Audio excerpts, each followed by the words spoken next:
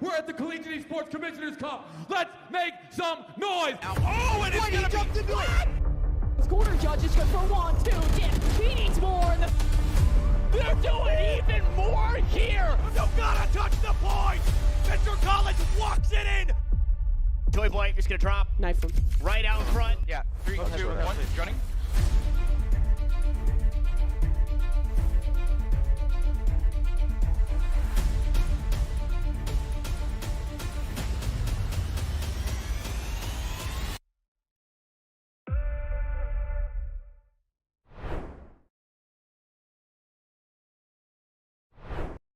https://twitter.com/Septilence.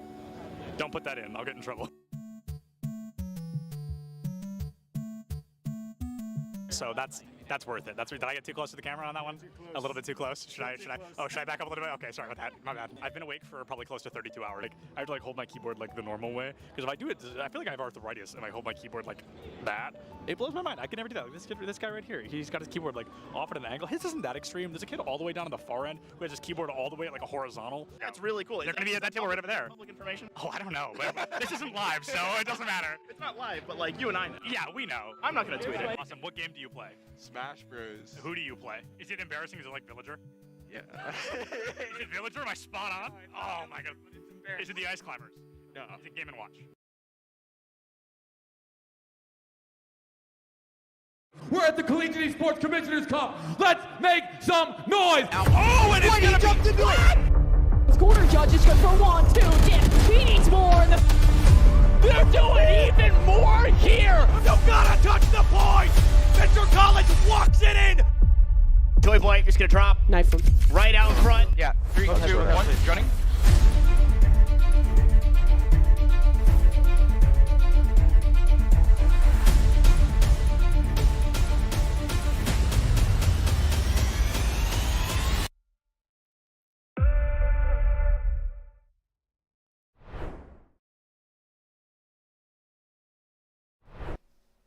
Hello and welcome, Rocket League fans. We are here. We are live. A little CECC action coming at you. I'm FBI Tugboat here with my man, Hail Monkey Man. Monkey Man, how are we feeling? You know, it's a wonderful Saturday. We're up in the sky. It couldn't get any bigger for this particular kind of conference. I know we're floating. We took an airplane to be able to kind of come up here, but now we've just been gliding. And these teams, they're ready to be fighting here, Tugboat, because this one is a big qualifier to make it to the CECC in Arlington coming up in May. So there's a lot on the line for these Big Five schools. Absolutely. The pilgrimage to the esports mecca that is Esports Stadium Arlington will be achieved for one of these teams. Only one, though. Only one. And we got 5 of them. We're going to be looking at a little round-robin type competition here within our Big Sky now conference. Now, we're going to be looking at these teams coming in just a little bit. We'll be looking at Montana State and Sac State coming in first, though. Standard Rocket League rules. Best of 5. 5-minute games. Nothing new. Nothing really kind of crazy and wonky here on the day, Hill Monkey Man. Yeah, that's pretty much, you just got to get done what you got to get done. We have a big spread of ranks, but of course, this particular one, we're going to do a 5-team round robin. That means there will be a team that sits out per round, and then we're going to see who the top 2 are and go into a big final after that. So we're going to have 5 rounds of this, and then at the end, you get to have a repeat, which is good because Rocket League can be a little bit volatile. As much as it is a physics and math game here, Tugboat, these guys, sometimes they get the unfortunate circumstance of some of these 50-50s and more. But, they're going to have another chance against someone. But only 2 of them, the other 3, are just going to have to sit on the bleachers and hope for another chance at going into that big qualifier. But otherwise, there's a lot of Montana here. There's a lot of kind of upper mid California, and of course, Idaho getting to come on down. The Vandals. I can't wait to be able to see all these teams today. Yeah, absolutely. Like teams from all across several different states, all across several different skill tiers, like you were saying right there. We're going to be looking how this goes and how it shakes out on the day. Round robin format. We'll be looking at Sac State, and MSU coming up here and first. I'm very, very excited for it. We'll be hopping into this one in just a little bit. Now, that is May 5th through 7th coming in there in Esports Stadium Arlington. Everything's bigger in Texas like you saw there, folks. We'll be looking at this one and who is going to punch the ticket down there.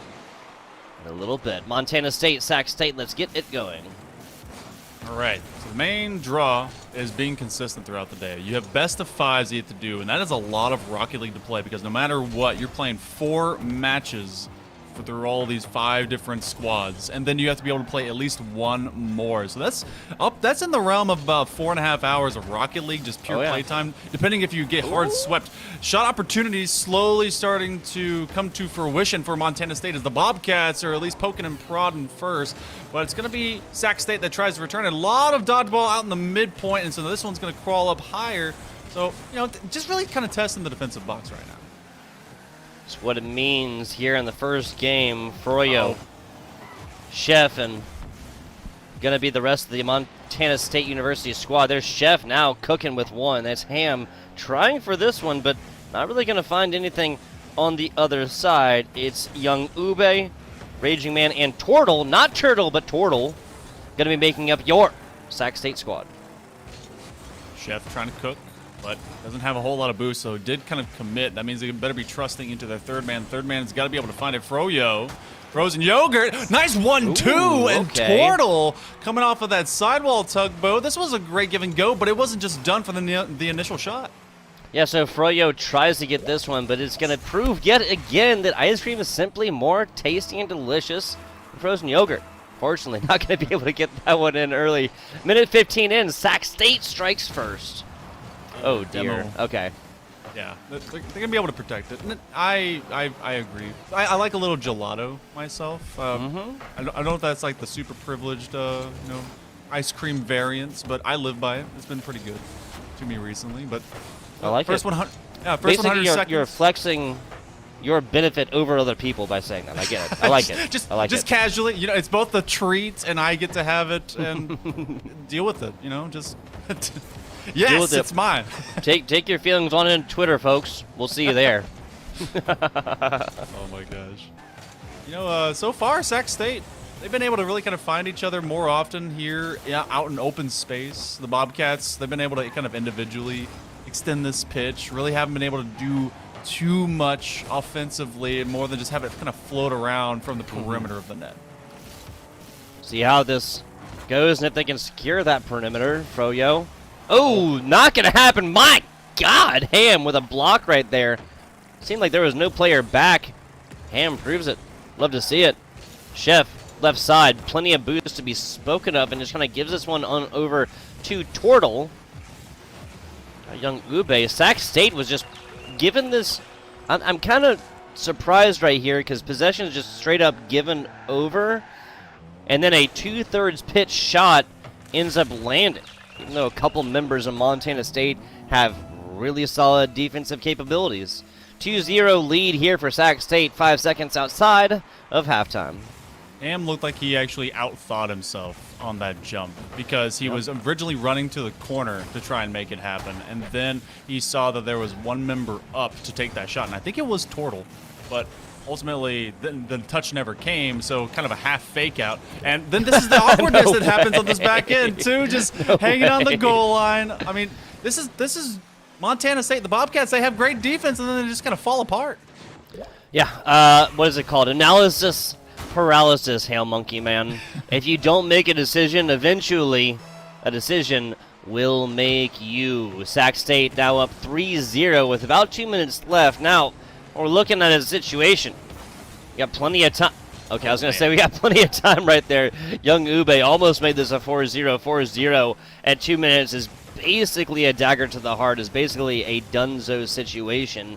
But Young Ube, the way they're fixing this one across the middle, some fantastic ball handling skills. Now down bottom, Montana State, a really weak defensive clear, but that's going to be enough for Chef and the rest.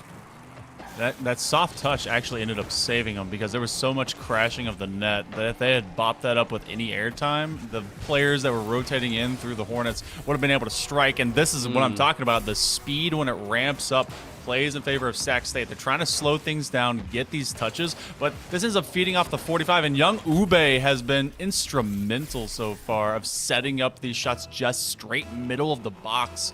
And like you said, it feels like this one just kind of got out of reach. Montana State, though, they could take this game as kind of warm up to get themselves a bit more settled. Yeah, this is a best of 5. Whoever drops this one not going to be eliminated from the competition on the day. Young Ube getting a little aggressive, a little bit late in this game. To check on those respawns in a second. 60 seconds or so right now. Young Ube coming back from that respawn, trying to get this one done. And now it's going to be a defensive situation for Sac State, a situation they have not found themselves in very much in this competition so far here, Monkey Man. Yeah, they're needing to get at least some reps defensively because you know you're going to be facing off against every single team in this Big Sky Conference. So make sure that you give yourself a chance to practice all of it, or else you're just going to be a little bit lacking.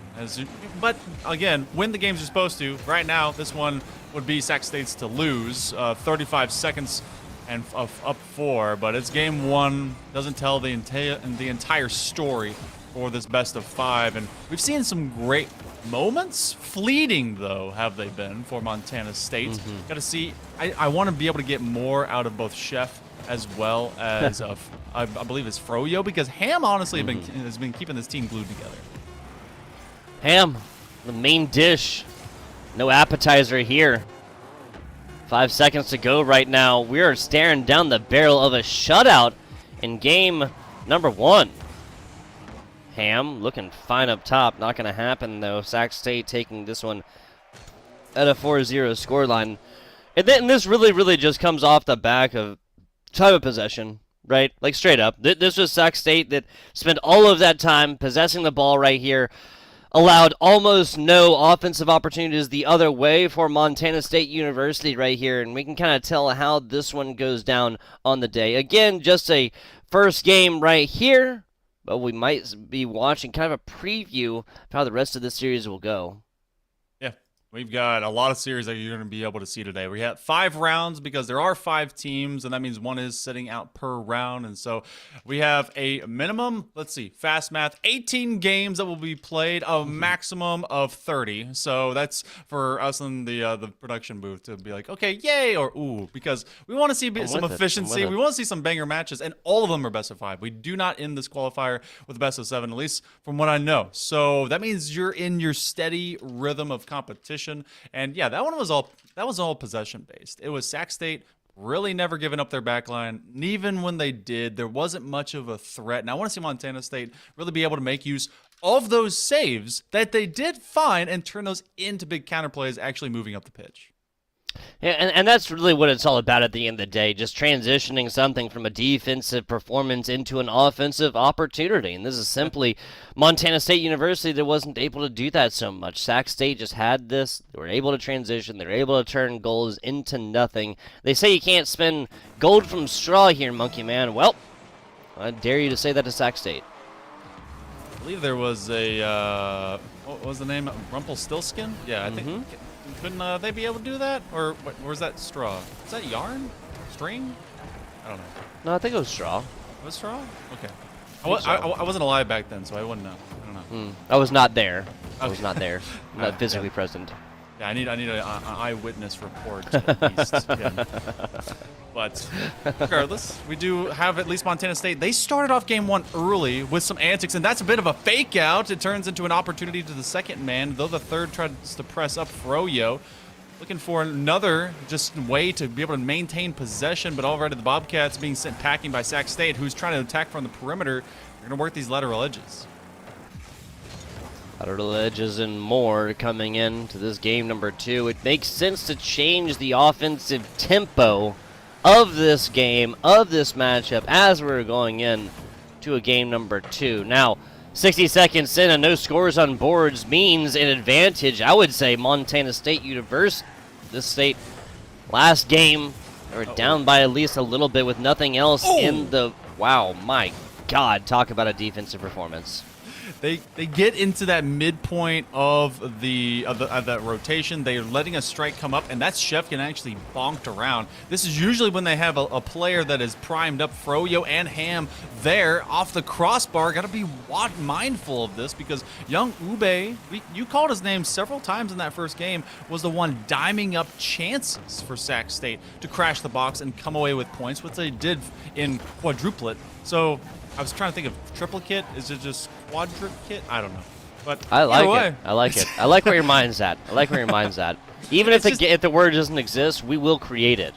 How about that one? what Oh, we do is- nicely done! My God, the scoring drought for Montana State University is over. It's 2 minutes. 2 minutes into this one, Montana State now going to strike first. Proving that Ham is much mightier and better than Turkey. Just straight up, that is a fact. You're allowed to walk away with that one for free. The next one will cost you. But for right now, it's the Bobcats. Feeling pretty good as Sac State finally will suffer to their first deficit, which is something that, you know, again, they need to test themselves. We saw the Bobcats for Montana State really come alive in the early portions of the first game, and then it all just went to nothing. Sac State on their heels, kind of rotating away. This one's a try for maintaining possession. Young Ube is going to be able to air carry. This one has a flip reset and does get it over the midfield line, but that's a lot of effort just to get this one upfield when the defense is just kind of sitting around. Sitting around, how is Ham better than Turkey? Let's go back to this one. Okay. Try to get all away right. from the topic. I'm not going to let you on that one because this is slander. This is salacious activity over here from Hail Monkey Man. How by what category? Okay. By what quantification do you say that Ham is better than Turkey, friend? Okay, well, first off, Ham just tastes better. That's on the real. You can write Okay. that one down. Hey, Colton, Yeah. I'll see you later, bud. I appreciate you. I really appreciate the opportunity here. Glazes just taste better on ham, too. You get like a... Glazes taste better on ham, yes, but I'm giving you opportunity here. Save yourself, Ham Monkey Man. I feel like... okay, okay. Our There's producer's weighing in as well. You are left in the lurch, my friend. You are left in the lurch. All right. I get turkey and ham on my sandwiches, okay? So I'm an equal together? opportunist. Yeah. Do you not get club sandwiches? Generally not. I've been trying to eat less red meat as well. Trying to been doing less bacon. You know what I'm saying? That's just a fallacy. You need to have bacon. Like, I'm trying to do less bacon. I'm not saying bacon is bad. I'm just trying to take care of myself, Hail Monkey Man. okay, you know, I'm proud of you. Your heart will thank you. Some good maple bacon is always good for the Maple soul. bacon? Yeah. Little Canadian action. You know what I'm saying? Yeah, just Canadian bacon's just ham that's been burnt. At That the is edge. also true. It is a Yeah. full-on lie up north, people. you up north, you're looking at an entire nation of people that are willing to look in your face and lie to you actively. Canadian bacon is literally just thick ham. Yeah, they try, but they fail to impress. Looking for some fair. impressive feats. We've had all of one goal so far, and that came within the first, minute and a half or so. And Montana State's done a great job at limiting Sac State coming up. Oh, bit of a crisscross applesauce situation as young Ube really has been limited into this game. Not the sheer amount of open box chances that we saw in 25 seconds to prove me wrong. Great takeaway, but the second and third man will press up, and the takeaway didn't happen, but Chef is able to clear it. At the end of the day here, Monkey Man, I'm not surprised we're staring down the barrel of a 1-0. Montana State was not going to be denied forever. I'm just surprised that Sac State is now the one getting pitched a shutout against.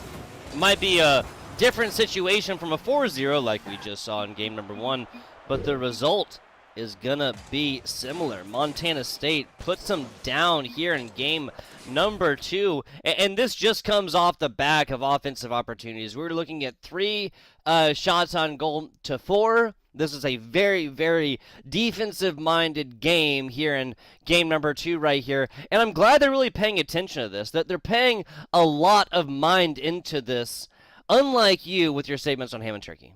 Hey, look. There's a lot of attention. There's some good mindfulness to defense because I will defend my choice for ham until the very end. I will go a full best of 5 for the best meats that you'd find. Look, okay, Yeah. I understand that turkey has a component in it that makes you get sleepy and it's great for Thanksgiving meals. And that's Tryptophans. but ham doesn't require that because you'll be fat and happy and falling asleep anyway because you'll realize, oh, I ate more and this is so much better. I feel like you're just trying to trick yourself out of loving ham because you're trying to get healthier.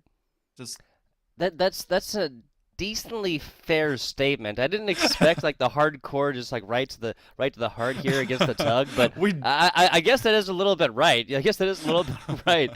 Like I'm trying to, it's was it sour grapes, right? Okay. I'm saying that I don't like it, but really I do like it. I'm just trying to do less of it. Does that make sense? Okay, I understand. I'll be less of that temptation for you. Oh then. my God. But Ham just won't go away. As much as you try to keep them at bay, they are here to stay. And look at them hitting this one straight for the kickoff rotation. Yeah, 5 seconds into this one a little bit. We're going to be looking at Montana State once again taking a lead here and early. Oh, man. And with control. That took only a few seconds to get done. You're looking for already another upfield swing if they can. And Montana State, let's talk about it. They got the 1-0 win in the previous. That's a big bot by Young Ube. But Sac State is looking at a drought, much like Montana State was facing after game number 1. But there's a clear difference between a drought with multiple goals against you and then one where you just never really got a chance to properly score. The defense of Montana State has been pretty prolific, and then it turns into another clear. They've already got this 1-0 lead, and Sac State's going to be left scratching their heads. Scratching their heads, looking for an answer. Might as well be me sitting at the deli aisle. It's going to be 50 seconds into this one so far. Now, we're looking at a tied series so far, so game 3 right here. Nobody going to be losing out of this round robin matchup on the back of this result, but just like that, solid take, Chef right here. That's another really good hit from Ham. Is Froyo going to be the one taken out now on the defensive side? Big hit left side. Raging Man has this one just tossed right across their bow. Just letting them know that they're there. Again, we're seeing tons of times Young Ube is really trying to crash that box. Instead of getting these pure setups, they're just looking for opportunities for themselves. This one's going to be slowed down. Froyo wish that they had slowed just a little bit sooner because maybe they'd be able to get behind the dead center of that ball. It's going to be a bouncer. It's awkward. They're going to have to call onto the defense of Young Ube, in fact, to get this one extended, looking for the counterplay. And it's honestly been a Ham versus Young Ube type of situation. He's really trying to guide his team through more speed, execution, and mechanics, where Ham is just trying to call upon his squad to just get those passes and open up space together. Ham versus Young Ube. Ham versus Chef, I'm sure, in certain situations. Ham versus Turkey is the conversation we've been talking about thus far. And really, we see... Okay, gotta say, did not anticipate this one. Chef gonna be cooking from a long distance.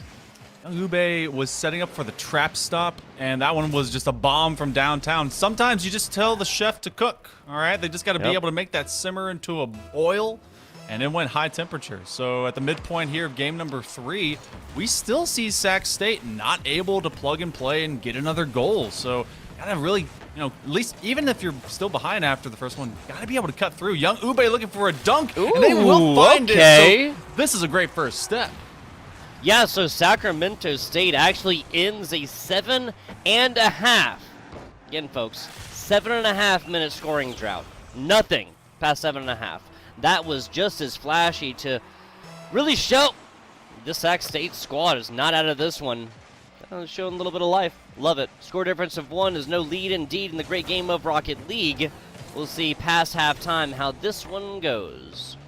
Constantly trying to feed it out. Oh, big stop, and they just couldn't get the second bang on target. A lot of contention out of that near side post. Not a great pickup, but Chef calling for reinforcements from Froyo. Luckily, Ham is playing it slow, low, getting it out and good to go. It's a one-on-one between himself and Young Ube, but then it becomes a one-on-2. That ricochet will actually be helpful as the challenge comes up. Now Ham's going to escape, and it becomes a Chef and Froyo 2v2 composition before Froyo hits the boards and dies. Now Ham recouped, fully boosted up, looking for another chance to bounce upon it. What a great play. They fake it out, and Chef just chip shots it to get that 2-goal lead back. Yeah, fantastic stuff right here from Chef. This is a perfect angle. A little bit harder. Bounces off backboard up top. A little bit more so to the right. We're looking at side post. That is everything in a bag of chips here for Montana State University as they purchase back their insurance goal, that lead of 2. I'm also paying attention to our lovely Twitch chat, all you guys out there, making sure that you're cheering for your squads. But apparently, we're actually attention. Don't give them any attention. Well, I mean, the only reason I give attention, they're providing good intel. There's 2 guys that are on the regular starting squad of Montana State that are not here. I'm certain it's a lie. Are you sure? I'm just you kidding. right? I'm just messing around. Just harassing Twitch chat like I always do. I mean, they very well could be telling us the truth. I believe everything that I'm ever told ever. So. Oh, you want? Oh, okay. I'm a very naive and trustworthy. Hey, you know the word gullible is written on the ceiling. Where? Oh man. Why you guys gotta mess around? Bouncer. Okay, young Ube just purchases this game on back and relatively cheap price. 60 seconds in, a classic 60-second drill here for the side.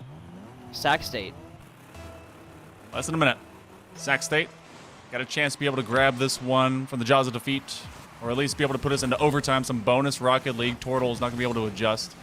And as long as the defense of the Bobcats is able to make solid connections, much like Chef has been able to elevate and do, then we've got opportunity for them to really put this one away. Big save by Turtle, going a little bit faster than everyone else. And that's going to become a clear that does find the sidewall one more time. Half minutes ago, Froyo with the extension, and that one should do it, especially with Chef putting the hat on and cooking with extra kerosene. So 4-2, the Bobcats reestablished their lead with authority. Speaking of caps, that's a hat trick here for this member. 3 scores in game number 3. We're just keeping up with our consistency. 31 seconds left. Sac State has an opportunity, but this is slowly slipping through the fingers. Time through an hourglass. Whoa. Sand through an hourglass. Both? If sand is time. I suppose, I guess, yeah. Yeah. It's a nice representative on symbolic metaphor. 10 seconds. Sac State, they were able to grab the first one. They finally got a couple of goals, but it was all for naught. At least here in game number 3, they're going to have to recover.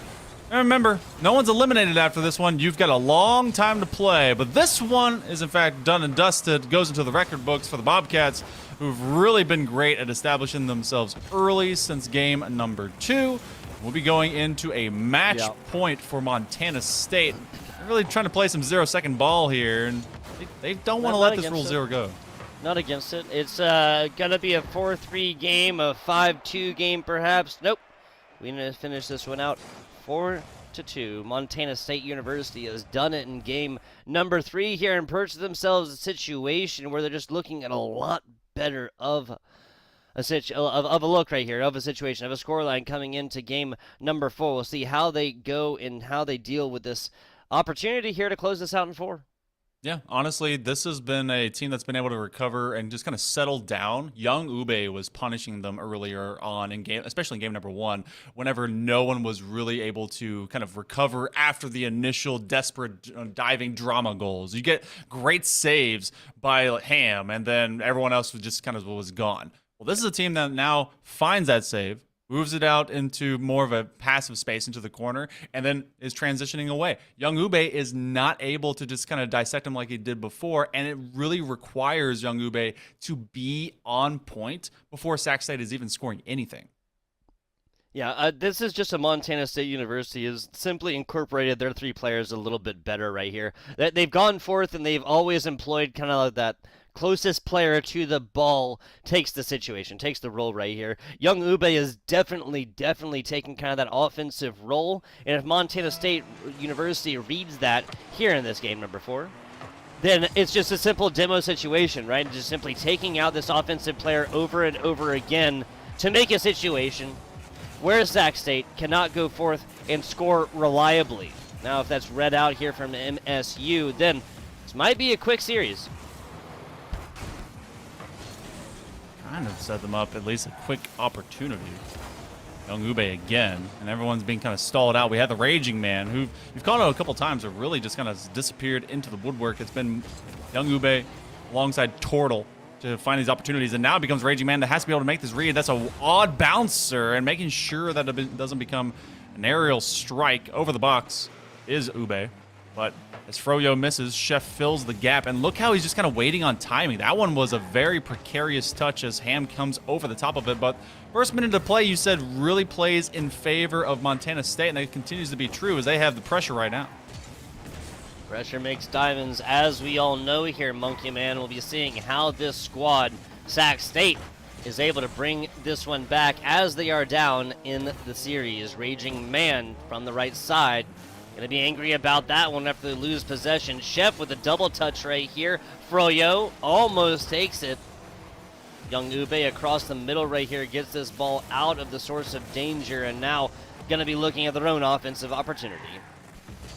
Froyo is looking for slow control, but really hasn't been able to find secondary connections. But with an assist by Chef, does find at least a chance. And you see kind of Young Ube sticking to that third man recovery a lot more often, hitting to the back wall, looking for just a pitch and catch. And look at the bumps that we're getting a lot more often. No big demos, but enough disruption to keep Montana State from setting up some more striking lanes. Froyo, really, again, they find first touch. They have to have a lot of dependency onto their teammates, but that's why they're there. Chef looking for maybe a dunk chance, but it goes to the back wall. Now Ham just putting it into the box to try and extend this offense again.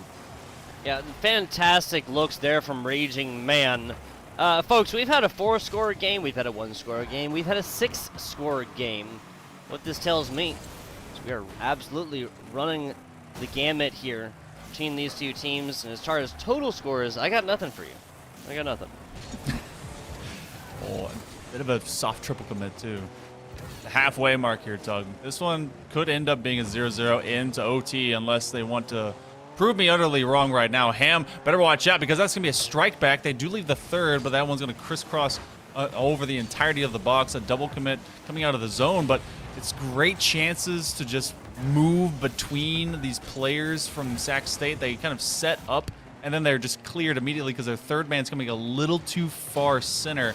And even though they get that one away, that one could be on target. It will fall to the opposite side corner, but Chef is at least threatening and forcing Sac State to rotate back. And forcing opponents to do things that they do not wish to is always going to be the name of the game. Forcing defenders to play balls, everything else right here. We're still looking at a scoreless competition here in game number 4. 100 seconds left now as both teams, one of them has got to get physical at a certain point, right? Like you have to start pulling out demos and things like this to kind of cut this difference down. Not much of a difference here in game number 4, though. Oh. Challenge. Ham went forward. This is going to be very scary. Young Ube didn't get a lot of power. Yeah, I do agree. A bit of more physical play, but they expend so much of their boost just to get out of their own back half. Both teams basically fledgling by the time they get to that latter third and just kind of peter out when they look for that next chance. That was just a great position by Froyo. And that's going to be another one as Ham at least keeps it into this back third again. And it's just a lot of, all right, can we extend our offense for about 20-ish seconds more whenever they go backwards? Froyo in control, bring it to the side wall. But we're at the 45 mark here, and I have no greater confidence that we're going to see a score in regulation, even as Young Ube threatens there.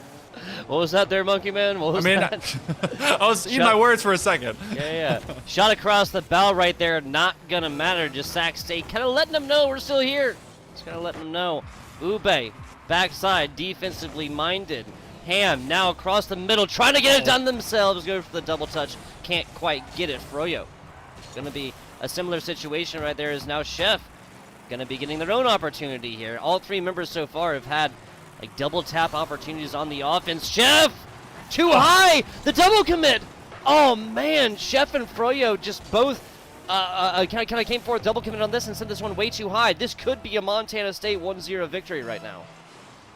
What it coulda, shoulda, though, exists on the other side of time as we go into just that extra moment, that dimensional rift between what is regulation and now what is that extension thereof. Early pressure, again, trying to make diamonds. Well, they're trying to become rich as they may have a whole handful of them.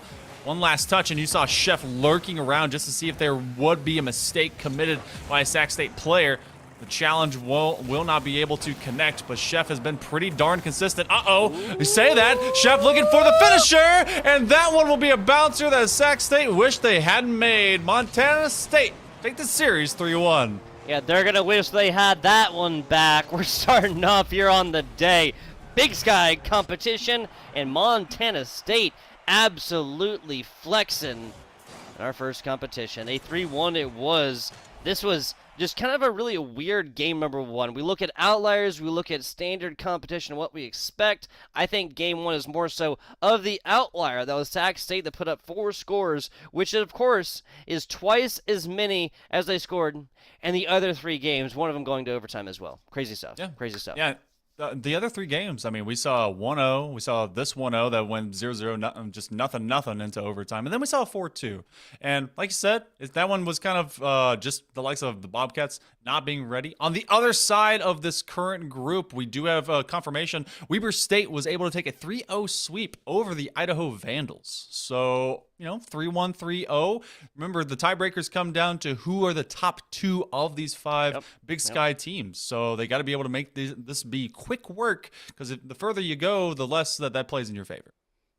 Yeah, and also, I mean, because we're doing round robin as well, it's conceivable to believe that towards, like, technically round 3, but really like round 4 is where we'd be looking at it, where teams start to get eliminated as well. Like there's no capability for them to come back. Now, if we're looking at Sac State, a 3-1 loss here, not that bad whatsoever. Obviously, a 3-2 would be better when we come down to our tiebreakers and whatnot. All of those qualifiers after that to see, okay, this team has the same record. Now we're looking at win-loss records within maps and whatnot, Monkey Man. That is a situation we'll visit again here a little bit later on in this competition. For now, though, we're going to get this one set up. We have the University of... Oh, yes, the battle for Montana. How I've built it before. University of Montana taking on Montana State. The loser of this, unfortunately, will be forced to pack it up and take it to the edges of Montana, the boundaries of Montana, whether you're going to... I'll be dead honest right now. I couldn't name one state that borders Montana, and that's my fault. That's my fault. I'm just an ignorant person, just dumb. Honestly, at the end of the day, here, folks, it is early, but really, it's just a lower IQ capability for me to be able to remember what states are actually bordering Montana. North Dakota, is that? I think that's to the east. I think Idaho's to the west. I think Wyoming is to the south. I got you. I'm not going to revel in my ignorance here, people. Idaho to Idaho.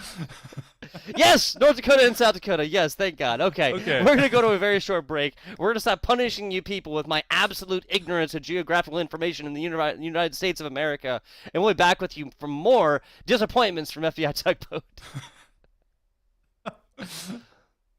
No. Is it Pichu? No. Is it Wario? No. I can keep going. I think I can name every character in the game. I believe in you. Is it? Did I say the X-Climbers already? Yeah, you said them. Is it them? No. Is it them a second time? No. Okay. All right. Oh, is it one of the Links? Yes, it is. Is it Toon Link? It is. Oh, that is pretty embarrassing. That is rough. Who do you play? I'll give you $20 if you guess correctly right now. First try? First try. Give me a single hint. It's an obscure character. Obscure character. Not played very often. Is it Wii Fit Trainer? Oh my God! I'm the interviewer for a reason, baby. I do what I do. I don't need the money. I appreciate it, though. I appreciate it. So Bowser Jr., Wii Fit, and I forgot already. Are you all lying to me? Am I being gaslit? No. Bowser Jr., Wii Fit, and you told me already. Oh, Toon Link. Yep. Where's my main support at? Who are we playing this weekend? A lot of Brig. A lot of Brig, really? Brig Lucio, probably. Brig Lucio, really? I shouldn't say that too loud. I don't want to give away your strategies. It's over-under? What do you mean over-under? Like, do we think we're going to podium? Do we think we're going to come in last place? Not last place. Not last place. Certainly not last. What about, like, 5th place? That's doable. That's doable? That's winnable? 3rd place? Third place. That's where things get dicey? That's very doable. Okay. First place? That's very doable. First place, very doable. Love it. That's the mindset. That's what he loves to hear. Yeah. Oh my God. Hold on. Cut the cameras. Well, who are you? Hello. Oh my God. I saw you earlier. I saw the back of your shirt.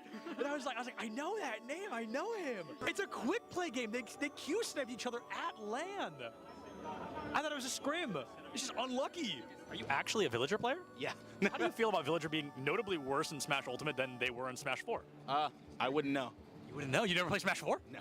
Oh, that's all right. Nobody's gonna hold that against you. Now, who do you play? I play Robin. Okay, wow. Did you know Robin has the lowest pick rate in the game? Yeah. Isn't that crazy? Come on, the LEDs, it looks just like Samus. Huh? Do you disagree? I guess I can see. The Samus vibe. Show the controller to the camera. We're interviewing. This is recording, by the way. Surprise. Not my controller. Who do you play? I play Peach. Oh, wow, I like that. Who do you play? I play the Shotos, mostly Kazuya. No, you lose against Kirby. That's just like a statistics thing. Yeah. It's maybe. This is a death match, and I think they're all in the same one. They're all on Icebox. Are they all in the same death match? Maybe. Who knows? I feel like none of them can hear me. I want to like approach somebody, but no one can hear. They all have both their headphones on. What's up? How do we think we're doing? I think we're doing pretty good. Yeah. What's your KD? We're looking at 10 and 6 right now. Oh, hey, that's third, dude. That's better than I expected. Who's bottom frag right now? I want to go talk to them. Ian? Hey, how do you think we're doing so far? You know, it could be better. Could be better? You're one of those rough days? Well, you know. Let's go find more people to harass. Yeah. Where's Boise State? Who's your favorite to play? Oh, right now it's got to be either Chamber or Breach. What country is Cypher from? Oh, dude. It's Moroccan, right? It is Morocco. Oh my God, I don't think anyone is gonna get that. Oh, you're good. You're good. All right, see you later. Let's go harass Boise State more. Who is this? What school is this? Boise? This is Boise.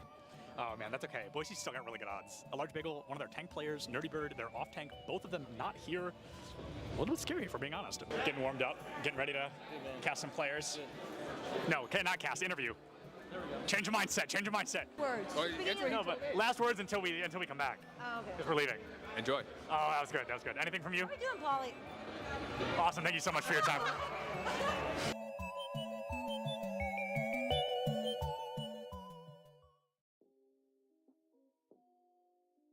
What is going on, everybody, and welcome to the ECAC Top Plays of the Week. I am Septilance, and I'm super excited to walk through these with you so you can see all of the great moments we are getting out of collegiate esports. One of my favorite things about these seasons is as they go on, as the years continue to pass, the skill ceiling just gets higher and higher, and the teams get better and better. Starting things off in Week 1 and 2, these teams came out the gate swinging. Let's take a look at what they were ready to bring out in these early weeks.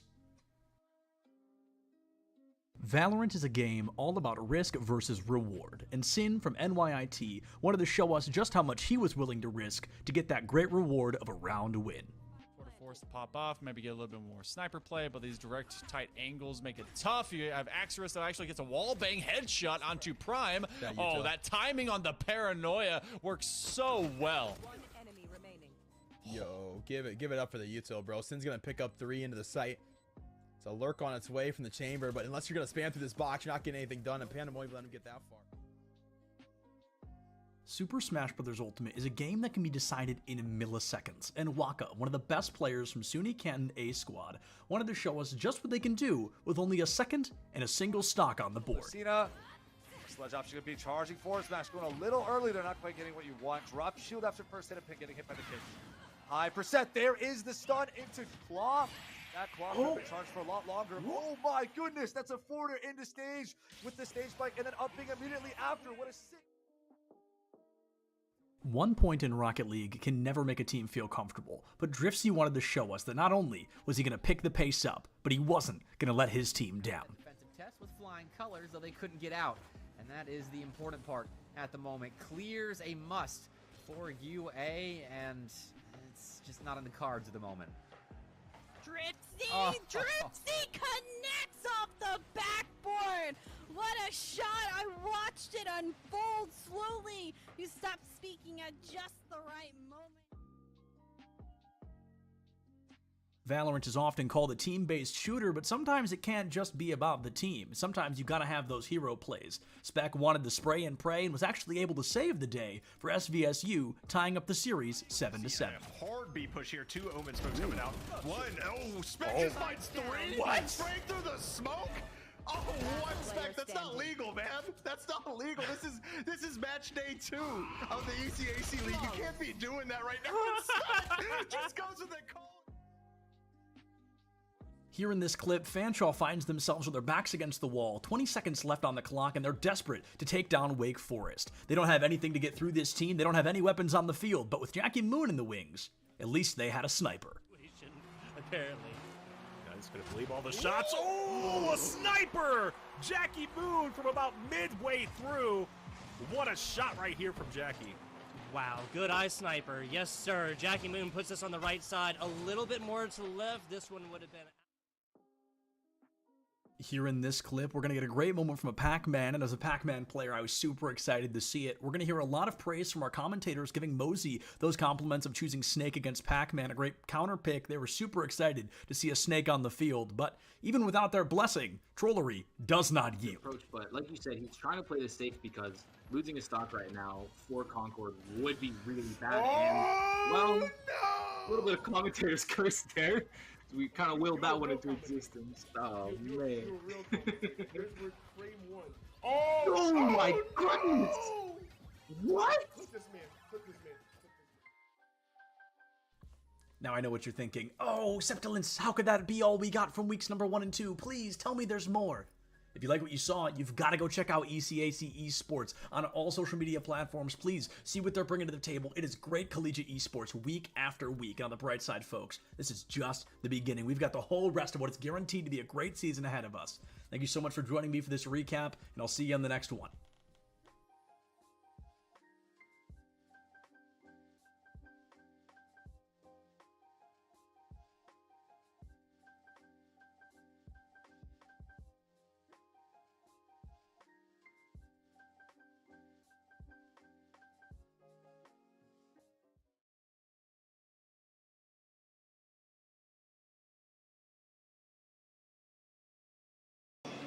Hello, everybody, and welcome back to the Collegiate Esport Commissioners Cup. I am Septilence, and I get a really neat opportunity here. We get to interview Burns from E-United. Burns, how you doing? I'm doing well. How about yourself? I'm doing great. We're on day 2 of the event. It's been a fantastic one. I ran into you yesterday, but we were running around like chickens with our heads off, and it has been, I mean, how has your time been here? What has this event kind of been like? Yeah, it's great. I just love being in a passion pit, seeing all the college kids.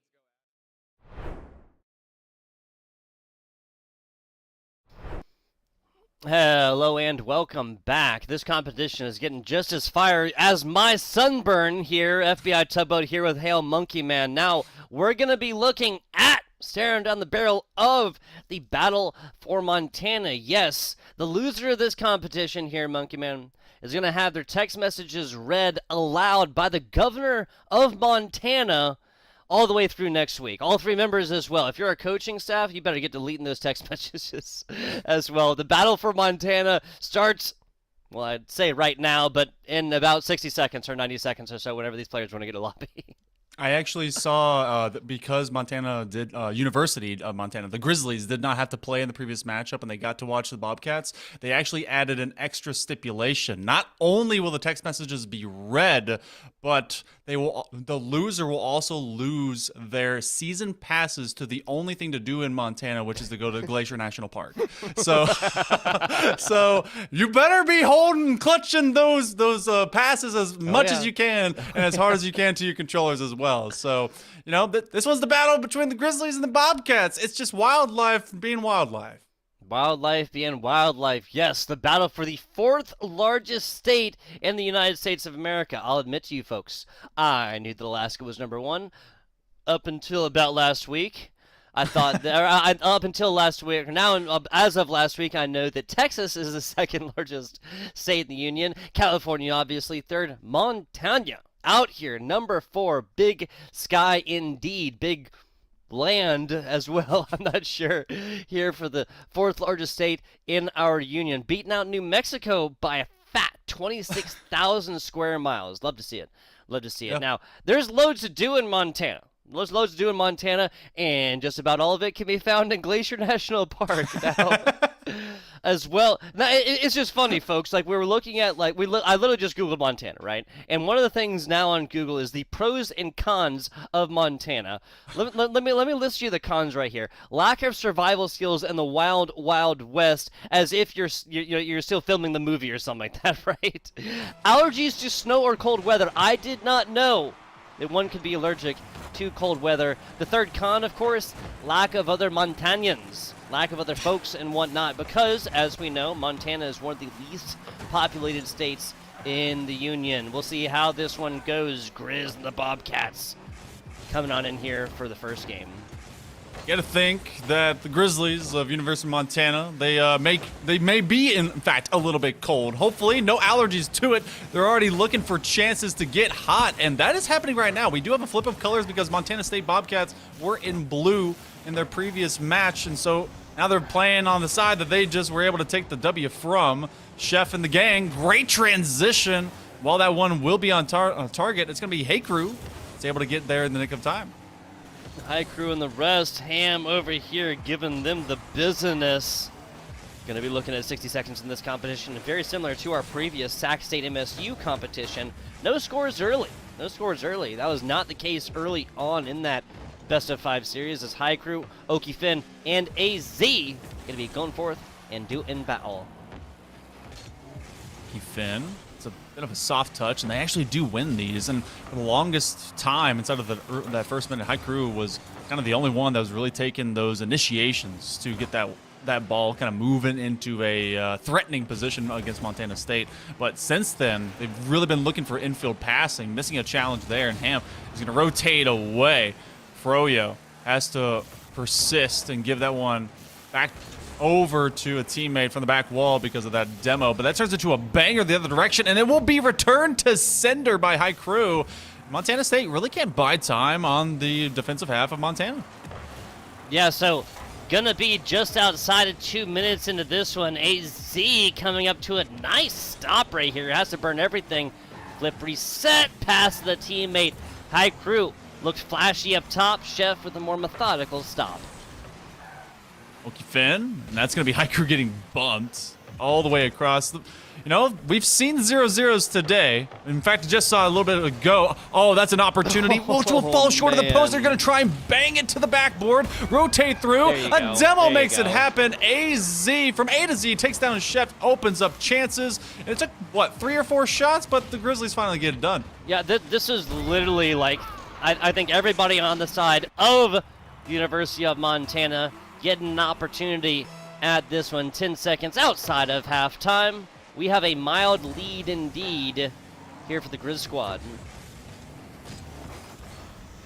AZ really had been kind of a support main for that opening minute and a half or so. Looking for another chance, as that's a great push by that pass. Just kind of popped it up high, and Ham tried to finish it.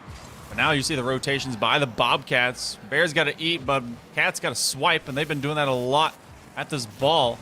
Trying to be able to just move it into the box and slam it on down. But the defense right now, you got big Grizzly Bears, and they've been standing in the way. And Montana just giving up inches, but not the full mile. I like it. I like it. Kind of measuring things that you have to give on over between spacing and possession. This is a really weird ball across the middle. I was going to say, like, University of Montana just kind of gifted this possession. 100 seconds left right here off the middle. AZ kind of comes up and postures up like, hey, you put this across, I will block it. Defender just, you know, employs the Mr. Miyagi technique, right? Best block is to simply not be there. Just simply waits for this player to not be there anymore. Continues on. Back and forth we go. Where we stop, I do not know. That is the freest goal of Froyo's life. Still took timing, though, and that's Chef that was able to dime it up, and they got that one on an extension and then just killed all the momentum. Drop that one straight, crash through, be there when you need to be there, and for all of the push and prod that the Grizzlies were able to find early on, Montana State do have themselves at least a tied-up venture. Not getting on the first try. High Crew make sure the second one does. 5th shot attempted here.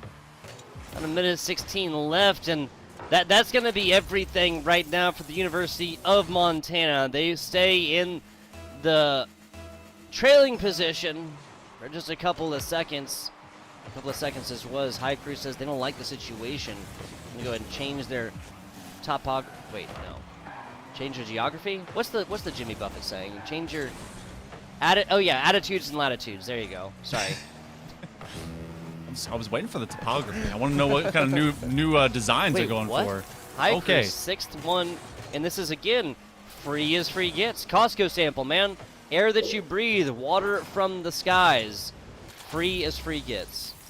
And AZ made sure that it would be very discounted because they got that great bump stop on the rotation, because otherwise I had a chance to be found. But otherwise, University of Montana replicating much of what Sac State was able to do before in Game 1 against Montana State. But this time around, as it drops. You do have two defenders double committing. And so far, Montana State really has been able to find kind of their wits about them. They have been able to get some counter plays, just soft extensions, but otherwise, this one's becoming a little bit worse for wear. Might have to just chalk this one up, being an L, but that's the Grizzlies. They're coming off of a soft bye in round number 1, and they want to take down their in-state rivals. Remember, it's all about the text messages. How many hey you ups are we gonna see? I don't know. Uh-oh. Like, will they be 2 a.m.? Oh my goodness, high crew right here. 8th shot in, and my eyes deceive me. 8th shot attempted, and now throw a cap on top for high crew right now. 4 and 1 earned early. Now, you know what it is? You know what it is here, Hail Monkey Man? The difference coming in, University of Montana, AZ knows that their mother's in chat. There's going to be no text messages read in front of the mom. They are playing like their life depends on it, simply because it does. They're just trying to delete as many as they can between each rep moving upfield. So we know those iMessages are hard to get rid of, friend. We know those iMessages are hard to get rid of, especially if you're the account holder, which Rockmom might actually be. Regardless here, folks, 4 and 1 in this first one. I think this just simply comes off the back.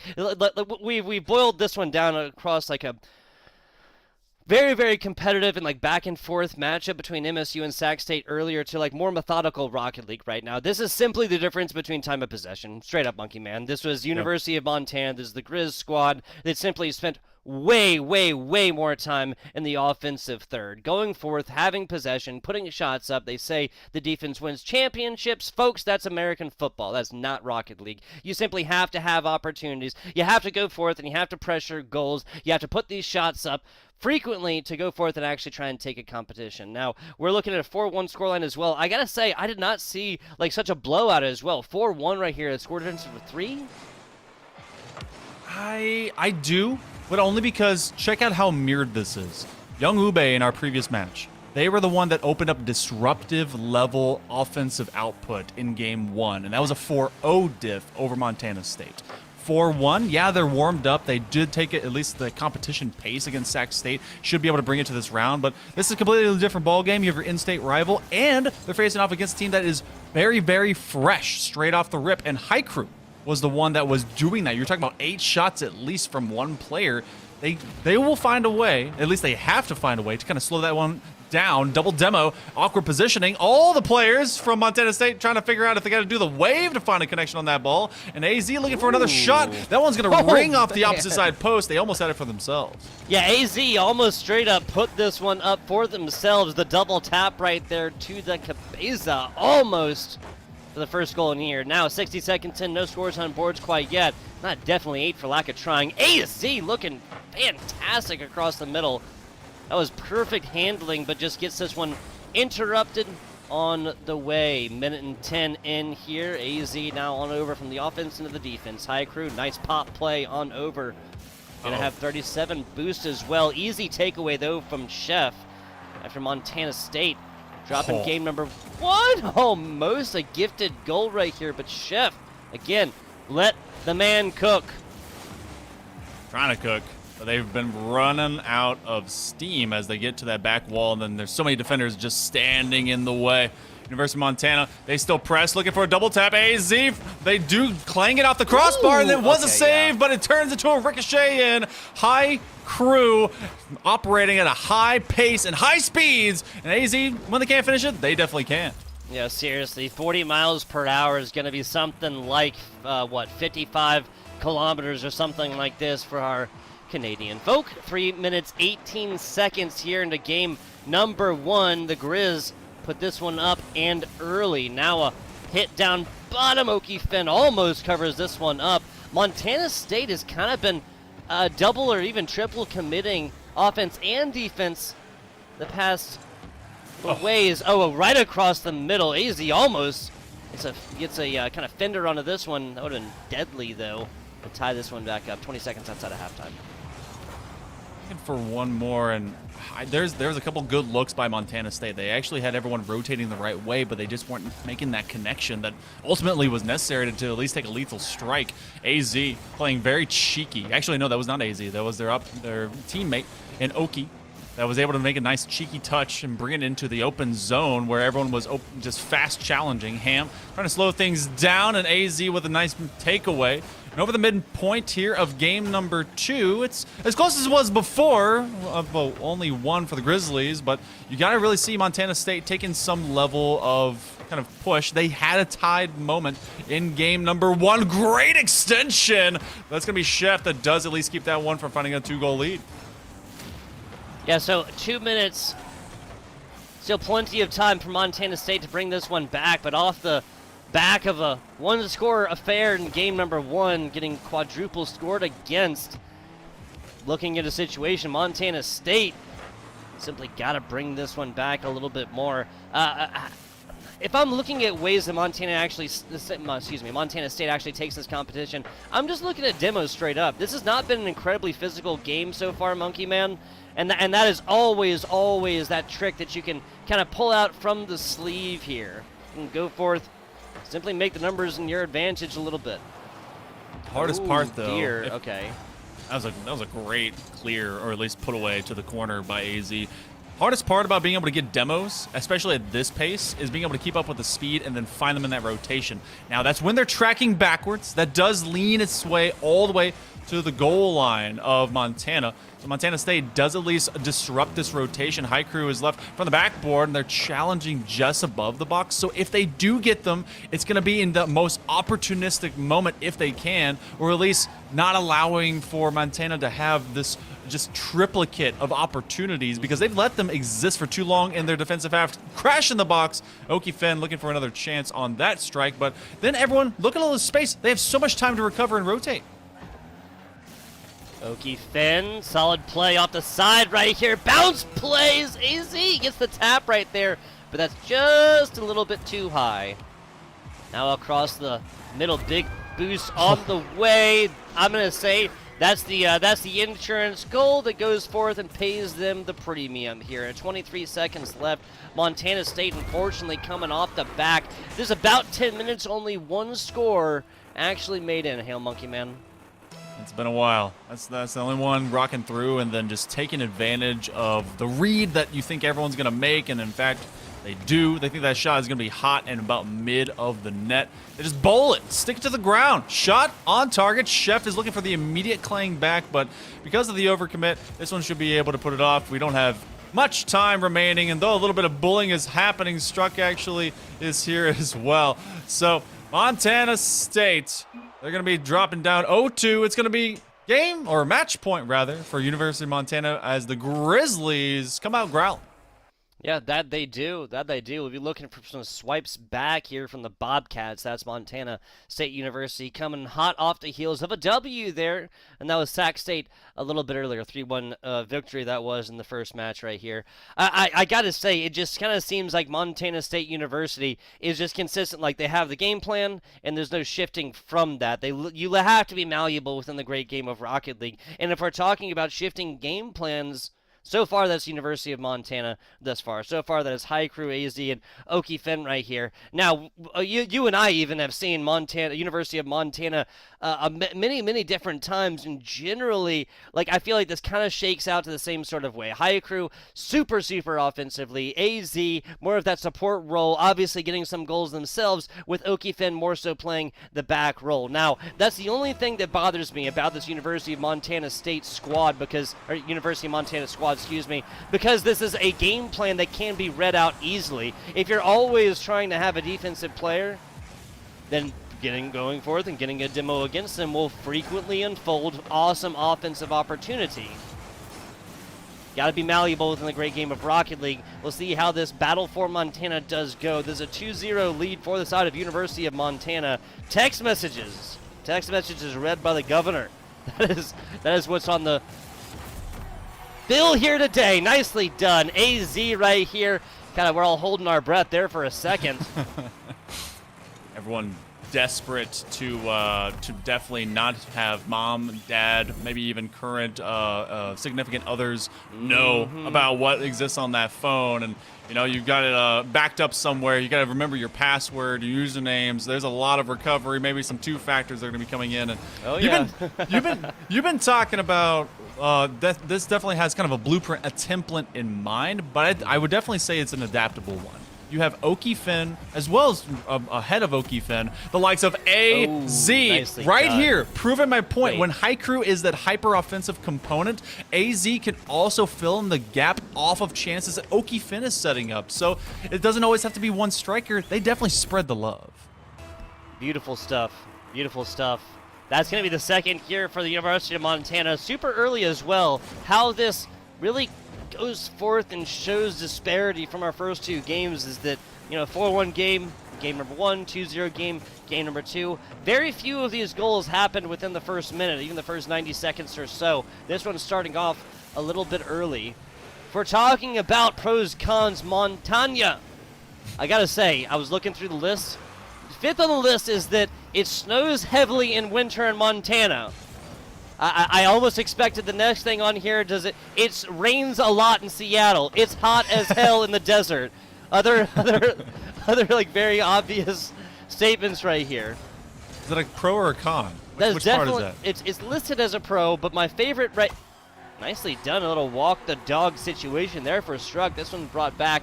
I gotta say, the 7th pro on here is that people in Montana live longer than those in Missouri. I did not know there was a Montana-Missouri kind of rivalry right here, but hey, right there. 78.5 years for Montanians, 77.5 years for Missouri. Out here just dunking on Missourians? Missourians. I mean, if you really think of it, I mean, it is a state of misery, right? Hey, yeah, I'm here all day, guys. Kansas City is a pretty deadly place. So, you know, when you compare that to literally all the campsites that people live in Montana, I'm sure that the death rate is a little bit higher. But mortality rates aside, we're looking at the livelihoods that Montana State, the Bobcats, will be able to live through here in their second series in their third game. And right now, they're only down 1 as Struck did find a chance, but looking for the scoop and the whoop. They can't quite get that one to boop through, but midpoint here of game 3, you do have a little bit of fight, and Struck has, you know, they did trade in for Montana State. I want to see if they can be able to strike true again, but it's AZ that pushes in opposite. There you go. There's the hat trick showing off here. Also, gotta say, 2 shots, 3 goals. This man is manufacturing goals like straw from gold. I love it.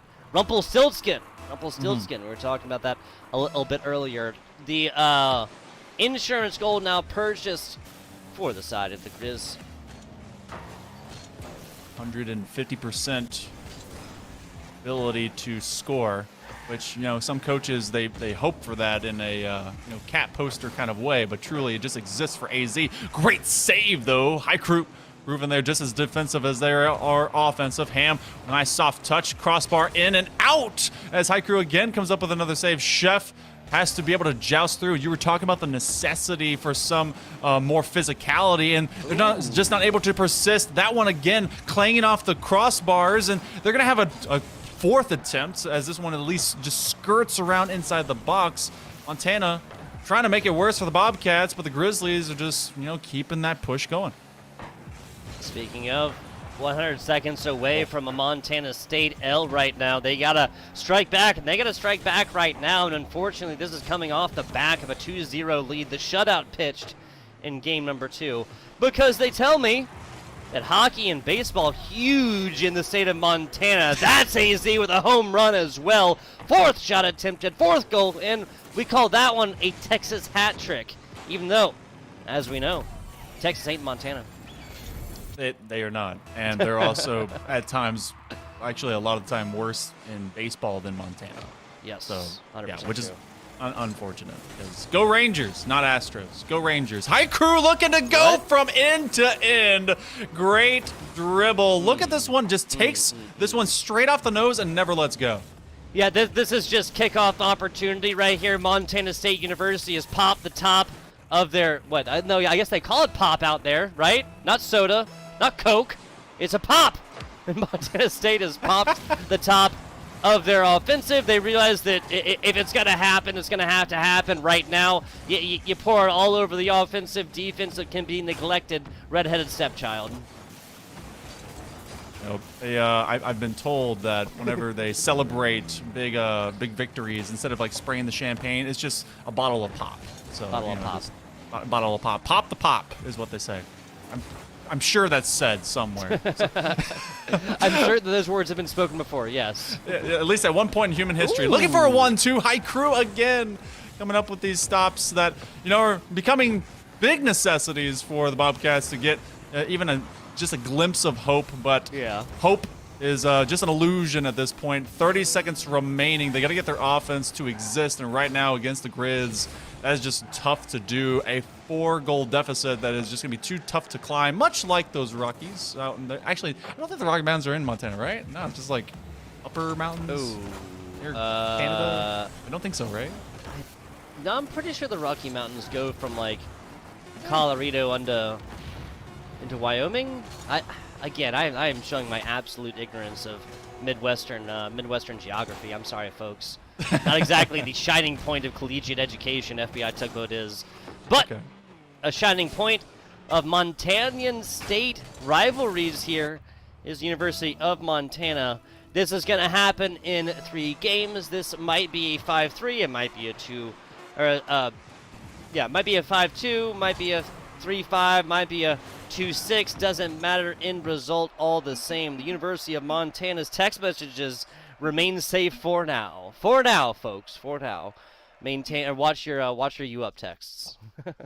So the Rocky Mountains in Montana can be found in western part of the state, and they stretch from the border of Canada to the north on down to the southern borders. As well, they're a group of 1,623 named peaks within the western central part of Montana. So yeah, apparently that's crazy. Yeah, that's a ton of mountains. So hey, I just for some reason I see like Colorado, and then I try to like visualize the mountains going up that way, and I just didn't see like spreading that far. I don't know.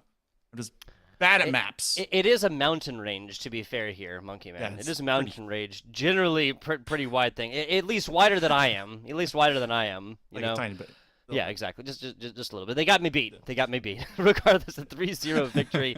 That was 4-1 in game number 1. A 2-0, which I gotta say seems much more like the norm and less like the outlier right here, the 2-0. This seemed like a competition all the way through, outside of like the second half of this third game. That seemed like incredibly competitive in a situation where either team could have has had some fancy plays, put up 2 score in about 30 seconds or something like that, and really made this one a competition. As it is, definitely towards the latter half of this third game, this is the Montana State University squad that was just trying to beat back, just trying to push away the tides and slowly try and gain something right here. Just didn't happen at the end of the day. Yeah, this is a team that they can be able to take the next several rounds, be able to figure it out. And of course, on the other side of our current round, I want to see what results that maybe we do or don't have. It's currently up 1-0, or rather, no, it was 3-0 of Sac State over the Idaho Vandals. So congrats to them. They do recover after losing 1-3 to Montana State. So everyone in the thick of things as Weber just kind of sits there and claw gaming. We're going to be able to see them later. But, for right now, we got to see this one settled. The governor will be asking for all of their phone records very soon. Not the NSA, just the governor, just to see what you guys have been doing in school. Yep. You up text messages, ridiculous receipts from Uber Eats. That's another thing, another embarrassing thing, right? Just how much you're ordering your DoorDashes, your Uber Eats and whatnot. Other embarrassing things, extensions on papers and whatnot, right? Trying to hit the professor. Hey, I had to, I'm not going to say anything crazy. I had to, fill in for a shift or something like this the past weekend and stuff, and really you're out here hitting Billings, Montana's breweries or something like this, if you're of age, of course. Like something like this. Embarrassing things on the phone. Regardless, and we're, of course, just joking around. This is going to be the University of Montana's taking it in 3. Break coming up in just a little bit. Hail Monkey Man, do you have anything else for the good people before we go to a very short break? Heck no, better be ready for the Vandals. This will be their one and only time to make it onto the stream today unless they make it to the final. So please be back with us here in just a moment. Epicenter of the passion pit, seeing Rock Rocket League, Valorant, Overwatch, and Smash. Just, it's amazing to see all of these schools compete against each other and get a shot to play on this main stage. Yeah, no doubt about it. And tell us a little bit about kind of what is E United, right? Because we know that you're here, we know you're here to represent them, but for the people that don't know, what is E United? Yeah, E United was founded in 2016. We're a professional esports organization. We've been in League of Legends, Overwatch, all the way to Battle Right, I think it was called back in the day. Right now in 2022, we are in Gears of War, Halo, Rocket League, PUBG, and announcing a new title tomorrow. I know, get the small intel here. So it's a lot of fun. I went pro in Call of Duty when I was younger.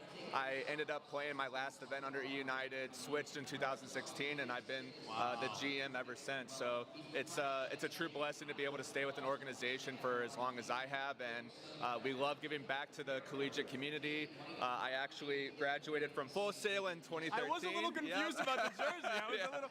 Yeah, so the Full Sail boys are out of the tournament, unfortunately, but I decided I would rep them today in their honor. Yeah, it's just great. I love working with younger individuals who are trying to find their path in esports, and these college kids are really showing what they're all about. Yeah, so to be kind of an ex-pro player, where a collegiate scene at the time didn't exist, especially not to the scale right now, what is it like to see such high levels of success, such high levels of support for something that you weren't able to kind of get as much support in at the time, something that was looked down on a lot more? Yeah, I'm extremely jealous. That's all I can say. Full Sail started their program in 2017. When I was there in 2011 and 12, it was just a bunch of nerds running around, just creating their own clubs. I was still striving to go pro, but now you have these opportunities to play on main stage, play in front of thousands of people.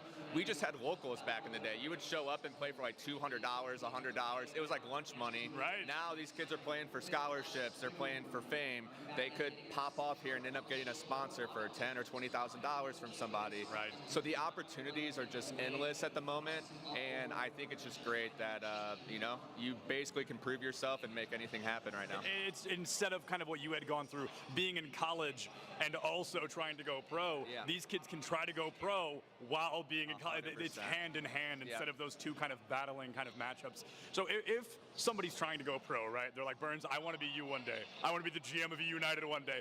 What is that first step to really take it from a hobby to a passion, to a job? Yeah, I think I've told this story a lot, but it's really, I thought about going pro every night before I went to bed. Right. Like, I lived and breathed Call of Duty for years. It was my life. I had to skip dinner sometimes. I had to skip family functions, and my family didn't really understand, but it was what I wanted to do, and it all worked out. But at the end of the day, you always need to kind of be organized. You have to have the ability to not put all of your eggs in one basket. So even though it worked out for me, there are so many opportunities in esports. There's being a caster or interviewing people. There's working in production. There's helping people get waters. Like, literally, there are so many opportunities. So, oh, this crowd's awesome. They're going crazy, dude. They stayed on their last life right now. Off subject, Smash, regardless if it's middle school, high school, college, it pops off all the time. I love it. Well, Burns, thank you so much, man. I really appreciate it. Yeah, no worries. Thank you, guys.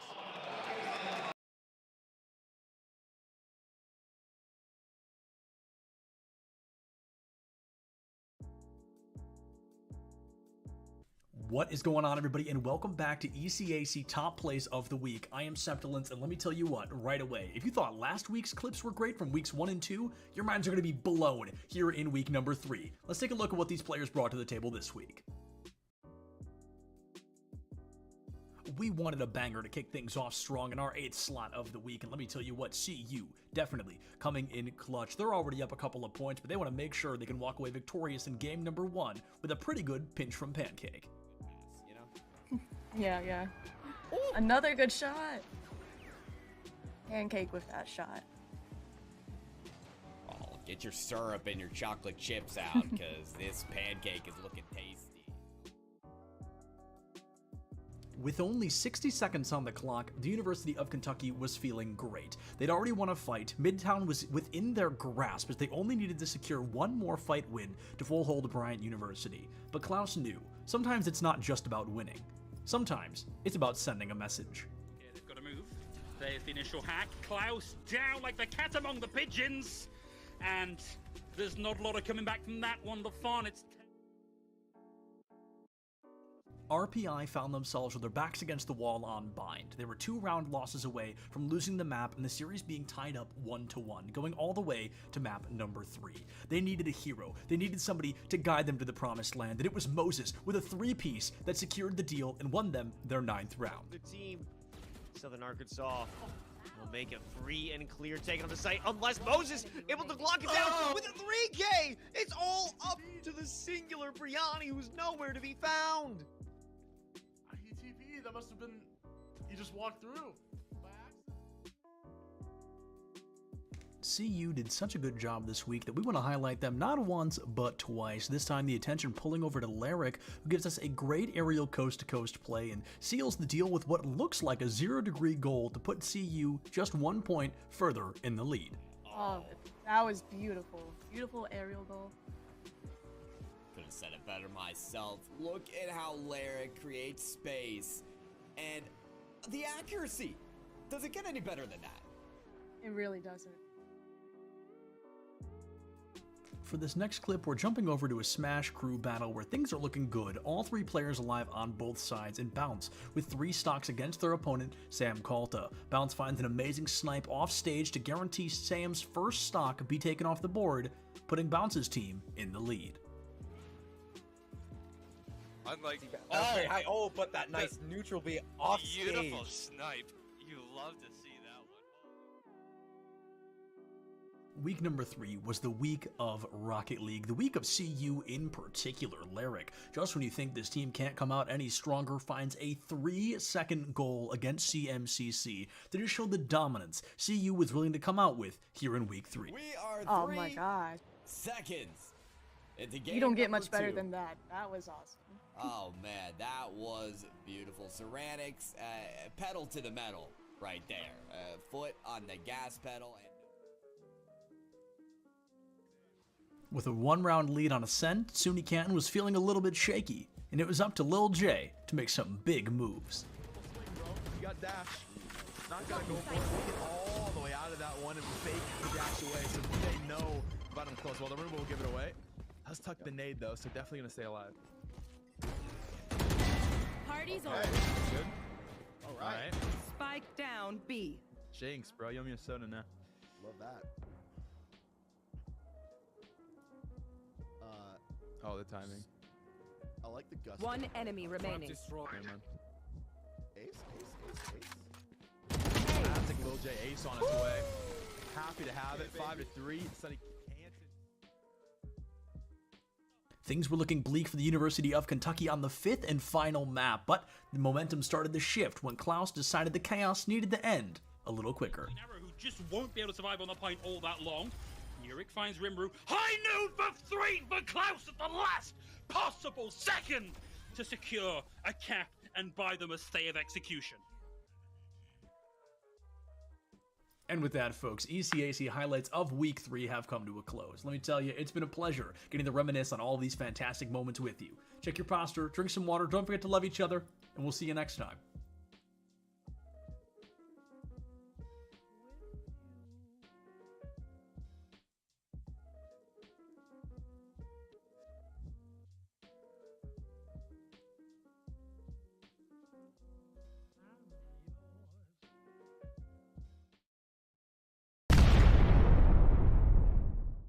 We're at the Collegiate Esports Commissioners Cup. Let's make some noise. Oh, and it's gonna jumped into it. Corner judge is good for 1, 2. Yeah, he needs more.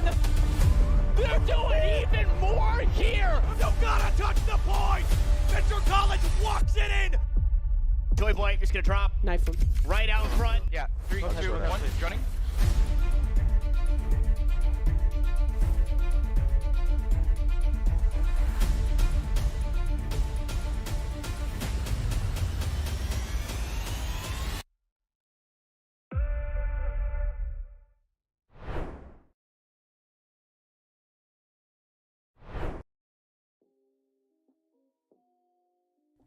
What is going on, everybody, and welcome back for week number 4 of the ECAC Top 8 Plays of the Week. Now, at this point, you're probably realizing 2 things. 1, that's right, I'm going to be with you all season long as we jump through the best moments of every week. And number 2, Wow, Septilence really only wears one thing when he's not on the clock. And I can't even defend myself. It's a comfortable outfit. Anyway, without further ado, let's jump into week number 4 and see what these players brought to the table to beat out their opponents and be victorious. Wake Forest was already up a game, there were 4 minutes left on the clock, and they just couldn't find that first point to take the lead and put them up 2-0 in the series. But in a final moment of success...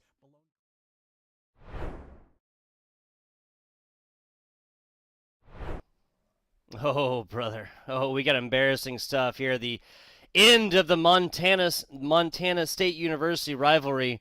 We got the text messages right here. Reading it from the governor as well. Ham, the triple text, 11 p.m. Come on. Come on, guy. Come on. We all know there's just no hope. There's no hope at that point. Chef, right here, the video of you not returning your shopping cart. Come on, guy. You think your time is more important than the rest of us? And Froyo, oh, Froyo, Monkey Man's got that one for you guys. Yeah, this one was when Froyo actually lost their job at the Montana Zoo. And it was for apparently trying to wear the otters as socks. So otters as socks. Hate to see it. They're nice and warm and cuddly, but don't put them on your feet. Come on, man. Look, there's other waterproof ways to make sure that your feet don't get wet, folks. Froyo, what do you do? What are you doing? Oh, we're having a lot of fun here. We're having a lot of fun here. University of Idaho coming up here in just a little bit. We're going to still have a University of Montana school, excuse me. University of Montana on this one. We'll still be hearing plenty, of course, from the Montana State University squad. University of Montana looking great so far, just coming off the 3-0 victory here against their cross-state rivals. Again, that was 4-1, 2-0, 5-2 across those games, 1-3 here, Monkey Man. We got some fiery Rocket League coming up right here. University of Idaho, though. We have not seen them on broadcast yet, Monkey Man. And it's been something that hopefully Idaho can improve upon, because right now they are at an 0-2-0-6 margin of difference when it comes to this round robin. We were talking about the tiebreakers coming into play. Well, that's going to be big for the Vandals. If they do not get themselves some game wins, especially a series win, they're not even going to be considered. But Grizzlies, they're going to try and start off fast, furious, hot, heavy, high crew already, looking for big chances, challenges upfield. Idaho has to be able to stop these, and it's been tough for them to find any kind of success so far.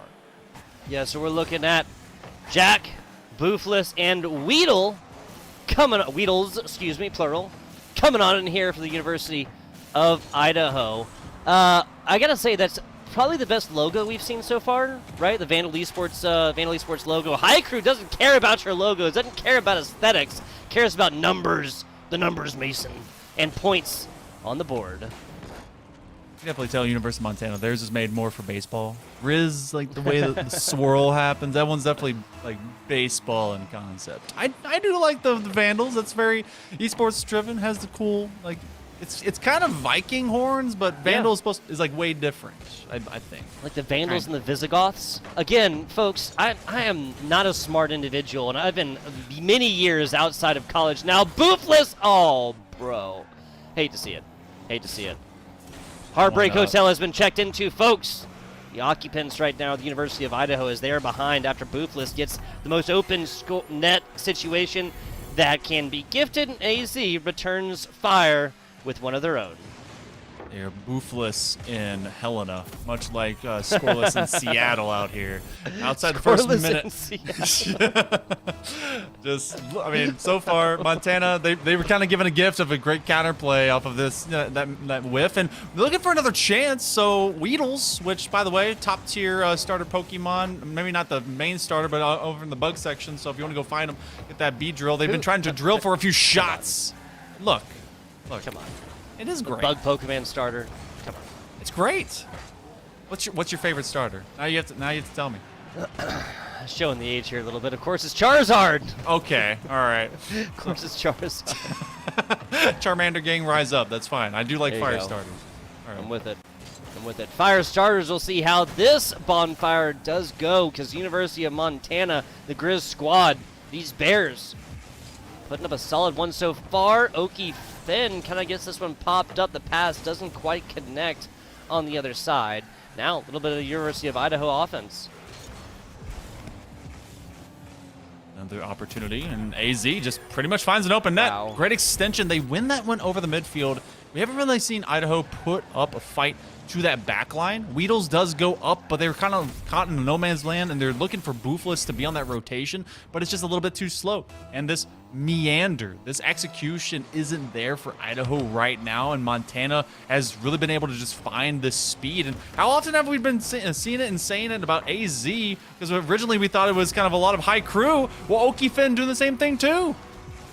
Wow, so a slow burn turns into a full-on wildfire here as Okifin takes one off the top, cuts it with a fast shot, and the University of Montana. This Grizzly Bears not endangered by any means at a 4-0 lead. Still about 15 seconds outside of halftime. 4-0. Montana. I think they are coming off just red hot from that rivalry game that we got to see just a bit ago, and who knows, that could end up being a level of repeat that happens as well going into later term if a finals does come up. But you know, at this moment, Weedles gets a demo destroyed, eliminated, give it whatever kind of antics you want to. It has just been tough for them to be able to just make progressions upfield. Okifin to AZ, what a touch. That one's going to just be a little off the mark, but High Crew trying to give it another chance. And that one with the put through, you can't get in the first, you're going to get it on the second. Yeah, so fifth shot in here, just the continued offensive pressure from the University of Montana continues. Boofless, couple shots in there, save as well. Not going to be enough for the University of Idaho.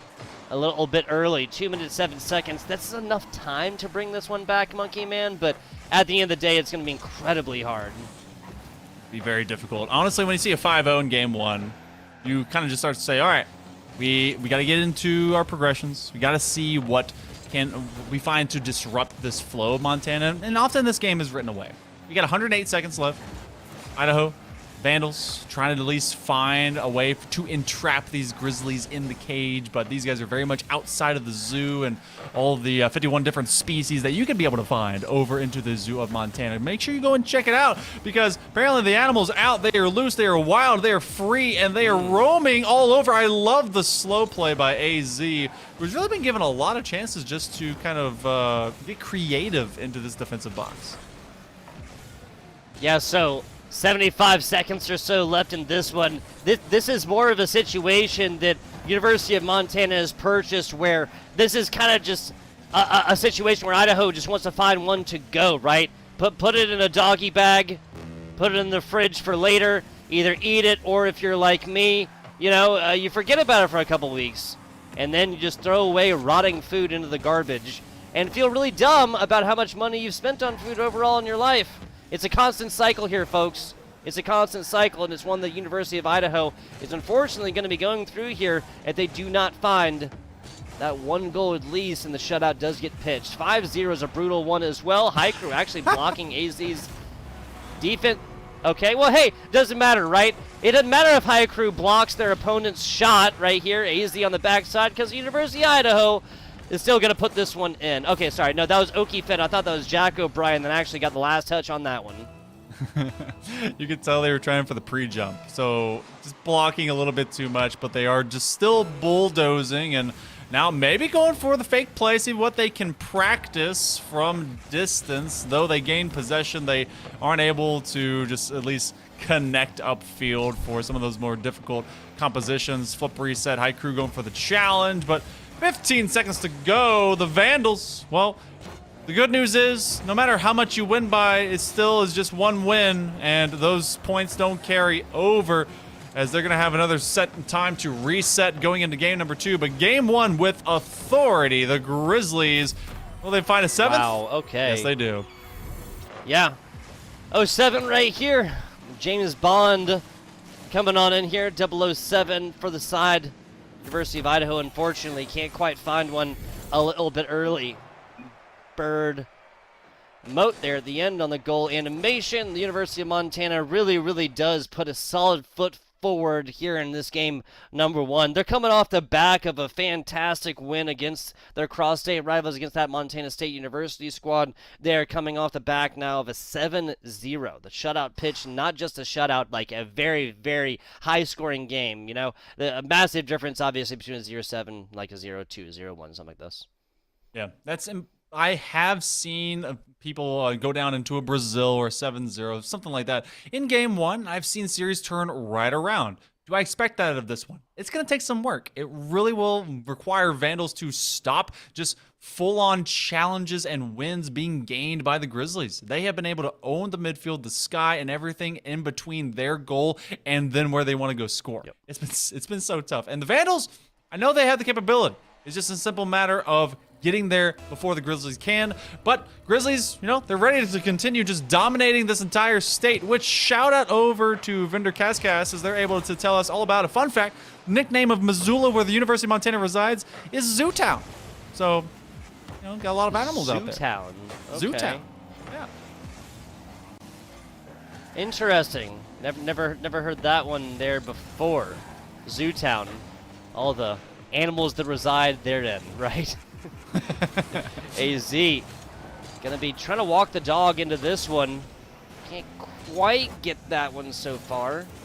Now a little bit of defensive performance from the side of University of Idaho turns into offensive opportunity. Boofless over left side. Oki Finn trying to get up to this one and does. Nice hit. That's decently centered as well, forcing Canada's defenders left, right, and center. Boofless shot across the bow right here. Oki Finn's barely able to keep this one. Now still on the side.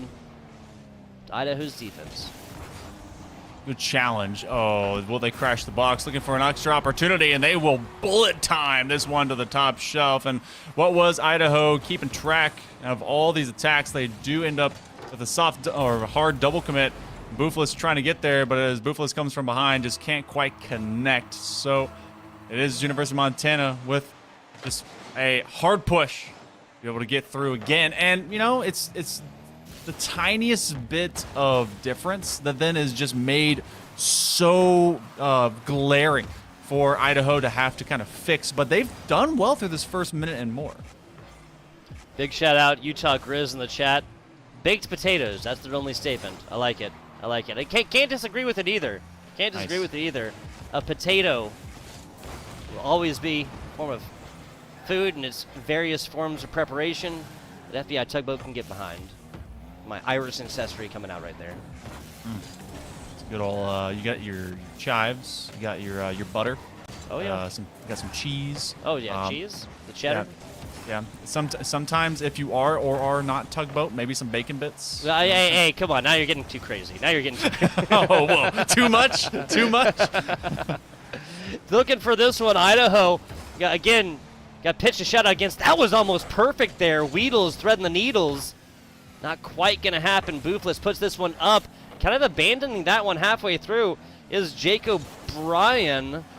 Oh, boy. Boofless. They saw an angle that I did not. And gets this one across the side post right there. Boofless, another hit. Jacob Bryan flipping, turning, twisting, trying to get to this one. Can't quite as Idaho's still facing a defensive pressure. Each of the Idaho players has become just a little bit stockier, trying to be able to just at least win some of these challenges, get their car wider, maybe turn into a sumo wrestler. Great handoff. Boofless with the fake. Why not call it that? Because it turns into a secondary opportunity for the Vandals to maybe start crashing the box. This is a handoff between Oki Finn and AZ. No, that's High Crew, who through just sheer force of dribbling turns that into a double demo out in midfield space. AZ is going to be tracked by Weedles, who you were talking about threading the needle. They're trying to be able to just make use of any tiny gap that Grizzlies present to them. And, this one is a much better call. You have an opportunity to strike it forward, but Boofless is out of boost. More like boostless right now. AZ trying to put this to the top of the box again for the last 100 seconds. Boofless and boostless. Hate to see it. Rough life. Oki Finn. Defensive side gets the triple touch right here for a bunch of defensive clears. Now it's AZ running down the middle. Boofless last line of defense and is going to stand strong right there. High Crew left side bounce play as Boofless takes this one away again. Idaho getting in the offensive position they need to maintain for the majority. This last 75 seconds or so, they got to get one on the board, and not just for tying capabilities, but also for the mental, right? They spent a full 5-minute Rocket League game previously with no scores on board. It's not for lack of trying, though, folks.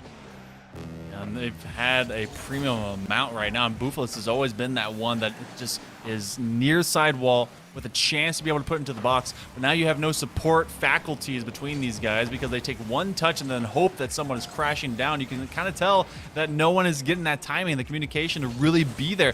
Buflis, another challenge. It'll be a bit too short as they stay wall side. AZ with a corrective measure to try and put that vector on target. Okifin looking for the kill. They'll have the last man push up, and then it'll be high crew. Good rotations by the Grizzlies. They get their insurance goal. Yeah, nicely done. So 2-0 score right now. It's going to be so difficult. We called the insurance goal for a reason. No need to call up Jake over there at State Farm. No need to hit up that Gecko, whatever the Gecko's actual name is. I know I've learned it at one point, but don't remember it right now because it's not important to me. No need to call them up. You got your insurance goal here on the board. University of Montana drops a goal. We'll just watch them go into a waste time type situation, maintain possession and hit this one up high. Buflis, no, it's Weedles. Nicely done. 14 seconds left in this game, number 2. As the University of Montana, I gotta say, they definitely didn't anticipate this one coming off the back of a 7-0 victory in game numero uno. Keeping this one so much closer, and this one with enough time to make it at least possible. Maybe not probable, but with the 1-2 connections, Buflis has really been guiding the squad. They've been able to make some challenges, near side wall antics. That's going to be put back center, but it's going to be taken away as they do put it on targets. And though it was a threat, Montana, they do keep this one 2-1, but what great influence as well as progress made by Idaho. I hope that they don't take this one too much of a downer because they're right now in an upfield swing and an upward swing for success. They really could be able to force Montana into an even tighter situation in Game 3. Yeah, straight up. Pressure creates diamonds, and nobody knows that more than the Gym State. That's Idaho. That's Idaho. Looked it up here, folks. We're coming with you with more geographical facts. Now, I think it's interesting that the official name is the Gym State. The unofficial name, of course, is the Potato State. They are serving 1/3 of the potatoes eaten in North America, which means, of course, that I have consumed probably my way through the state of Idaho. Probably all the way through. At least all of Boise.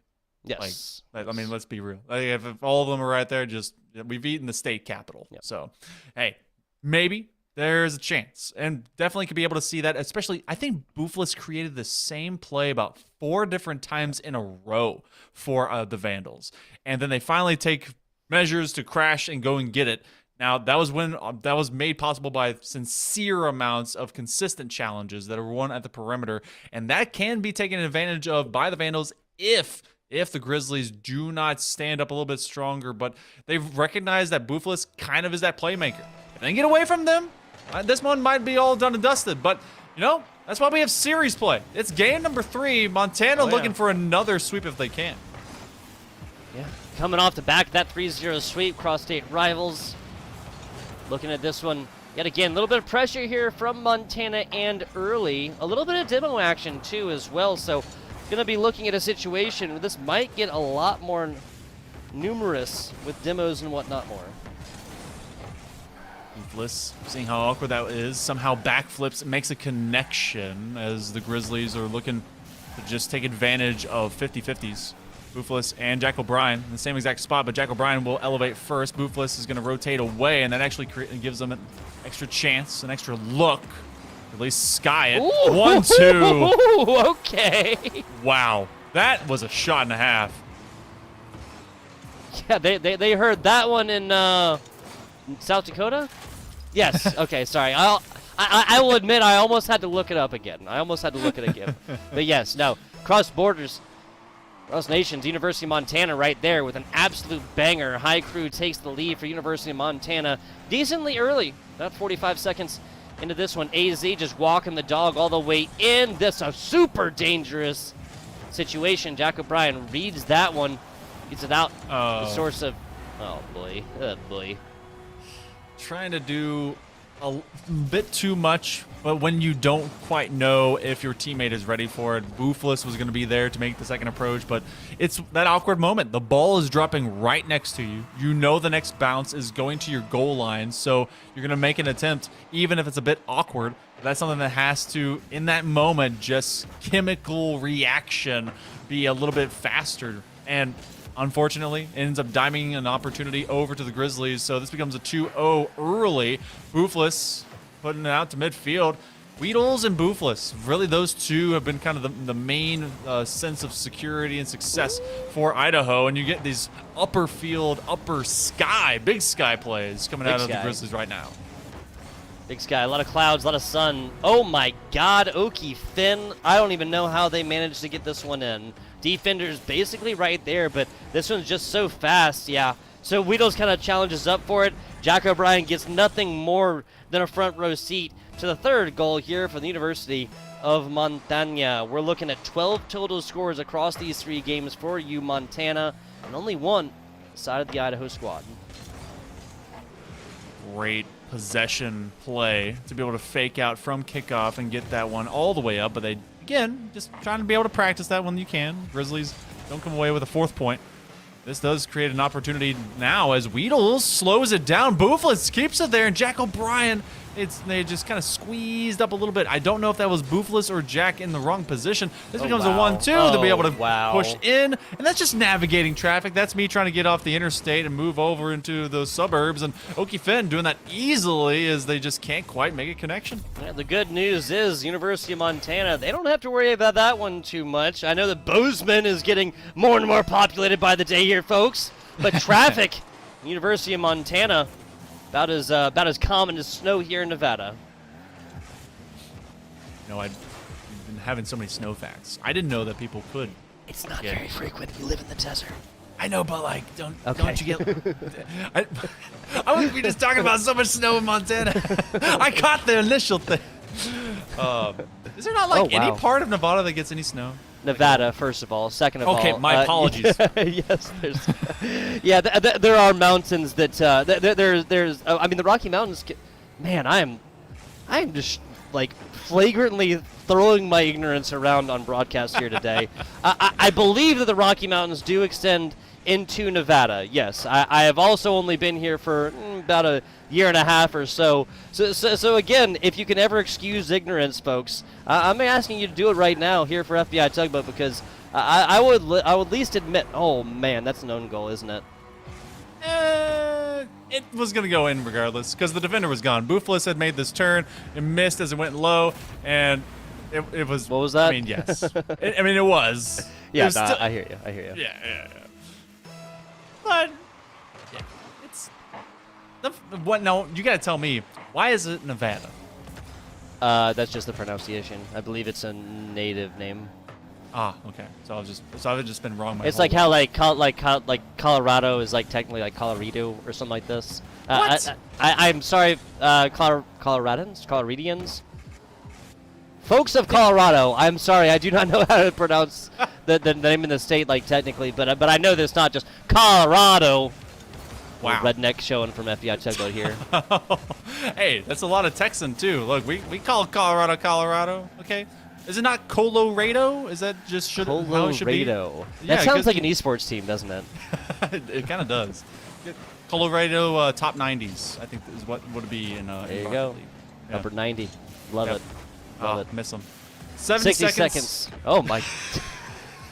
We're sharing the same brain cell right now. We have one that is shared right now.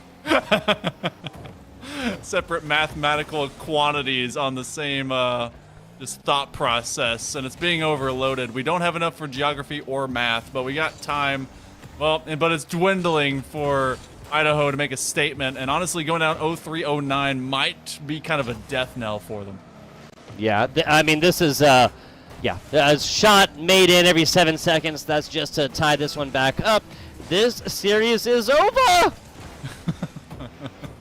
It's been kind of rough. Idaho, you're going to have to be able to play through at least one more series. They will drop, but it's going to be Montana. They start off with a bye for these rounds. They're going to go 2-0, 6-0 inside of the first moment. So with 10 to go, Grizzlies looking pretty good. They're going to have other challenges ahead of them.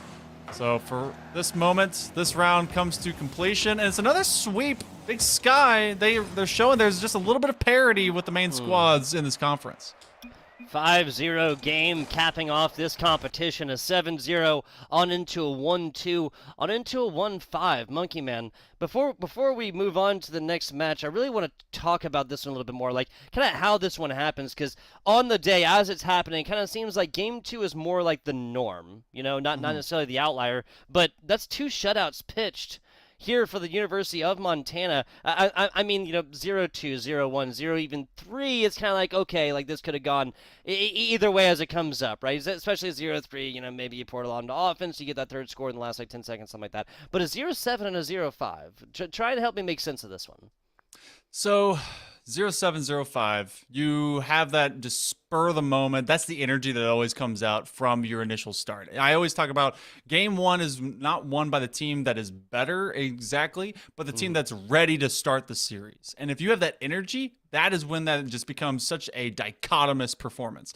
By the end, especially if it becomes a sweep, when it becomes a 5-0, that's the team that's gained their confidence through the previous game and then just was never stopped. Because game 2 seems to be the reality, because that one was so much closer, but because they just kept winning, now you're able to play different. And that happens so often in Rocket League. You're just at this level, you can play loose, you can play just kind of with laughs, with jokes, and no one's been able to correct you, even if you're wrong or right. So that's just the squad playing how they want to play and being unstoppable. Yeah, 100%.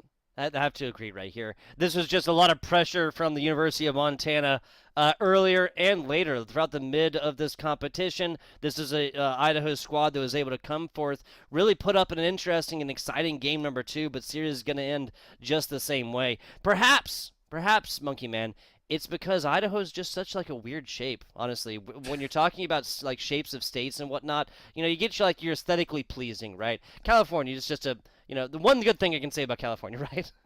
just like spread across, like, you know, all the way across the West Coast, right? Montana, nice, like, you know, even box, right? Nice, like, little rectangle. Idaho, though, is just like, you know, like a weird little finger, like almost like pointing up to Canada. Perhaps that's why. Perhaps that's a state diff coming in on here on this competition. University of Idaho, that's the Vandals, will be not knocked out from this competition by any means. We are looking at round-robin type competition on the day here, folks. But University of Montana going to improve, going to win, and looking fine within this Big Sky competition. Yep, gonna see how this one all pans out. We'll go to the next one, but it's gonna be after a short break. We got a big sweep that just happened. What will the next one be? It's gonna be Montana State against Weber State. Let's see it after a bit of waiting time, which is gonna happen right now. That's a terrible transition. Let's just go, please go. Oh my goodness, go. Why is Colton, it not? Save us, for the love of God, save us. He's not in a production. He left us a long time ago. That makes sense. Okay. Most people leave me at some point. Seriously, look at Malone making advantages for himself. Wow. And he will put Wake Forest on the map. This game number 5 could just go their way. I just want to say Malone just said, I'm going to show you what a Champ 3 can do. All right, buddy? On a control map in Overwatch, your team must capture 100% of a point to succeed. 99 just won't cut it. King Rock from Keene University was fully aware of that and didn't just find a Death Blossom. He found a full-blown Death Garden to keep his team alive. Sound barrier to go away as well, especially now that you have your own. It's going to be a little bit more breathing room. Doesn't look like the Winneco. Okay, there we are. Now it's coming up big. This Reaper has bloomed. That was just gorgeous amount of patience coming. GVSU Blue found themselves up by 5 rounds, and it's always better to turn that 5 into a 6. It's incredible, however, that this team doesn't always need all 5. It can come down to just one player and how much they can really GVS do. An Illusion delivers with efficiency. 3 in a row. No time left, even if they had the chance at Orbital Strike out of the last. This battle between Muskingum and St. Francis was insanely close. Only 3 players in a round, and there were 1 player left on both sides, both down to their final stock. Things were looking pretty strong for St. Francis, their Luigi only at 40%, but it was up to Splat to do anything but. Just keep him off stage with that Zare. Oh, If that block spot didn't- right here if for that- Teo. If that block didn't disappear, Oh, no way. Oh, just steps on the Hovers over on. pressure plate. A tale as old as time, Pace White versus Pace Gold, and Pace White's morale was through the roof as they won a fight, but little did they know, this was Lofi's world, and they wouldn't be living in it for much longer. Going in with the blade. Uh-oh, Blade is out. It's hacked. It doesn't matter, though. Slashes away for 2. Looking for a 3rd. Looking for 4. Won't get it just yet on the Blade. However, the slash and dash works out. Lofi's got 3. Looking for everybody else on this team. It's a White. The Inkling versus Ganondorf matchup is not very good for Ganondorf, but let's be honest, which matchups are? In this clip, we're going to be watching as JD from Fisher learns the hard way that you never really want to meet an Inkling off stage. Sooner if you don't find that kill confirm or that kill or a bomb off stage like that. That Caduceus bomb edge angle. guarding is so good today. Yeah, that bomb angle was beautiful. Week 4 of ECAC Rocket League was absolutely insane. CMU and FC were tied up 0-0, but it was Gand who told FC they shall not pass game number 2. Side of FC, they've only got one player for a moment there. They're trying to recollect, they're trying to reposition, but how do you position around a pinpoint accurate shot like this? Gand goes crossbar down for the first goal. Adams in reverse backed the defense off with that. Whenever I'm on the mic for Valorant, you'll often hear the line, check your corners, repeated over and over and over again. And even with me not on the mic to tell them, I have a feeling this team may have learned that lesson. Nah, he's got to take the shot. Take it. Oh yeah, sounds of teammates running on through and come on dive. The 4K on a completely unaware trio. And it's 11-0 right now. And those are the top 8 moments we thought deserved just a little bit more time in the spotlight of week number 4 here at ECAC. Thank you all so much for watching. If you're interested in what ECAC has going on, we got something happening nearly every day of the week. So check us out right here. Editor, that's a challenge for you. Wink, wink. And folks, this has been all from me. Thank you all so much for watching. Enjoy this, and we've got plenty of weeks down the line. Can't wait to see what comes of them.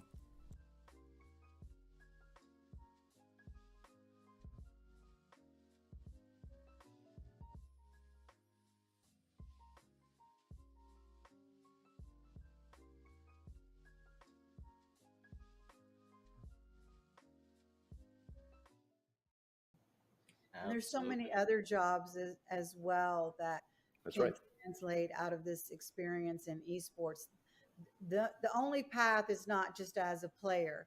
I think all of us are representative of jobs in esports, but it mirrors traditional sports in pretty much the same way. You've got, you know, broadcasters, you've got production people, you've got marketing and sales, and now NIL and things like that. But really, esports is kind of a great accelerator for a lot of new businesses that are coming up in the metaverse and Web3, and there's a lot of new technology that is going to be needed. And so these STEM students that are also esports athletes are really the future workforce and leaders of tomorrow. And you know, us as well as all of our brand partners that we work with really recognize this. And I think that's really, you know, a key driver of why brands are in this space. They want to be part of building that future workforce and leadership and shaping it and supporting it. So, yeah, it's been a very interesting space to watch. And we offer such a big, we offer such a big counterpart to traditional sports also, because it's a counterpart, but it's also the same, is what I'm trying to say. Because when you're traditional sports and they're done after their 2-a-day workout and they're done after their practice scrim, they're coming home to play Call of Duty and relax and put their feet up and get a drink and play video games. It grows their brain, problem-solving skills, and their hand-eye coordination while they're home. Hand-eye coordination, if you're a football player, massive skill. So it helps build those things while they're off the field. And then for us, vice versa, if you're an esports athlete, one of the errors I had growing up when I was competing in esports is that I was not active enough. I played sports, I competed a little bit, but I wasn't active enough truly when I look at it. So that's one area that esports players can learn from in terms of activity and physical and the marrying of both. People say, oh, sports and esports, video games.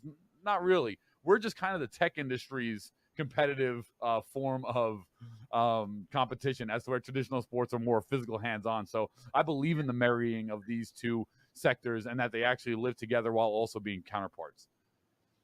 Well, I think then to speak to something about marrying, right, from traditional to esports, that to me speaks to this whole new thing. At least, again, from you guys, right? You guys have more traditional sports background, right? Paul, Lee, Mike, and all of that. But I think let's talk NIL then, because I think that's something that I think is really interesting. That at least when I heard about it, right, of what we're trying to do with, you know, esports athletes, schools, programs in general. Because it wasn't something you would think normally, right? You could understand, right? Football player on the field, star quarterback. It makes sense, right? The guy is somebody that everybody knows on campus, whether you're, you know, whether you're on the team, off the team, or you're just going to the school. It makes sense. But I think, you know, nowadays it's not as common, or people don't think that they could be somebody that their name is out there, right? Or that they know they're known, right? As we're growing this space, as we're putting this together, it almost feels really interesting that, you know, your star entry in Valorant, or your star forward on Rocket League, right? Whatever the case might be, now they can have NIL deals. It's a thing out there, and I think, I don't know, maybe Mike, you want to start off, but I think thank you for teeing that up. So I was talking for too long. I forgot to bring NIL into the mix, so it's a common occurrence, occupational hazard. So I would say that so NIL for I'm sure most of you watching understand what it is, but NIL stands for name, image, and likeness. Name, image, and likeness, that term has been utilized to describe the transition of traditional student athletes, NCAA athletes, and their ability to monetize their name, image, and likeness. It went live July 1st, 2021, and it has continued over the course of the last nearly 14 months now. It's an interesting term because it's been co-opted to describe the NCAA's approach to student athletes being able to make endorsement money or be able to monetize any part of their name, image, and likeness. But it's been around forever, right? We've had athletes endorsing brands for over 100 years. Babe Ruth of the New York Yankees was endorsing brands 100 years ago, and it has continued onward from baseball cards all the way through now, where we have lots of different integrations of how influencers can monetize their followings. So what I would say on the traditional side is it's still a very young space. There are a lot of stories out there regarding NIL that tend to focus on the negative, or how out of control, I put in air quotes, it has gotten. But there is still a burgeoning marketplace for many more student athletes that are involved.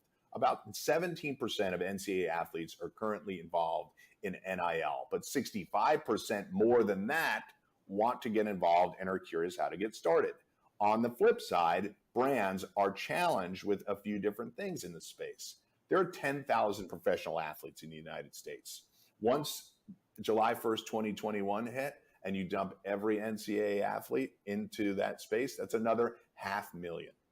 So brands that maybe didn't have a dedicated athlete strategy when there were 10,000 now have 500,000 plus that 10,000 to figure out how to activate who they are. That's a lot. I understand brands' hesitancy in some instances, but I can tell you that companies like us are on a daily basis educating brands and student athletes as to the software you can use, the types of activations you can get involved in, and how to utilize your followings, or if you don't have to or want to be a social media star, other ways in which you can monetize it. Now, I know I described that under the umbrella of the NCAA, but I see it as being no different in esports.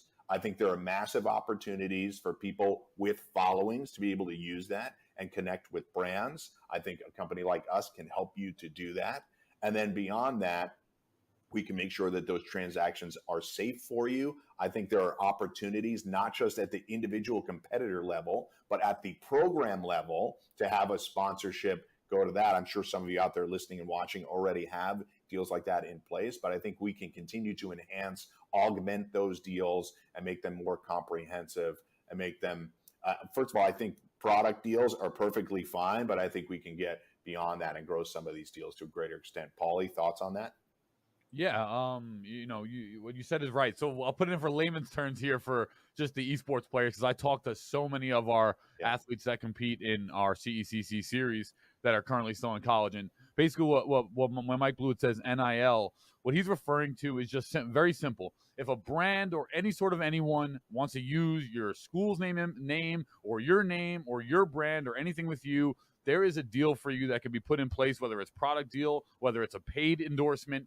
You can, whether you're a macro influencer or whether you're a micro influencer, you can be paid for your services. So most of the people, when I talk to them, most of the, I won't say people, college athletes, they are, intimidated by the word. They don't really know what it means. They've never done anything with it before. And that's what it means. Any single time a brand or anyone at all wants to use your name or do a deal with you or do some sort of activation with you or your school, that's basically what the layman's terms, the NIL meaning comes from. And it's evolving in this space. There are so many brands that want to associate with micro and macro influencers and just get people involved with their products or their services. So all of you, collegiate athletes out there that are competing in esports, not only are we trying to broker those deals, but also keep your eyes, ears open, and don't be shy or scared to take these deals, because that's what I've heard the most, is that most of the time they're just scared to take them. They don't know what they are. They don't know if they're locking themselves into some agreement or terms that they're like going to give their name away or something too. So this is a really important space, and it's how you're all going to physically make money and build your brands along with company brands. So it's really important to learn. And my advice is to just get your feet wet. Don't worry about shying away. Read the contracts and take some of these deals, because growing your own brand is the future of what our industry is going to be, in my opinion. Exactly. And if you follow in the pro space, you'll see that the pro teams are not only focusing on competitive play, but a lot of them are focusing on their brand and their cultural importance in the space. And so, one of the things that we do also is help athletes build their brand, build their following. And that's part of what Paulie and Kyler are doing on their side when we do this behind the scenes training. And so, building your brand, this is the creator economy. Anybody and everybody can be anything they want to be. And so we just really want to be the conduit that supports that across the board. Absolutely. Absolutely.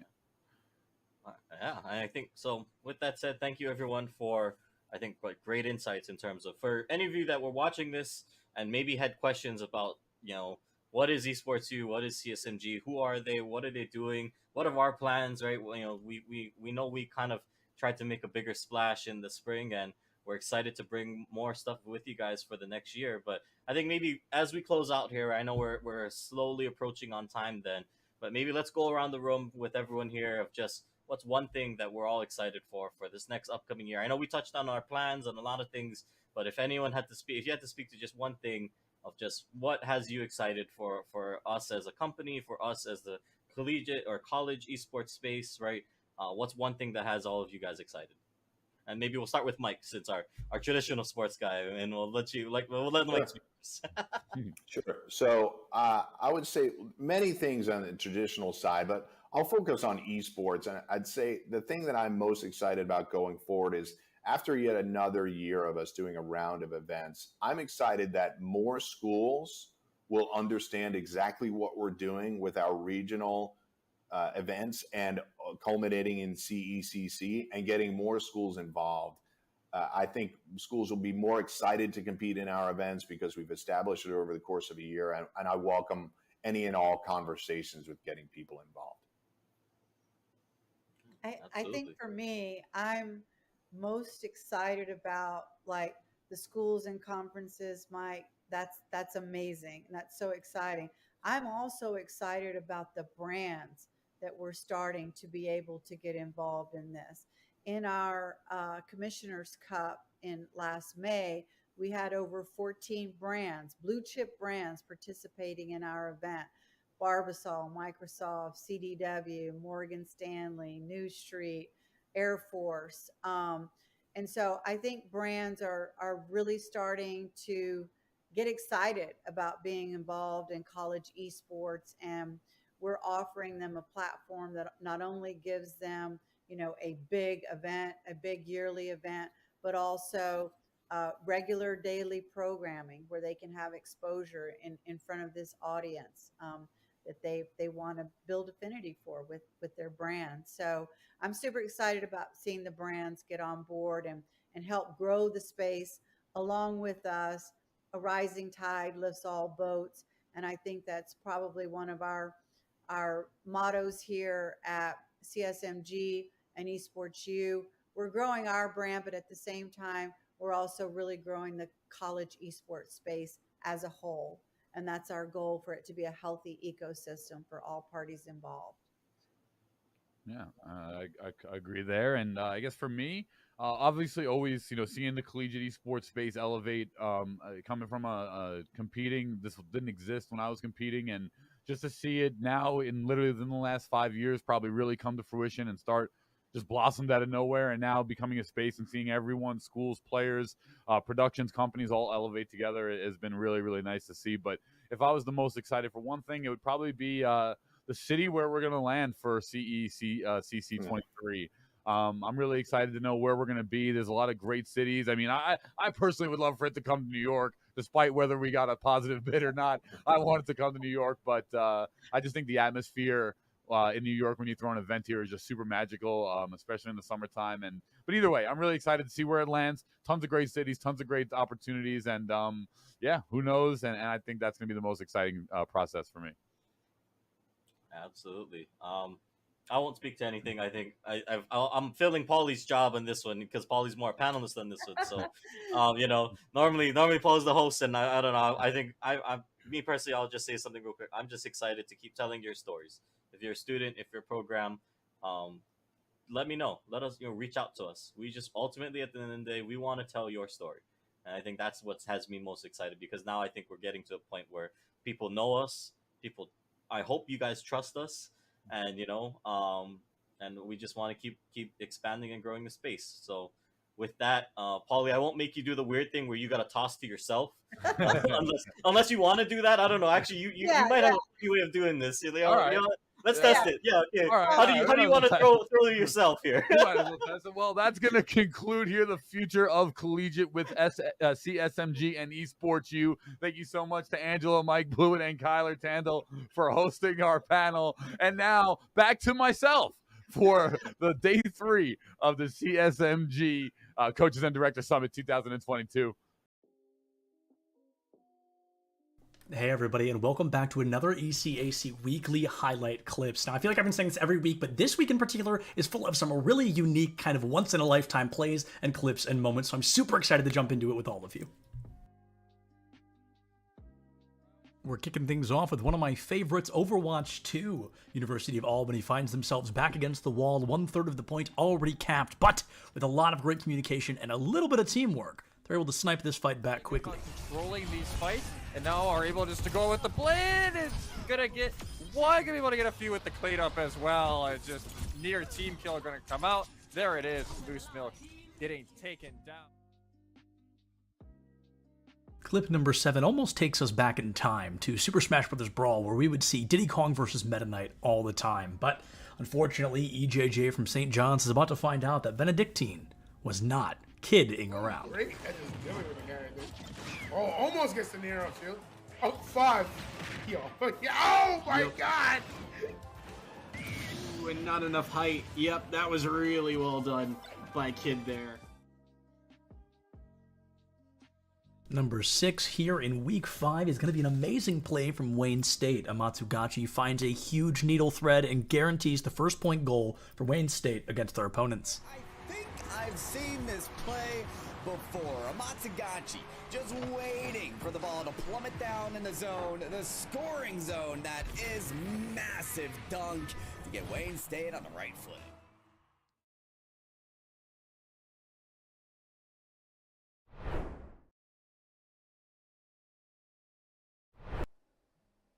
Hello and welcome back. FBI Tugboat here with Hail Monkey Man. We're here for the Big Sky competition on the day. We are very, very appreciative of being able to put on competitions like this here, folks, with the CECC. And, of course, we got to give shout-outs to the people, the organizations that make this happen. First off, that's Colton. That's going to be our producer on the day, making this possible, making our jobs as casters just so much easier. Colton, we appreciate you.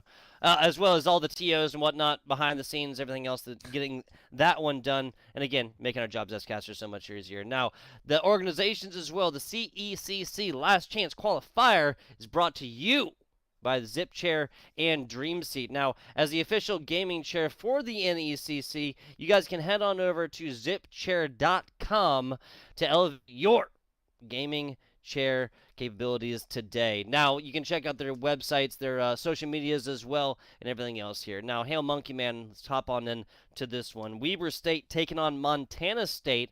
Let's hit the good people with some Idaho facts here. Or not Idaho, what am I talking about? Utah facts, excuse me.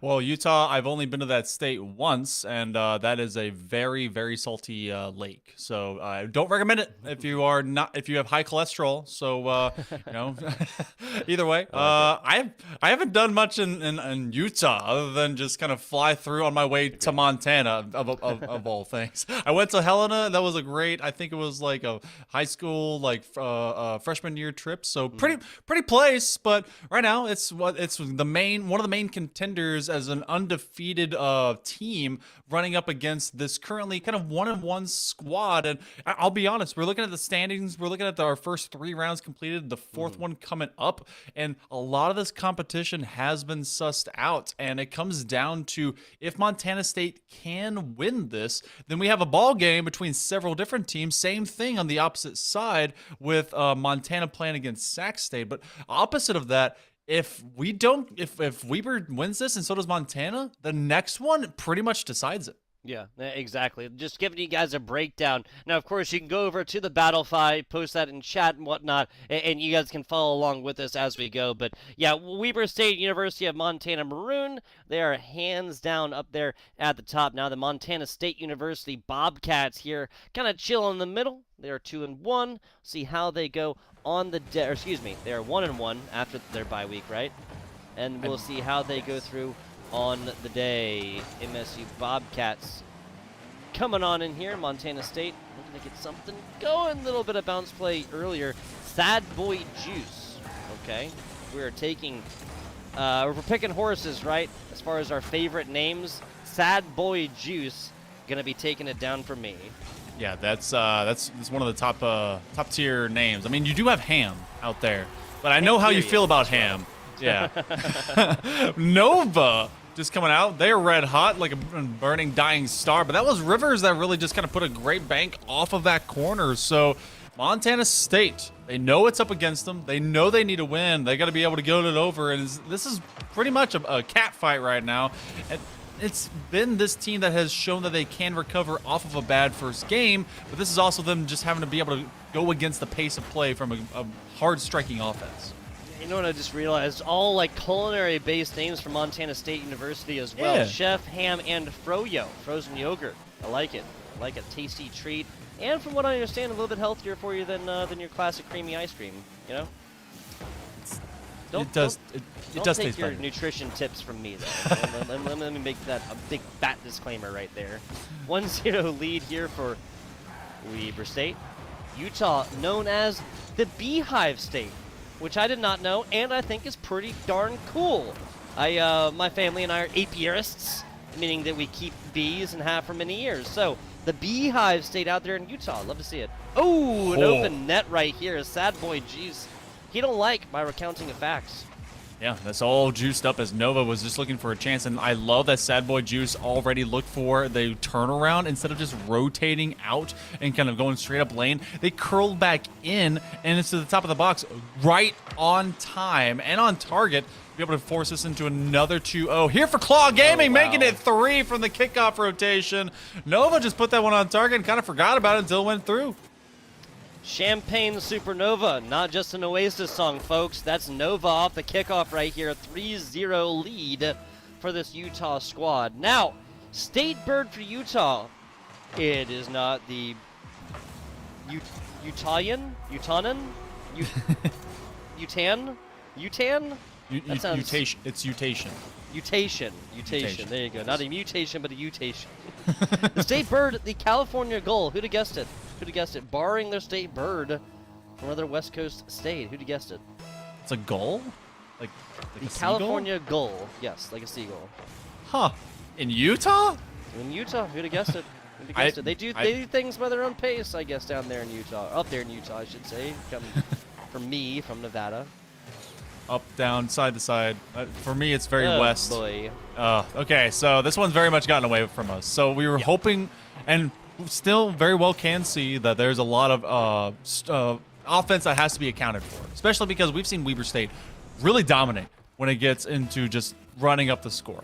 Montana State, Bobcats were able to kind of keep pace whenever they had that opener with Sac, and then they face off against their in-state rival, but This is one that may be a wake-up call. You can't just go to lunch and pretend that everything is going to be fine as you come back. And full bellies will make for some lethargicness. Weber State, rather. I will correct myself.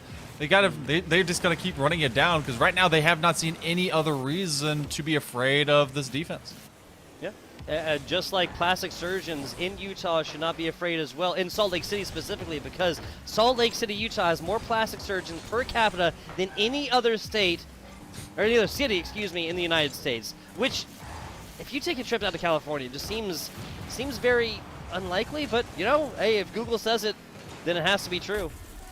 Oh, wow. Okay. Well, on your way to Cali, make sure you're definitely sticking around in this state because that is a good load of fun. Nova just slowing this one down underneath the crossbar where it needs to get on target, and that one continues to just run up the score. Maybe Utah is just a great stepping stone to get over to California. You get all of your plastic surgery done. You get some good honey on the way in, so you're all organic, and then you get to see some great Rocket League. So, maybe Utah's the place to be.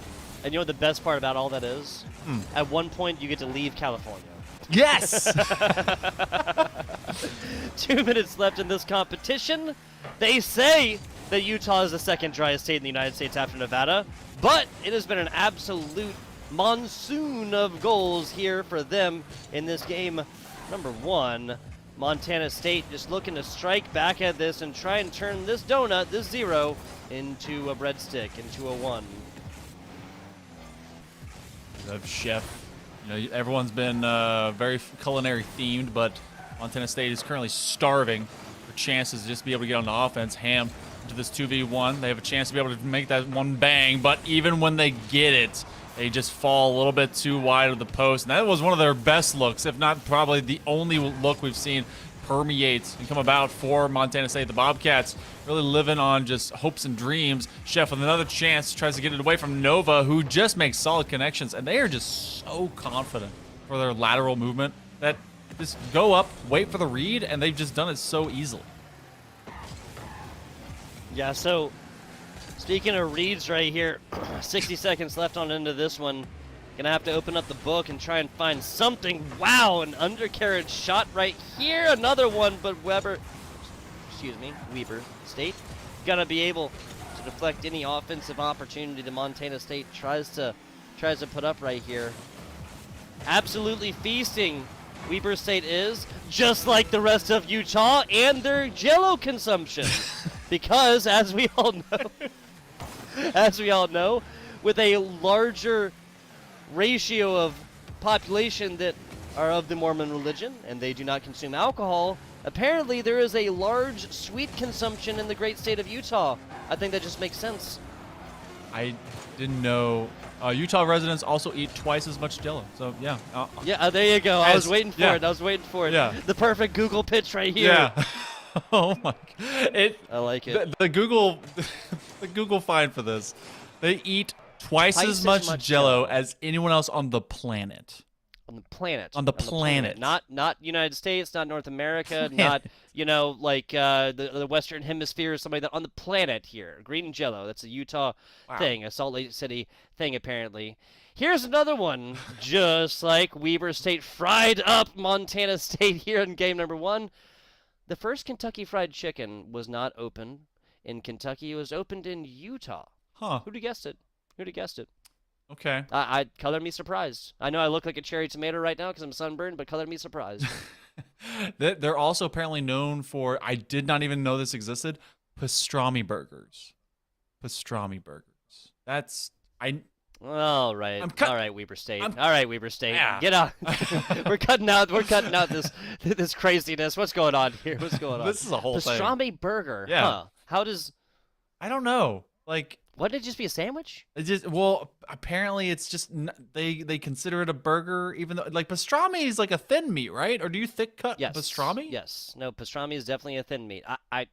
Pastrami is ham, right? Right. Oh my God. Again, flagrantly just waving around my ignorance around right here. No, so pastrami.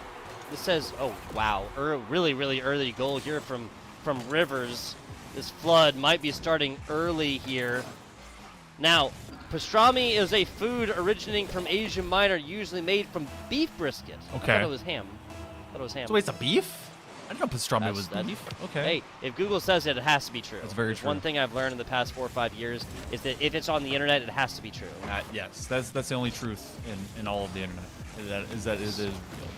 Nice pass. Oh my God, never mind. That was a demo aerially as well. Get the anti-aircraft guns out right there. That was it. Rivers going to be finding a second demo right here and early. These two teams getting physical early. Chef is trying to cook at least a little bit of something up as they do get it beyond Rivers. And honestly, they've been able to name off so many fun facts because it's just been a singular fun fact of Weber State having fun. And that's at the behest and at the suffering of Montana State, having to jump over the threat of a demo. A flick that does go out to midfield, and Rivers is already there. Good car control, flip reset, but you can't get it away from a defender that is not trying to stop it. Passing play, Sad Boy Juice will have a little bit too much sensitivity as the dead zone on that stick makes him backflip. And one extra connection by Chef, by the sidewall man for Montana State does at least allow them to extend this pitch, but still 1-0. Need to see them get on the board with time remaining and with Weber State not in a position of just racking up these goals.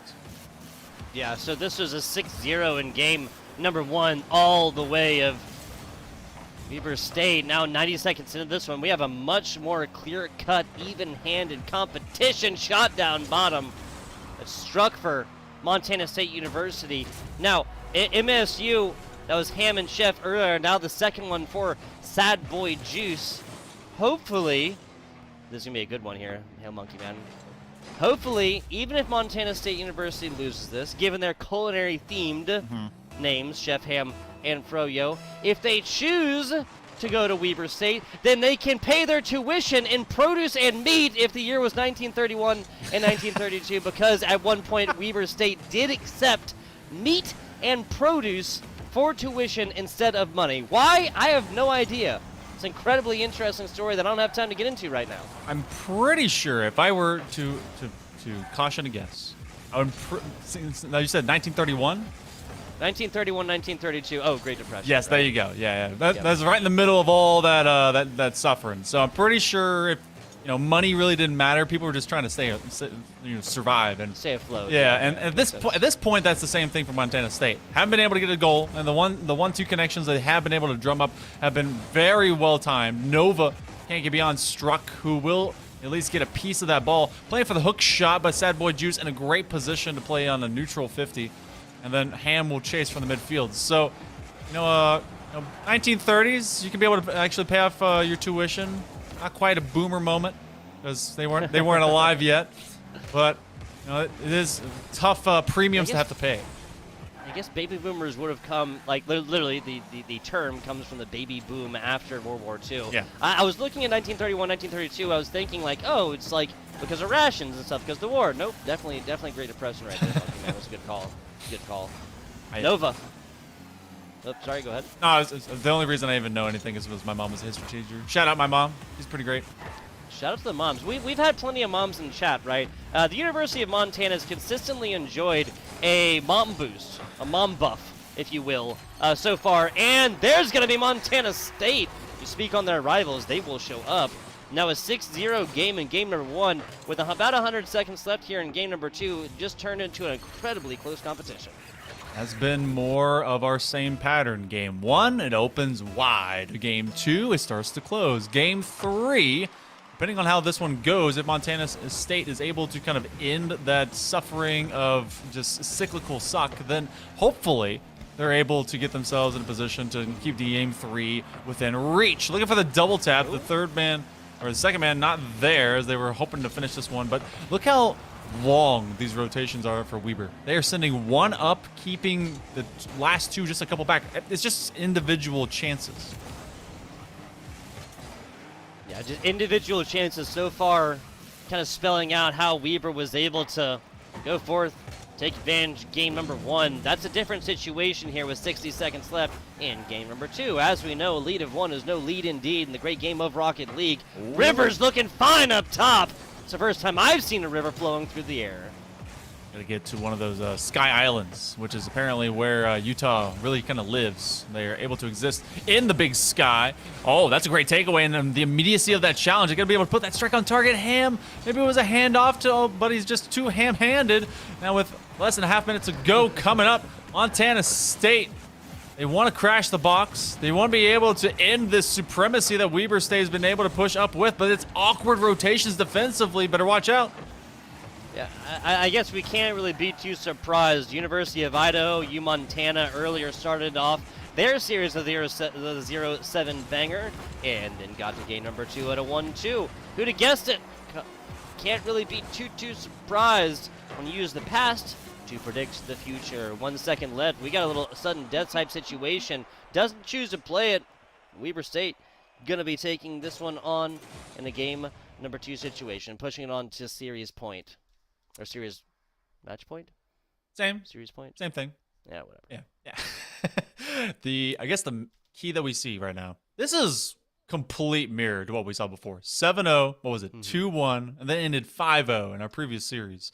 6-0, 2-1. Does that mean we just go lesser, like 4-0? 4-0, there you go. Yeah. I like your thinking, Monkey Man. I like your thinking. Easy math. Easy math. But Montana, we have seen them, like you said, be able to actually find success as these cycles go on, but they again suffered at the end of it by their in-state rival. They need a win. That is flat out the truth. They must win through this and be able to get this series, or else I think that we're looking at the end of a tunnel where we're just getting their in-state rival to be able to be in that final. Yeah.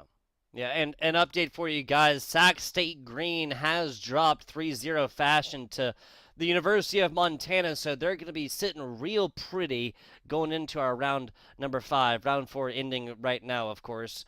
We'll be looking at I don't want to say that it's going to be the same just because we have like similar teams in the same competition or something like this, but Montana State just has to show us a lot more in this game. Number 3 to go forth and really get a solid like caster prediction for extended Rocket League. We've really only been seeing 3-0s throughout the day, I believe. Yeah, I mean, we kicked off the broadcast of that MSU Sac State 3-1. Or no, excuse me, that was Weber State University of. It was Nope, Sac I'm State. dumb. Nope, you're right. We've seen Sac State already. Yeah. MSU and Sac State went down to the 3-1. That has been the only 3-1 thus far. Everything else has been 3-0 fashion. Unfortunate for some of the striking as well from Montana State, because right there, early opportunity to go and have that 1-2 connection, and that just comes off the top 90 and goes out very far away. This becomes a 2v2. Going to the top shelf, Chef can only do so much, put it to the backboard. And they are starting to force these Wildcats of Weber State, Claw Gaming, if you will, to have to answer to their pushes. But other than that, they've really found not a lot of worth. They got to get that final mark, and that's putting it on the mark between the pipes. First minute does go by. Montana State has at least been able to reduce Weber State to just defense. Yeah, so keeping an opponent down to just defensive capabilities. Again, we talk about how defense wins championships. Well, folks, that's in American football. That is not in the great game of Rocket League. You gotta go forth. You gotta have offensive opportunities, especially at higher level Rocket League like this. It's not frequent that you're gonna get a big sweeping mid-pitch shot. So far, what we've gotten in this game number 3 is an incredibly close matchup. 0-0 still, 90 seconds into this one. Seeing 0-0s in our previous couple. Sad Boy Juice with a layup. That's going to go over to Rivers, and that is just too easy. When you force the defender in the sky that can't make a connection, I believe that was Ham that went flying by. Chef left in a 50-50 case. He has to dive to one corner of the next, and it goes opposite of where he went. So it's just Weber State being clinical in their approach and finally punishing Montana State. That was one of their only strikes here in game number 3, but they make the best of it. Yeah, I mean, last opportunity here, last gasp here for Montana State University. Now, of course, they will not be eliminated from the competition. Looking at round robin here on the day, they'll be playing a 5th match regardless. But still, want to try and turn this to extra Rocket League. Whoa, my God! I didn't even see where Struck came from. Just materializing from the ether, it seems. A little bit smaller than the ball. The ball gets a little bit bigger as it gets closer to the car, and then they hide behind it. Shadow Clone Jutsu style. Looking for a floor pinch. Rivers can't quite get on top of it. Got those moon boots on, and they're jumping all over. That's a double commit by the defense, but they do at least extend this one out to the middle of the pitch, beyond the midway point of both the grassy knoll as well as this third game. Chef looking for the layback handoff. Ham trying to extend, and they actually may have assisted a little bit too much, but they're going to be there just in the nick of time. Nova looking for a putback, and they'll be able to bury it. Continuous, just oppressive rotations by Weber State have denied Montana State early on. So with less than 2 minutes to go, Montana State, these Bobcats, they've at least limited this down to just 1-0, but yeah, we got to see this. We got to see this offense upfield. We got to see them alive. Yeah, we just gotta see, like you said, we gotta see this Big Sky College, Montana State University go forth, spend more time in that offense. Now, of course, that could be easier said than done. Solid shot, Nova gets this one blocked by Chef. That's an own goal, and that's gonna be Nova charging up here with about 90 seconds left. Insurance goal has been purchased, folks. No premium necessary. You know that Chef wanted more power on that. Trying to be able to flip the pancake, but it just flops to the floor. Instead, the Chef will have to look onwards and just see that one go through. I don't know if that one would have been on target. I know that it was going to the opposite pipeline, but less than 90 seconds. And Claw Gaming continues to be gaming. If they take this one forward with a win, which it looks like they are primed to do, they'll be in a vie for first seed against Montana from out of this group. That one could turn into a repeat. We'll get to see how that all turns out, maybe towards a final 2-0. Montana State has time remaining to rewrite this current story. You know what we need to do? Oh, yeah. Guys, this game is totally over. Montana State University doesn't even have a prayer. Not a wing, not a prayer, not a last gasp of life. There is no way, zero way that Montana State University can come back at this one. And see, you say that, and then Zaccaster Curse, they have to come back at that one. Yeah, they're gonna clip the entire thing out of context. It's gonna be rough. Oh, definitely. I'll be roasted on Twitter by the morning. Just gone, absolutely out. Rivers trying to do his best to at least rail against what could be the Caster Curse. Montana State, they are really kind of just stuck on their own back goal line, and that's a great way for offenses to become defense. The best defense is a great offense because it just makes your opponent waste all their boost. Looking for maybe an upfield swing. They do get the extension. They got to score with time remaining, or this one's done and dusted. Shots over here. This is grains of sand going through the hourglass. This game. Oh man, brutal. If that had actually hit Montana State University, your Montana State University would have come through with an actual chance right here. Unfortunately, I mean, 2 shutouts pitched. This is going to be an incredibly difficult situation for Montana State to have come forth and actually get this one. Weber State going to be doing it right here. They're going to be taking this one 3-0, and a fantastic form as well. Again, we talk about outliers. We talk about kind of like expected performances here, Monkey Man. It kind of seems like that game 1, the 6-0, was way more of the outlier, right? This should have been, was, and will again be an incredibly close matchup, 2-1 and 2-0 in games 2-3 respectively. Yeah, this one, you didn't have to do much more than just get the job done into that game number 3. Game number 2, the midpoint, it's calling it the midpoint kind of hurts because you want that to be a more around game 3, game 4, but that's just it is a sweep. So that's the only part you really get to see these teams getting a little bit closer. But once they put pedal to the metal, you just didn't see Montana State, the Bobcats, finish off their shots. They had so many that just clanged around the perimeter. They kind of left some points on the field. The woulda, coulda, shoulda really does exist. But Weber's looking good. I think they're 3-0, 9-0. Same thing against the Grizzlies that they'll be facing off against going into our final round of round robin play. Yeah, and that's interesting as well. Sac State taking a game there in the first match of the broadcast right here might actually boil down to be the deciding factor, to be a tiebreaker right here, because, again, we have seen nothing but 3-0 sweeps. Also, short break coming up right here, but I'm going to quote another interesting stat at you guys. All of these competitions so far have had relatively independent, and then just one crazy outlier, one really just blown away game. First one, MSU Sac State, that started out with a 0-4, four scores against MSU 0, right? Moving on to the University of Montana, MSU Bobcats, the battle for Montana right there. A 5-2 in game 3 right there. Able to put up points, but still a 3-score difference on that one. Moving on in to the Vandals U-Montana game. A 0-7 to start this one off. Are you kidding me? Taking a look at Weber State, Montana State University to start this one off as a 6-0. What that tells me is that all of these games have been really close, but there's always going to be that one breakaway, that kind of feeler game right there where one team really tries to feel the other one out and gains a lot of information from a loss, but a loss nonetheless it was. Short break coming up, guys. When we return, we will be looking at either Weber State, or the MSU Bobcats taking on the Vandals. Folks, FBI Tugboat, Hail Monkey Man, back with you guys in a minute. On the side of SFU, uses every single knife in a Blitzstorm. It just can't find that elimination, but luckily enough, still had one knife in the chamber. Swinging in from the backside, they're going to be able to swing on this one. They do have a sage that's behind them as well. EK is going to be able to give big value. They are able to maybe get the defusal. It's still beeping. They're still dropping. They have the right click. Trying to knife him. Oh, they jumped him like a ninja in the night. Oath is put on their back, and it's Jet that...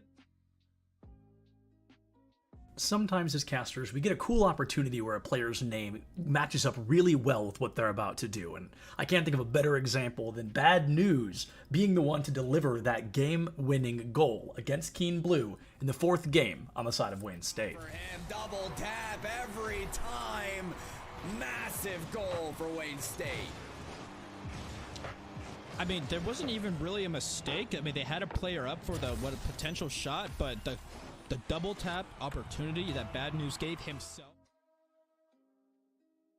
Now, I hope you're not sick of SFU, because while they already had their time in this weekly reel, they're going to find themselves here in slot number 3 as well. Mako, a shark in the water against the side of Muskingum to guarantee another round win for SFU on Pearl. Mako will back up an operator that could get a collat here in all of a second. They get one, have to reload, can't quite get the other one, don't need to. Sky's able to be the limit. They get another. Stomachs are just being opened up with holes in the shape of a bullet, and it doesn't tag at least that one. Another through the wall bang them because they can't kill the Mako.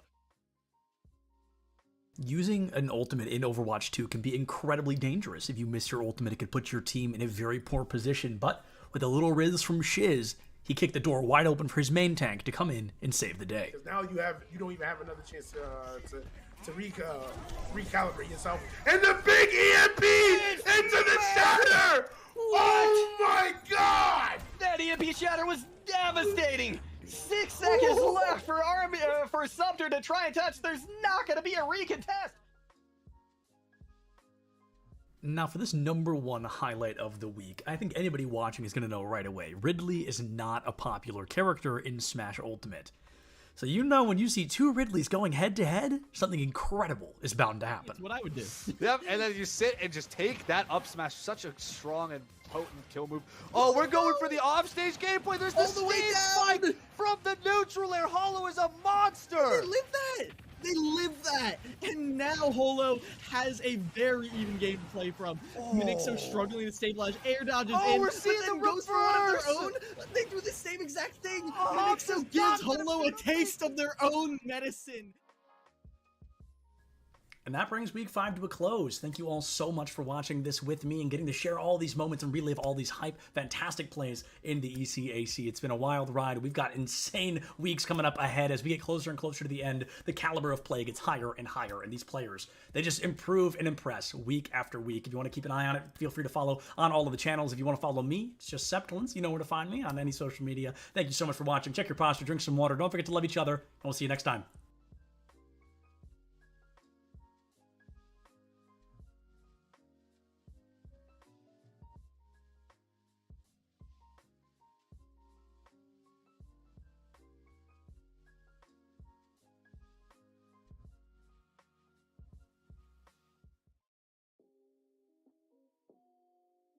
Can y'all believe we are already 6 weeks into the ECAC highlight videos, and there's still so much content and so many great plays to see from these teams? It's pretty amazing, but I'm super excited to jump into it. If you don't know by now, I'm Septilence, and I have the honor to walk you through this week's highlights. I'm very excited to see what we got. Catholic U starts the series up. Toddy, 2 stocks on the board, needs to take 1 more off of Cherry. When Cherry answers back strong, Toddy finds themselves in a bit of a panic, but they play it cool, they find the stock, and they win out the set for their team. And again, this is Min Min. If anyone has the potential to rob someone, especially off stage, it can definitely be Midland. Ooh, that was sexy. Oh no! Suni Poly was feeling great. 2 games already won, 2 games to go, and Wake Forest already 1 point in the lead, but with 16 seconds left on the clock, Toucan strikes a goal to tie things up and gives Suni Poly their chance at the 3rd win in a row. Field pass to Toucan. Toucan with the shot. There goes the tie. 16 seconds left here in game number 3. Looking at potential overtime now. And the only reason why that was not saved because of the amazing speed on the ball there. Thankless in the right position. The pistol round in Valorant is one that many consider to be possibly the hardest in the game because you have no utility. You've just got your pistol and a dream to win the round. Space from UA, however, had his opponent seeing stars when he takes down all 5 of them in less than a minute with only a pistol. That to cut off vision and go for a defusal. Pond is also available, so I'll be selling for some information. Crossfire, it's going to be something of a nightmare to deal with. One enemy. He's going to back up. Oh, a nice dink. That's a 4K. Looking for the ace is Shadow, as they want to be able to get another one, and they're going to open up this game.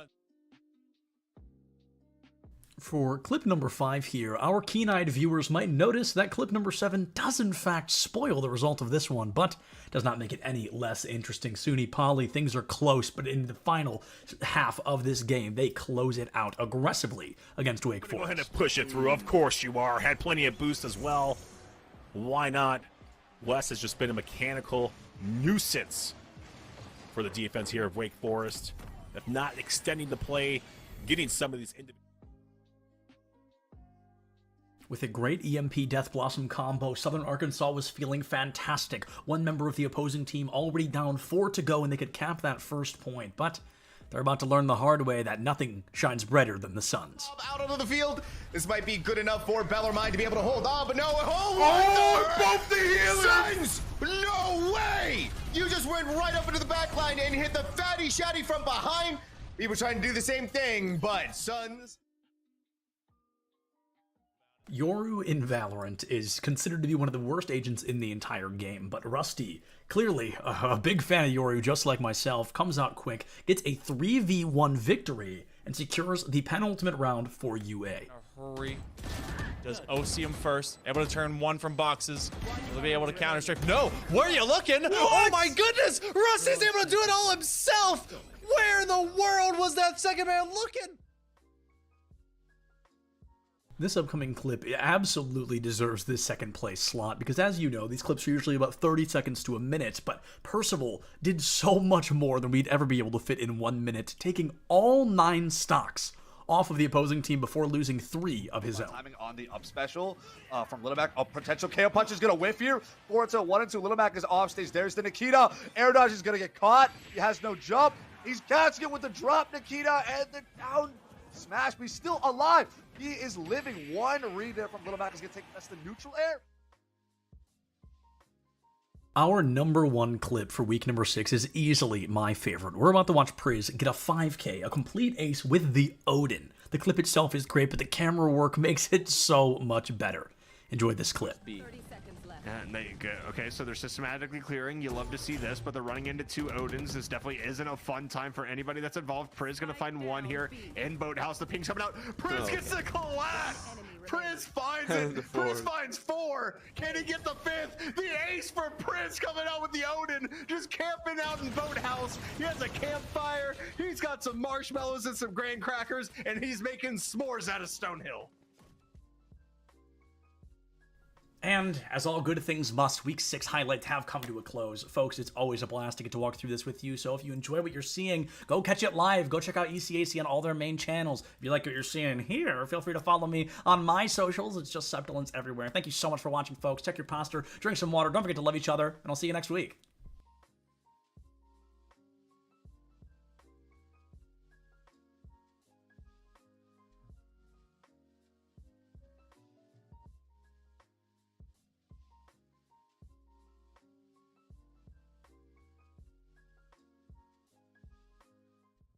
Is that we don't have these preconceived notions, and we're willing to listen to our membership and read the room, read college athletics and how it's connected and how it's not, and take what we have expertise in championships, but also throw out some of the other stuff. I remember when we first started, there were some conferences were applying their amateurism rules to all of their esports competitors, and I think we knew enough to know that no, that's not going to work in an esports culture. It's got to be very different. And by the way, the NCAA was going in a different direction. You could see the train had already left the station on that, and so it's an incredibly dynamic area and ever changing, and will continue to change. And just as we didn't know when we started what it's going to be looking like, I think similarly we still don't know what it's going to be in another 5 years. I know enough to know that all of us are still going to have a thriving esports program that's doing a real good service for our members and for our competitors. But we still don't know necessarily what some of that is going to look like, and that's pretty cool about it all. Let me ask you this, because you all are used to dealing with your athletic directors, and each of them are dealing with what's in front of them in their athletic departments. My guess is at least some of your schools are that this is not necessarily operating within the athletic department. And can you talk about how you navigate that in a conference office, and maybe the best way to handle that, or do you have preferences? Do you try to steer them one way or the other? And just talk a little bit about that if you don't mind.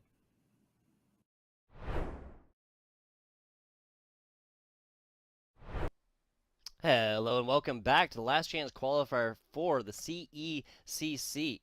We are looking at the Big Sky going down right now. We have a little bit of a preview there from Weber State and University of Montana. They'll be playing this is the last match of the round robin, folks, but they are both numerically guaranteed to go forth into the grand finals. Both of these teams 4-0 so far. The Bobcats, Sac State, both 2-0. So, obviously one of those teams will win their games and then go forth, but not have enough to punch that ticket to the grand finals here. FBI Tugboat Hill, Monkey Man, how are we feeling? This seems like it was a fated duel that was just going to come up no matter what. It just so happens to be maybe 2 times in a row, and it will be 2 times in a row. So I do wonder how these teams are going to treat this first matchup. We could see a lot of memes, could see a lot of just messing around, because you don't want to lend or tip your cards a little bit too far forward. I know that you're over near Vegas, so you've seen a lot of bets, so you don't want to give it all away, but you want to at least test yourself a tiny bit, knowing that you have 2 best of 5s in front of you. You don't want to expend all the excess energy, but you definitely don't want to give your teammates some extra, false hope, if you will. False hope, information maybe gained here for this first best of 5. Or maybe we just see like 2 absolute throws, right? Like neither team score for like 20 minutes or something like that, not willing to give up any information as to their plays and positioning early on. No, we're just kidding around, of course. University of Montana. That is, of course, your High Crew, your AZ, and your Okie Finn taking on Weber State. That is your Sad Boy Juice, your Nova, and your Rivers coming on into this one. I'm starting to think it's theirs. Is it yours? Yours, Well. theirs, ours, we's. I don't know. Well, we're gonna see who owns it really, but this opening game looks like they're very much taking their pace of play to an upper level, and you know that that's going to be something that they'll be able to carry over, not just between games, but between series, because they will have a break that will extend between round robin play as well as grand finals play. And again, that's going to be a big qualifier because this goes into the esports stadium in Arlington, Texas for the CECC. So that's going to be big on 6th and 7th of May. So make sure that you get all that extra information. You can go to basically the website. I think it's what, collegiatesmg.com to be able to find all that. So make sure you do get it. And both these teams have a chance to actually be there. So get your Grizzly jackets, your Reba State Claw hand warmers? Question mark. I'm with it. Yes, no, but that's a great point, guys. They have merch available, and you want to be decked out down there in the esports mecca that is Esports Stadium Arlington, May 5th through 7th. You got Made Madness going on down there. March Madness, never heard of them. Never heard of them. Oh my god, AZ. Almost! It's High Crew, though. AZ with the flashiest shot so far turns into a pass. And that pass turns into gold here, Monkey Man. No, every good missed shot turns into an even gooder pass. So just looking, doubly gooder. Doubly goodest, some might say, but that also is just a good bit of practice for High Crew to follow up after AZ is able to do everything from A to Z except to be able to put in a period at the end of the sentence. So this alphabet is stricken through. They will have another great challenge, and AZ finds another one, a little bit less flashy, but it gets the job done. AZ, A to Z, no Amazon necessary. 2 minutes into this one, that's going to be the second right here off of a fantastic header, as they'd call it in soccer or football, as most of the planet knows it. Is it football? Like, like football. You know what? Right? You know what? I'm gonna go on a little soapbox right now because I actually did some learning. Okay, It was called Soccer First. It was called Soccer First, and then as the United States started adopting it within that kind of general time frame, I believe it was like very early 1900s. When we finally started getting into it, everyone changed it up to football. We did the thing that was called first, so everyone be like, "Nah, it's football." Y'all just posers, okay? I don't want to hear nothing about it. All right. USA trendsetters right here. UK just a bunch of fakes. That's what I'm hearing. Yes. Oh man, that's gonna be a fantastic shot. Yeah, so this is Skeelar as well. Big shout out to the Twitch chat. Also, guys, normally we can't interact with y'all because sometimes you guys act like animals, you know? Yeah, I have to be moderated and whatnot. I appreciate your relative complacency and being cool people down there in chat. And again, do appreciate the pronunciation clarifications as well. Vendor Cascas, Vendor Cascas on the day. Being a productive member of chat, we appreciate you. Yeah, and honestly, you're just basically part of the main desk. So, shout out. You're basically a field analyst for us. So it really kind of helps us out. We'll set up your invoice for the esports you later. How about that? They pay by the year. So see you in 2024. Yeah, there you go. Gotcha. Right now, it's been a while too since we've seen Weber State be able to get anything on target. This has been all University of Montana. And they've had 3, and I do wonder about the Skeelar trade-in. They've obviously got the skills, and so, they just felt like they got some confidence running into it. So game number 1, they just want to test them out. I hear you. Oki Finn has been the player on the day, from what I understand, and just previous experience casting this team. Generally, that's the 3 starting few. That's High Crew, that's AZ, that's gonna be Oki Finn. But Skeelar coming in for this first best of 5 for our preview. Grand finals right here. The Treasure State, Montana, taking on the Beehive State with Utah. They often say that honey is like gold. Yes. So maybe be able to see a little bit of that transference, but it's really just been the miners of Montana that have gone in, been digging into those beehives, stealing all their gold. It's been pretty sweet for them here in game 1. And I can understand why they would bring Skeelar actually into this first game. If this series is simply your starter point for what will ultimately, this is our penultimate final before the big one, why not see who is the hotter hand? Absolutely. I'm 100% with that right here. And playing the sub, if that is what they are, again, we don't have full confirm on that, folks. If they, playing the sub here, it's kind of like that mental game at a certain point, right? Like, we'll take you this first best of 5. Now, are the mind games going down for Weaver? They're just like, hey, we don't care who you play. We're going to lose this first best of 5, so that we'll go forth and do something. Oh, my God. Holy moly. 5 saves for Rivers, but their mind is going to be on offense. How did this even happen? You had shot right there. Okay, Rivers. Yeah, fantastic, dude. Fantastic. This defender, Skeelar right there, coming in the newer player, sub or not, for the University of Montana, had a fantastic look at it defensively. When you get passes like that, it just don't matter. No, that's nigh impossible. The third man will also come up on the opposite end. So with 16 seconds coming up, pretty much done and dusted, but that's something to build upon. And if they allow Weber State to build some momentum with that going into the next game, well, they know that they can be able to get their passes off. Nova looking for a layback redirect that will never come. So Grizzlies get it done here in game number 1. They establish tone, they establish pace. Apparently also O'Keefe had to go to work. So, they have proven when they bring in Skeelar, the sub, that everything's still really just easy for the Grizzlies. So they've 17 shots, by the way. Just stopped the, the Beehive State right in their tracks. Yeah, hey, it makes sense, right? Because what we know about bears, if Winnie the Pooh is to be believed, is they love honey. And honey comes from bees. They're just going to have to get it before it goes bad, right? Ha ha ha ha ha. Because honey never goes bad. They literally find it in like Egyptian tombs and stuff like this. And once you clear the dust off of the top, you can literally put a finger in and eat it. It's like honey is literally like a scientific. Yeah, honey never goes bad. You didn't know that? Like it literally never goes bad. Huh. It is like a scientific like anomaly, right? Like pretty much everything else, gets fungus or bacteria, whatever else like that. Whatever it is. Honey is going to be the name of the game here. Weber State, taking on the University of Montana, is going to be dropping game 1 in a 4-1 scoreline, but who knows if this is going to be the preview to this. Now, I got to say, Weber State's shot, their one goal right there, was much flashier than a lot of the goals the University of Montana did put up. If style points count, I think Weber State, wow, especially in game 2, going to be making a real solid performance. Both of these goals so far for Weber State across games 1 and 2 have just been incredibly flashy. Like, look at this. Yeah. Sad boy just threading the needle right there.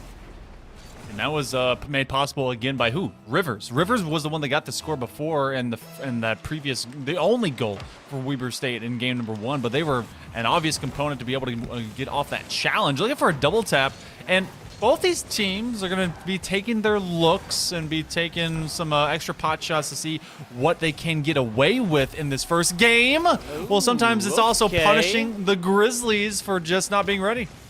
Yeah, so that's going to be 3 really earned goals here for the side of Weber State. Now, yes, Skeelar was there. This is a technical own goal, but it is made in the pursuit of defense. I will always forgive pursuits in the name of defense. High Crew wins this 50. Nice shot down bottom. Nova right there. Gets a little bit of nose up on this one, and now it's a pass on into Rivers across the middle. Sad boy. Good God, dude. Weber State, again, if style points counts for everything, they're up by 1,000. Yeah, they've been able, it's basically whose lines it anyway, but they in fact do matter because they give themselves so much confidence. But High Crew, you were saying that it's not, the style isn't there, it's just execution. Well, Rivers ends up kind of pit maneuvering himself, trying to land, looking for, I think it was a wave dash just to be able to gain some speed into the corner. Well, they take themselves out of the equation. The defense did as well, so Weber State does allow one to go over to Montana, and Skeelar trying for one more. They can't get a flip reset, so that one is no more threatening as we go through the first minute with 3 goals shared between these teams. And it's not for lack of trying. There's an incredibly high scoring first minute or so. I mean, 5 total shots in the entire 5-minute first game. 4-1 scoreline again it was, but now already 3 of them, and not even a minute and 20 seconds or so. A lot of pressure now for the University of Montana against Weber State as well. AZ gets, what a bump right there. Hey, again, folks, that's what we're talking about when you don't necessarily need to always have like these huge demos, these like, you know, fast flying, high crashing demos. You just get a little demo, like a little bit of bump right there, and it still negates the capability for the other player to come forth, make a play on this ball. Yeah, I think still had their foot kind of left after that, so they get not only pit maneuvered but also just jumped around. Crew and Skeelar leaving AZ on an island, but if there's ever someone you could trust more, I don't know who they are. AZ already looking for a chance to take down Nova as well, as they getting bullied, bumped, and bruised before they come back upfield to try and do the same thing to Weber State. What a strike, but what a save by Sad Boy Juice, as Skeelar is trying to put some heat behind the ball. Speaking of heat, that's going to be not one but two Montana members coming up at this one. The Grizz just absolutely whiffing at that one. We can kind of watch this right here. Like, you know, AZ gets a really weird touchdown bottom, and Skeelar gets nothing more than a front row seat to this ball getting taken away on the inside pass. Now, a 3-1 lead for the side of Weber State. Squad from Utah, the Beehive State, going to be coming into this one with a solid little advantage post-halftime. For the flick play and trying for the putback is Skeelar. They're trying to see what they can do with open field space, because, I mean, collectively, this has been a much faster pace as well as more, I guess, just in-your-face pace that we've seen out of Weber State in game number 2. Game number 1, Montana was just the Grizzly Bears all over the Beehive and just kind of mauling them. Opposite of that, it has been these Wildcats just going crazy against the Grizzlies. Have really just been kind of scared back into their cave, looking for a challenge, and Nova baiting that one, but it will not be on target by AZ. Gotta say, that was Grizz with the Riz, if you'll forgive it, in game number 1. It seems like it is over, though. 100 seconds. Yes, esports keeps me young, or at least that's what I desperately cry to myself at night. Nova, solid hit on over, and Oh, yeah. Hey, guys, in a very serious, like, literally non-jokey way, it is so cool for parents to, like, be showing up in chat. Like, AZ Rocket Mom, I believe I've seen this spectator in chat, like, I'm really stretching. I'm being serious here, folks. I'm really stretching to try and think of a time I've casted the University of Montana, and AZ Rocket Mom has not been there. It's so freaking cool. You know, I make jokes about being older and yada yada. Yeah, 31. But collegiate esports simply wasn't a thing then. It would have been so freaking cool to have that same kind of support. Oh my God, AZ! I think you know that I'm talking about him. That was fantastic ball handling. Into my soapbox, folks. I just think it's super freaking cool that y'all are here. Okay, that's all I'm saying.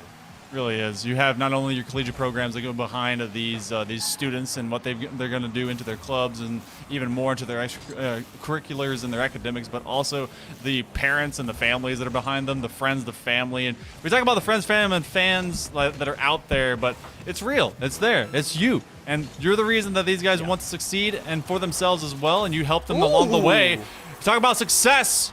The Grizzlies, they find another one. They've had to really grind out through this pepper mill, see what they can be able to get. And though it was awkward, they make the best of it. And High Crew finally going high velocity as they stick around. And with less than a half minute remaining, we got ourselves a ball game. Yeah, gotta say, this is Weber State all day long in this game 2 until we hit our 26-second mark. You know, score difference of 2, that insurance goal purchase, but now that is over. We're going to be looking at 15 seconds left on this one. And still a sudden, if the scoreline remains the same, look at a little sudden death situation afterwards. The Grizz are going to try and keep this ball aloft. A little bit of volleyball action, right? We talk about how other sports within the great game of Rocket League, you know, we'll call it flying car soccer. Oh my, that was last second. AZ, up to it. Decent goal. Double commit. Skeelar can't quite get on over to this, and Weber State is going to be taking game number 2. You got a tied series going to game 3, and that we haven't seen that since the first series of the day. So everything else has been, you know, one and then kind of a gentleman's reverse sweep in the first series. I think those Sac State and Montana State, and then into this one, it's very much the same. But we go to game 3, undecided, which is great to see. But also, you know, we were talking about this is the penultimate final between these exact same two teams, Tugboat. So they're taking their turns, finding out who's the striker. Really have been unafraid of truly playing the series out, which is awesome because they're getting their reps in and they're not going to be caught just being too sleepy at the wheel, caught messing around. You have sometimes that you can be able to play with it and you know, all right, we still got another series coming up, but that doesn't mean that we're any worse for wear in a competitive standpoint. So game 3, honestly, I love the rebound by both teams because you even saw it at the end of that second game by the Grizzlies. Yeah, so we'll see if they're able to keep this one up in game number 2. A 3-2 scoreline, obviously way closer than a 1-4 scoreline, but regardless, I think we're getting a lot of back and forth. It is once again the premonition of our grand finals. Nova, solid hit. That was a perfect pass to Sad Boy Juice, but couldn't quite get that angle on the inside. That definitely would have been the first goal, though. And Crew apparently got the daddy-o in the old supporting kind of fan box, if you will. So shout out all the moms and dads, of course, because not only for this sport, but it's an esport, and that's been these recent years that there's been a lot of uptick in a lot of this that happens at a scholar level. So shout out for you guys to be able to just kind of do that. My mom even tells me, "Hey, you still yelling about games?" And I'm like, "Yes, Mom, still yelling about games." I'm 34, so that's still happening. Yeah, I'm gonna stop looking at chat. I'm getting a little bit emotional here, dude. Like, it just wasn't possible when I was, what I'm saying, like, especially as a caster and stuff like that. You kind of touched on it. Like, my parents weren't exactly supportive of my idea to go scream about video games for a living. I was 26 or whatever, and getting. Yeah, I'm just gonna stop. I'm gonna get it worked up. 3 minutes, 37 seconds here. No scores on boards quite yet. Nova finds the demo, and then the transition. Shot down bottom. AZ, a big hit right here, as Haiku now taking it onto the other side. Great catch and pitch.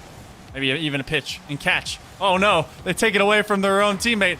Bit of a bouncer. And Rivers, though they committed some sins, they're able to at least get a chance back. Haiku reset from the ceiling, and Montana's not able to make the best of it. They actually had some chances, some slow looks, but I guess slow execution really kind of plays against you.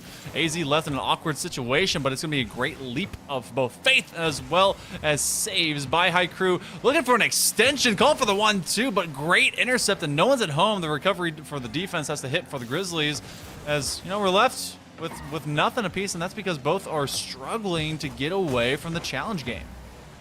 Challenge game indeed. Sounds like a TV show. If it was a TV show, this would be an even contestants right now. Halftime, still 0-0s. Solid hit right there, like you said. Sad Boy Juice. Again, style points counts for everything. Weber State is rolling in style. They're trying to keep themselves consistently uptick, which I like. They're not going for the simple plays, but they're trying to just challenge their own mechanics as well as to what the Grizzlies want to do in response to them, and that's something that they can take from this series to the next one. Ooh. A shot that could scream around the crossbar. It does clang, but that doesn't do much more than ring, and though that does sound like a chime, the bell isn't rung for being complete, and that one is just a great win, but Nova fills the gap. Yeah, that's a solid shot into the transition. Rivers up and over. I think that was manipulated there at the end as well. So 100 seconds to go. No scores on these boards. Haiku running it down left side. Oh my God, what a topper on this one. Great flick. Get the touch, be able to trap it. No one challenged up because you saw that rotation by Nova. They've been skirting that sidewall and corner, flying to the net to try and just desperately work into position. But because you come off of that rotation, you're basically being chased by the ball handler, and you're leaving your one teammate in a defensive near side post position that they must win or else they're screwed. And hey, that's exactly what happened. So great flick. Haiku has been that striker. Maybe another opportunity. No one crashes though, as Haiku does stay back just to secure this midfield. They're securing a little bit closer defensive performances. AZ right now kind of comes from corner play, passing balls to themselves, but Weber State just covers this one up. Gotta say, I think we're looking at our final scoreline right here, dude. We've seen so many shots attempted. 60 seconds left right now. Obviously, still opportunities for Weber State, but there's just been nothing going, nothing doing here in this game number 3. And again, nobody losing a series, nobody getting eliminated from a grand finals off the back of this game number 3 as well. Tied series we go. And I'm so glad that we again kind of have that premonition of the grand finals. Shout out to Oki Finn as well. Said they had to work. There's other Rocket League fantastic game, Collegiate Sports fantastic. There are other priorities in this life, and Oki Finn is paying attention to them. Yeah, and what's even cooler is that because this is basically a required scrim to end out our round robin play, that gives Skelar plenty of time to get in proper game pace and rotation with his teammates. If he has to sub into that situation, then this is probably the best case scenario for that to happen. With only a few seconds remaining, maybe one extra to try and get this, but like you're talking about, this seems like it'll just stay 1-0. One big challenge. Can anyone dive through? They're trying, but Sad Boy Juice comes up a little bit short. High Crew got all the dimes, and they're trying to make sure that this one stays, but it will not. As this one goes in favor of the Grizzlies, they'll be on match point for our last match of round robin play. Yeah, so this is going to be now mild advantage over onto Montana right here. And like you mentioned, playing with the sub right now. Love to see it. Love to see it. Kind of getting everybody an opportunity to compete in the spotlights with the stream pressure and whatnot right here. Because, as everyone knows, once we start talking about it, everyone just starts freaking out, right, Monkey Man? We're just the greatest things ever. Now, big shout out, CEC, Big Sky.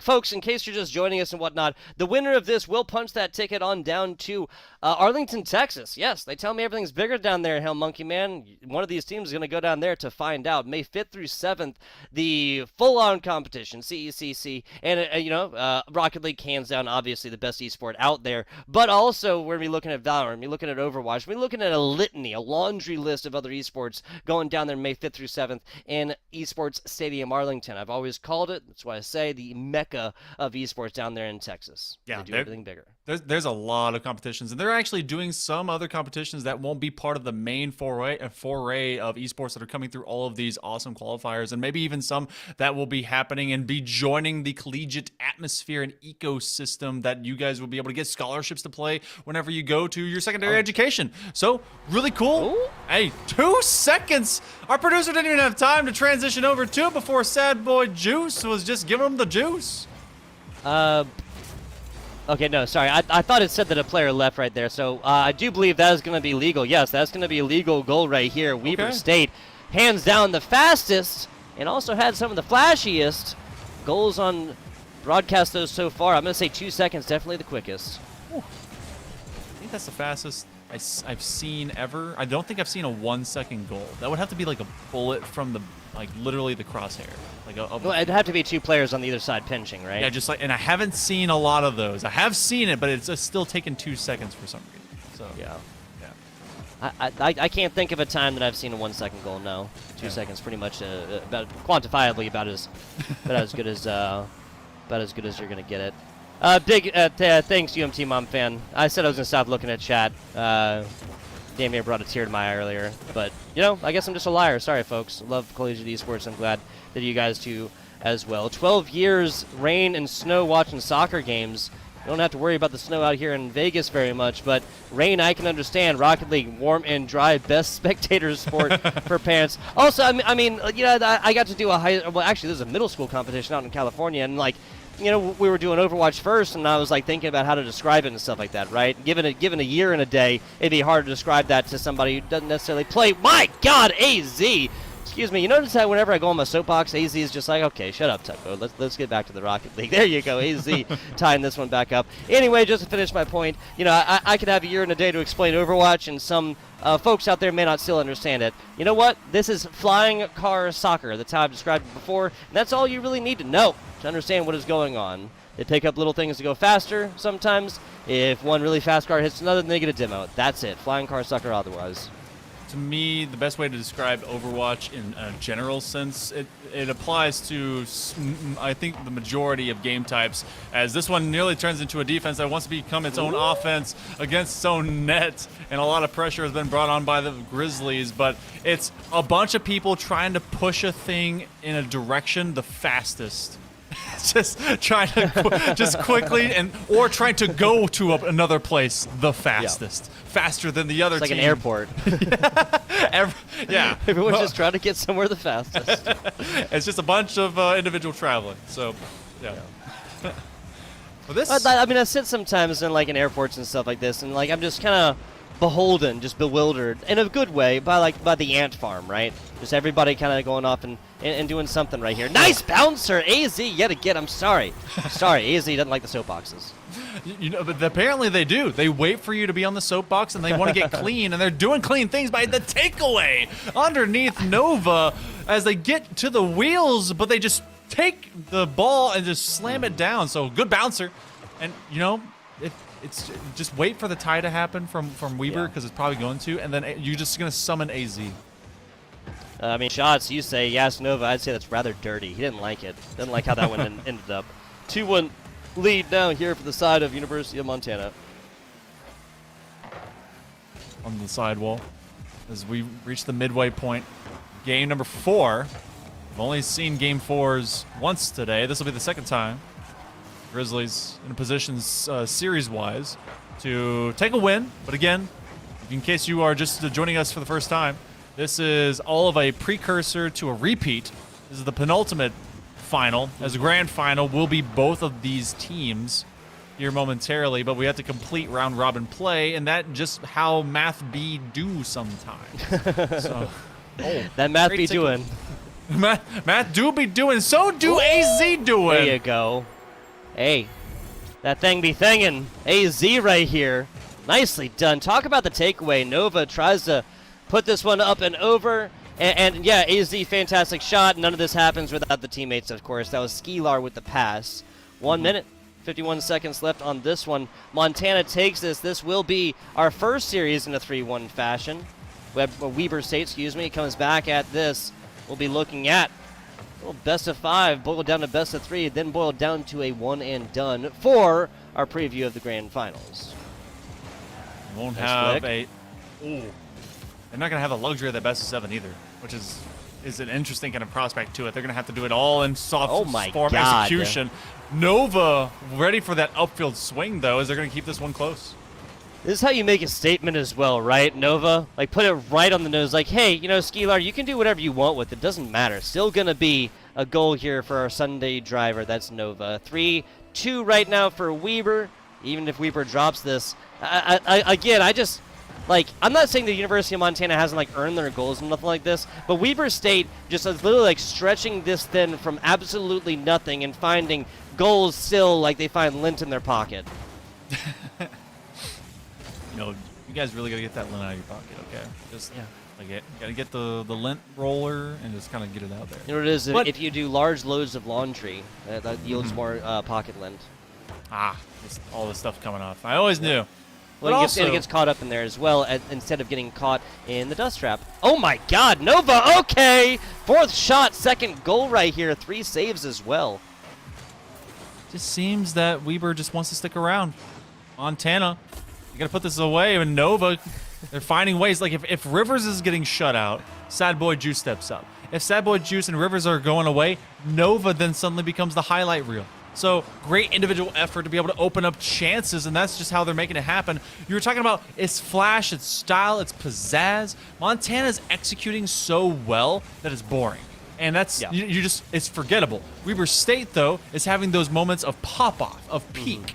And you want that to be consistent, because that's what's going to happen if they're going to make it to the CECC Grand Finals. And now they're really bringing the pressure on. They want a Game 5 for this penultimate final. I would love it. I would love it. 22 seconds left. Now, we got plenty of Grizz fans. Oh, there's the bouncer! Weber State and Sad Boy Juice. 20 seconds left at a 4-3 scoreline. Now, we love our collegiate fans, of course. University of Montana's got plenty of those in chat. Now, Weber State, I need y'all to rise up in this chat. I need y'all to come here, make yourself known. Let it be known that your state, your college, excuse me, going to go forth and take this one. If that's what you believe. If you don't believe it, then, you know, don't say it. I mean, Utah pride, right? That's how it works? Oh, my goodness. Right. Trying for another one of Sad Boy Juice, trying to be happy time apples. But no, with another putback, they continuously are just making this waterfall. That's a double commit. Third man isn't there. Now the strike is another big save. It's just volleyball. Ooh. They're playing off the crossbar. Weber State is going to force us into a Game 5 of what is a series that doesn't even count, but you know what? It counts for something because there's momentum and energy in a push. They're realizing what can get to the back of the net, and it's apparently just great mechanics.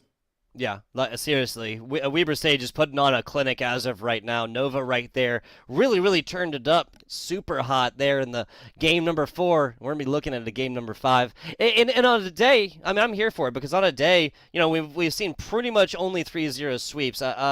Taking a look at some of these rounds, yeah, so we had a 3-1 in our first round, all 3-0 sweeps in round 2, all 3-0 sweeps in round 3, all 3-0 sweeps in round 4, and now coming in here as well. Also, results for you guys, MSU Bobcats do put down the Vandals out there from Idaho 3-0 fashion, just to give you guys like a nice rounding out of that. Well, what am I going to do at this point is go ahead and put the Battle 5 there. You guys can follow along into the into the bracket as well and kind of keep up with these. Obviously, at this point, pretty much done and dusted. But if you want to see the results and whatnot, there it is for you. Big shout out to our sponsors over here, ZipChair. Guys, head on over to zipchair.com to elevate your gaming experience today. Because as we all know, you know, you can be a good player. You can have the flicks and the nice, really like speedy movement abilities and whatnot. But at the end of the day, it's all about what you're putting your butt into. My goodness, good God, University of Montana and High Crew take a flashy one. I think they got tired of us saying the Weber Stage goals were more flashy. I mean, they definitely want to showcase that they have that ability, and they've been able to do that against some opponents. That's something that they've no doubt been able to kind of establish themselves with. However, it's just something that has had more opportunity to occur for Weber, as they've been allowed a lot of open field. Montana's been able to kind of grind through, kind of dicing and dissecting in small pieces. And then you have these individual moments. AZ from end to end. Ooh, there you go. Man, just making it work. Yeah, you're going to have to put some extra postage on that one next time, AZ. Otherwise, that won't get delivered. My goodness, talk about a long shot right here. Sad Boy Juice, Nova both have solid opportunities at this one. And it is all for naught. University of Montana purchases the insurance goal 45 seconds into this one. The policy makes its name heard. Oh my goodness. That was just, look, AZ making sure we don't forget about them. Soapbox or otherwise. They are here to play. And Montana trying to keep up this lead. They scored 2 inside the first minute, but we've seen comebacks by Weber State. They got 1 in the previous game. I think at one point it was, 3-1? Yep. And they ended up taking it 4-3. So this is a team that can bleed, and maybe they did so with some purpose if they want to get some extra practice. 5 games of a best of 5 to really practice for the final. That's kind of a boon, honestly, if you think about it, Tug. Yeah, no, I'm 100%. 100%. Like, that was almost a free open goal. Okay, Nova continues the centering positions right here, Sad Boy Juice. But yeah, no, a fantastic point, Monkey Man. Oh my God, High Crew yet again. The dad buff in chat showing its face right here. High Crew, my goodness. Of course, this doesn't happen without AZ as well, but that is upper 90 all day long, like it is hot outside over the summer. That is an absolute bang. And that's one of those that you turn on and you hope that is just going to be on target after you connect on your nose. It's like, all right, I'm swinging, and it's either going to the fence or it's going to go above it. Who knows? Sad Boy Juice with the passing play, and Weber State has not been really able to touch this ball, and University of Montana would love to continue those kinds of reps and pace to keep Wildcats, Claw Gaming, from being able to find much success. Rivers has considerably slowed down as well, and you know they want to take this final game with some ownership to it. They want to be able to get back into rotation, because it's been a lot of just individuality to open up these moments. There have been some passes, but we saw a lot of Sad Boy Juice and Nova having to step up, and Rivers was that guy, and that one skirts around the bars. Skeelar. Oh, almost gets it done right there. Last man back for Weber State. Going to be able to come forth and provide that defense. Now, Weber State, wow, looking at a half game, no scores whatsoever. Folks, we have 4 scores already. University of Montana, no 7 years ago. We had 5 total scores in game number 1. We had 5 total scores game number 2. We had 7 total scores in game number 4. And continuing to follow the trend, we got 1 game. That game 3. That 0-1 game. Hey, don't worry about that guy. Don't worry about that guy. Again, the outlier. A very, very low-scoring game amongst very high-scoring games thus far. Yeah. It's always going to be just kind of one random just moment, but these two teams have been able to find ways to score. That's what they've done to the rest of the competition. So they're making sure that that is a well-known fact amongst all these amongst each other as well. Nova, just when you thought they had won, 2 minutes and still scoreless. The great push. Rivers should be able to just win this easy. They do. Wow, and it's okay. all about the just suddenness on this challenge, because that one should have been free, and Rivers just rotating up, just winning these whenever Montana just can't collect the ball. Yeah, so this is a little bit of breathing room, right? Down by 4, 2 minutes left. This is just a brutal look, regardless of the outcome of this, right? Not affecting the grand finals. We're looking at our two teams in the grand finals regardless, but this just brings it back and makes this so much more possible, right? A score every 30. Okay, never mind. A score every 30 seconds, I was going to say, is completely like possible, but now extending this one back to the 4-score difference. 109 seconds left on this one. Novo, solid performance on the defensive side. Just can't quite get this one foisted out. Got a chance, but they better suddenly find some offensive efficiency. But leave it to the Grizzlies if they do end up running out this clock, being able to get a few more scores. They've really established the pecking order between themselves and Weber State. A putback, a save that will not count onto the boards, and now this just becomes a NASCAR race as we're turning left, moving all the way around this field and looking for a very immediate turn. High Crew will turn right. A gasp. The NASCAR nation will fall silent, and maybe they'll be able to have to wait. But we're now approaching the remaining 75 seconds of play, and Montana and the Grizzlies, they want to be able to take this one. Oh my God. I thought Nova had like an extra jump. He got booped. Yeah, huge, big stuff right there. Again, demo's not always necessary. Bumps going to be coming in and getting the same amount. Don't tell Rivers that demos aren't necessary, though. Don't tell Sad Boy Juice that demos aren't necessary, though. Upper 90 almost hits it. Nova on the second, but it's going to be Rivers all day long. Winnable. Winnable. Every 16 seconds, if you can score, you've got a chance. And though they wanted that first one, the threat was there, and the putback is Rivers. So, every 16 seconds, that's all you got to do. Maybe 16 and a third. You've been granted an extra 0.3 seconds. Job well done. Easy. Just 16 seconds. Yeah, nah, no guys, our first Game 5 on broadcast is going to be, oh my goodness, that was almost it for Rivers. 16 seconds, how about 12? Not going to hit, though. Sad Boy Juice. Up to this one, backside, now to the middle. Skelar coming in, a little bit wonky on the come up right there. Dizzy on the come up. Or any turnover fans? Shout out. 15 seconds to go. I'm going to say this game 5 is done and dusted. The Grizz have put up a fantastic preview of what we'll be looking at next as the Bears make their swipe at the Beehive State, trying to find some honey. Be looking at the grand finals coming in here in just a little bit. 2-5, 3-5, 2-6, doesn't matter. Result all the same here for the University of Montana. I gotta say, I'm all here for the preview of our grand finalists here, Monkey Man. Yeah, this one's all about coming into the next series ready to go. Both these teams, they were very serious about it. Rocket League is all about memes. That's why Rule 1 and 0 exist. But these two teams, very, very serious about getting a keel and level approach of what they're going to have to do against these squads. Montana, hey, congratulations. You took the win that basically didn't matter. So, yeah, right, yeah, that's a good point. You did all the work necessary to this moment. But in this moment now, it's about taking and composing yourself, getting into that absolute competitive mindset, and they got to be ready for the next one, Tugboat, because this is the true finals qualifier. Got to be looking keen and mean coming to the grand finals here between Weber State and the University of Montana. Short break, folks. Get your water ready because this one's going to be a banger. We'll be back with you guys in just a minute. The athletics umbrella. We have one institution that perhaps by next year will be under the auspices of athletics, but most of them are in other departments across campus. Right. One of the things that has helped us is that we have support from the president's office. And so in order to participate in Mountain West events, you have to have an adult non-student administrator that oversees that, the eSport program. And that's where we get assistance with, eligibility checks and, what, please complete your roster, things like that.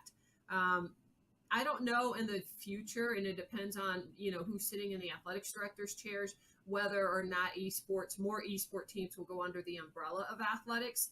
And I'm kind of indifferent in terms of whether it should, because I don't want esports to go down the road that some conventional sports have gone down with the NCAA. So we have a unique opportunity to kind of craft esports in a way that fits what esports is, as opposed to trying to fit it into a conventional athletics box, so to speak.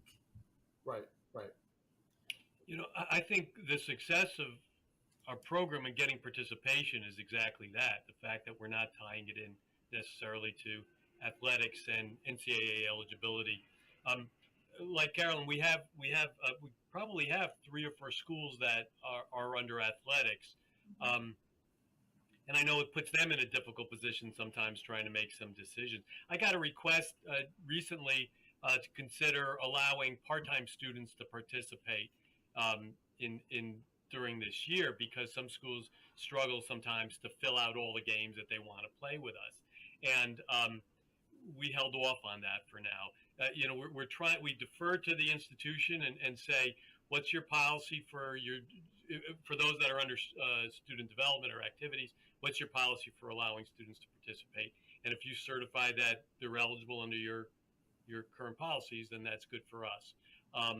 I also think, and I was part of some of the conversations early on with the NCAA years ago about the NCAA getting involved as a Division II representative, and I was crossing my fingers that wouldn't happen, just because I think this needs time to grow, and expand. Can I ask Rob a question, because you mentioned part-time enrollment, and one of the things that we've done here is that as a conference, we've just set eligibility standards, full-time enrollment, making progress towards your degree as the institution defines it. Are you guys doing something like that as well? Because we've gotten that part-time enrollment question and we've said no. Yeah, no, I don't think we've gotten that far down the line, Carolyn, to ask for that. I think we kind of put it on the institution, but we do say that the student has to be a full-time. Now, they could be a full-time grad student, but they have to be full-time as from what the institution decides. Yeah, our eligibility requirements are just as simple as can be. You have to be a full-time student in good standing. Yes. And after that, and that's about it. Now I think we wanted as few impediments to getting this thing rolling as possible in the outset. I do think as schools get more competitive, they will start to distrust one another, and that's why we have this 500-page NCAA manual, because schools distrust one another. But we're not there yet. Right now there's still a collective. Let's move this forward, and the fact that the NCAA is not administering it, I think, is really helpful to the growth of it all. And yes, we allow grad students. We don't even have a 4 or 5 year clock. If you are full-time enrolled for 10 years in good standing, you can do, and why not? Why would we not say that that's okay? Now, eventually, like I said, we may change our minds if the schools require it. They say, no, this is crazy. Look what they're doing over there. We don't like, but I think we're still a long way from that. Alex, do you have anything? Yeah, I mean, I echo everything that really Carolyn has said. You're gonna have to forgive me. What was the original question? It's been a minute. I know. I'm sorry. Well, just kind of what you set out to do, and then what maybe the realities of it are.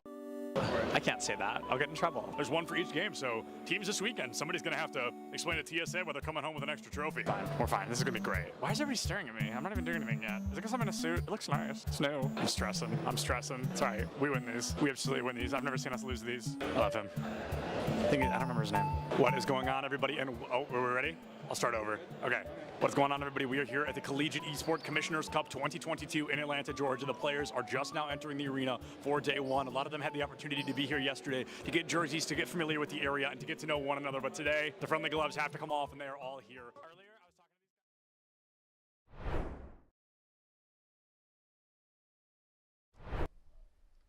Hello and welcome back, folks. We are looking at the CECC Big Sky Grand Finals. What you were just watching was a little bit of content action over there at the CECC Atlanta. And folks, I'd never say this is Septulence's face, but he's actually a really talented caster and a pretty funny guy. Now, again, don't tell him I said so. Don't tell him I said so.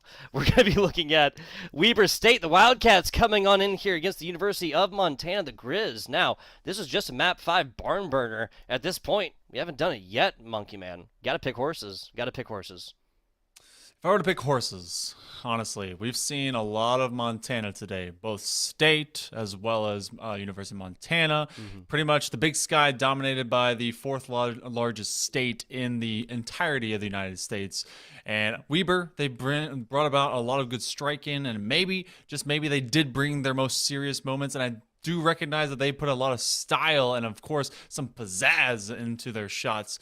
But I'd say consistency for me relies and lays with the Montana Grizz. I think they're going to be able to take this one. I feel like we could go the distance into a 5 again. 4 maybe where the job gets done. This is where, okay, did that playtime we had a moment ago in that penultimate meeting, did that give the sub and Skelar enough time to feel cool, calm, kosher, and clean with this rotation? But I think a lot of this relies in both High Crew as well as AZ to get the job done. Yeah, that's really where my mind goes to. If I'm looking at like the bare edge and like what players have played mostly on the day, Skelar, fantastic player, did fantastic stuff right here. But if we're taking mild edge, and to be honest, I'm bad copping it, right? We have our good cop over here. I'm going to take Weber State right now. We're going to be taking this one. I'm going to go forth and predict it as well. 3-1 victory. 3-1 victory here for the side of Weber State. In our predictions, that mean absolutely nothing overall. Does not, definitely, you know, there's no preference, nothing like that here. We just do it, provide a little bit extra content. Nova, almost. Solid shot right there. And that's Nova that has to also show up. If there's going to be anyone that proves me wrong and you right, it's going to be Nova, because they really stood up late in that game. That was presenting a lot of opportunity to get them into a Game 5 in the first place. And it was through a lot of individual dribbling, a great crash. High Crew, or actually Skelar with a big catch as well. But that's going to force AZ into a precarious situation to a 1v3. Now, this is just best of 5 again. We do not have best of 7, so the same rhythm, pattern, and all that you've seen all day long today for the Big Sky, they're going to have to do the same thing again. Rivers with a backflip. They've changed car. They want to make sure that they feel the best way they can, and that's going to be a big demo. Skelar is opening it up, and that's AZ that gets first blood in this series. Telling you, AZ is watching the broadcast, always showing up whenever I have anything to say against University of Montana. 51 seconds into this. Again, flashy goals indeed. Weber State definitely had those style points earlier. AZ snatches that title back. High Crew, they've been able to kind of fill into that second man position. They originally were the one man, now they're the initiator. Great catch though, and that's something that's been the takeaway. So Skelar is really able to assist with that, opening up opportunities for AZ and company. That's going to be off the wall. Big bang. Rivers looking for the counterplay.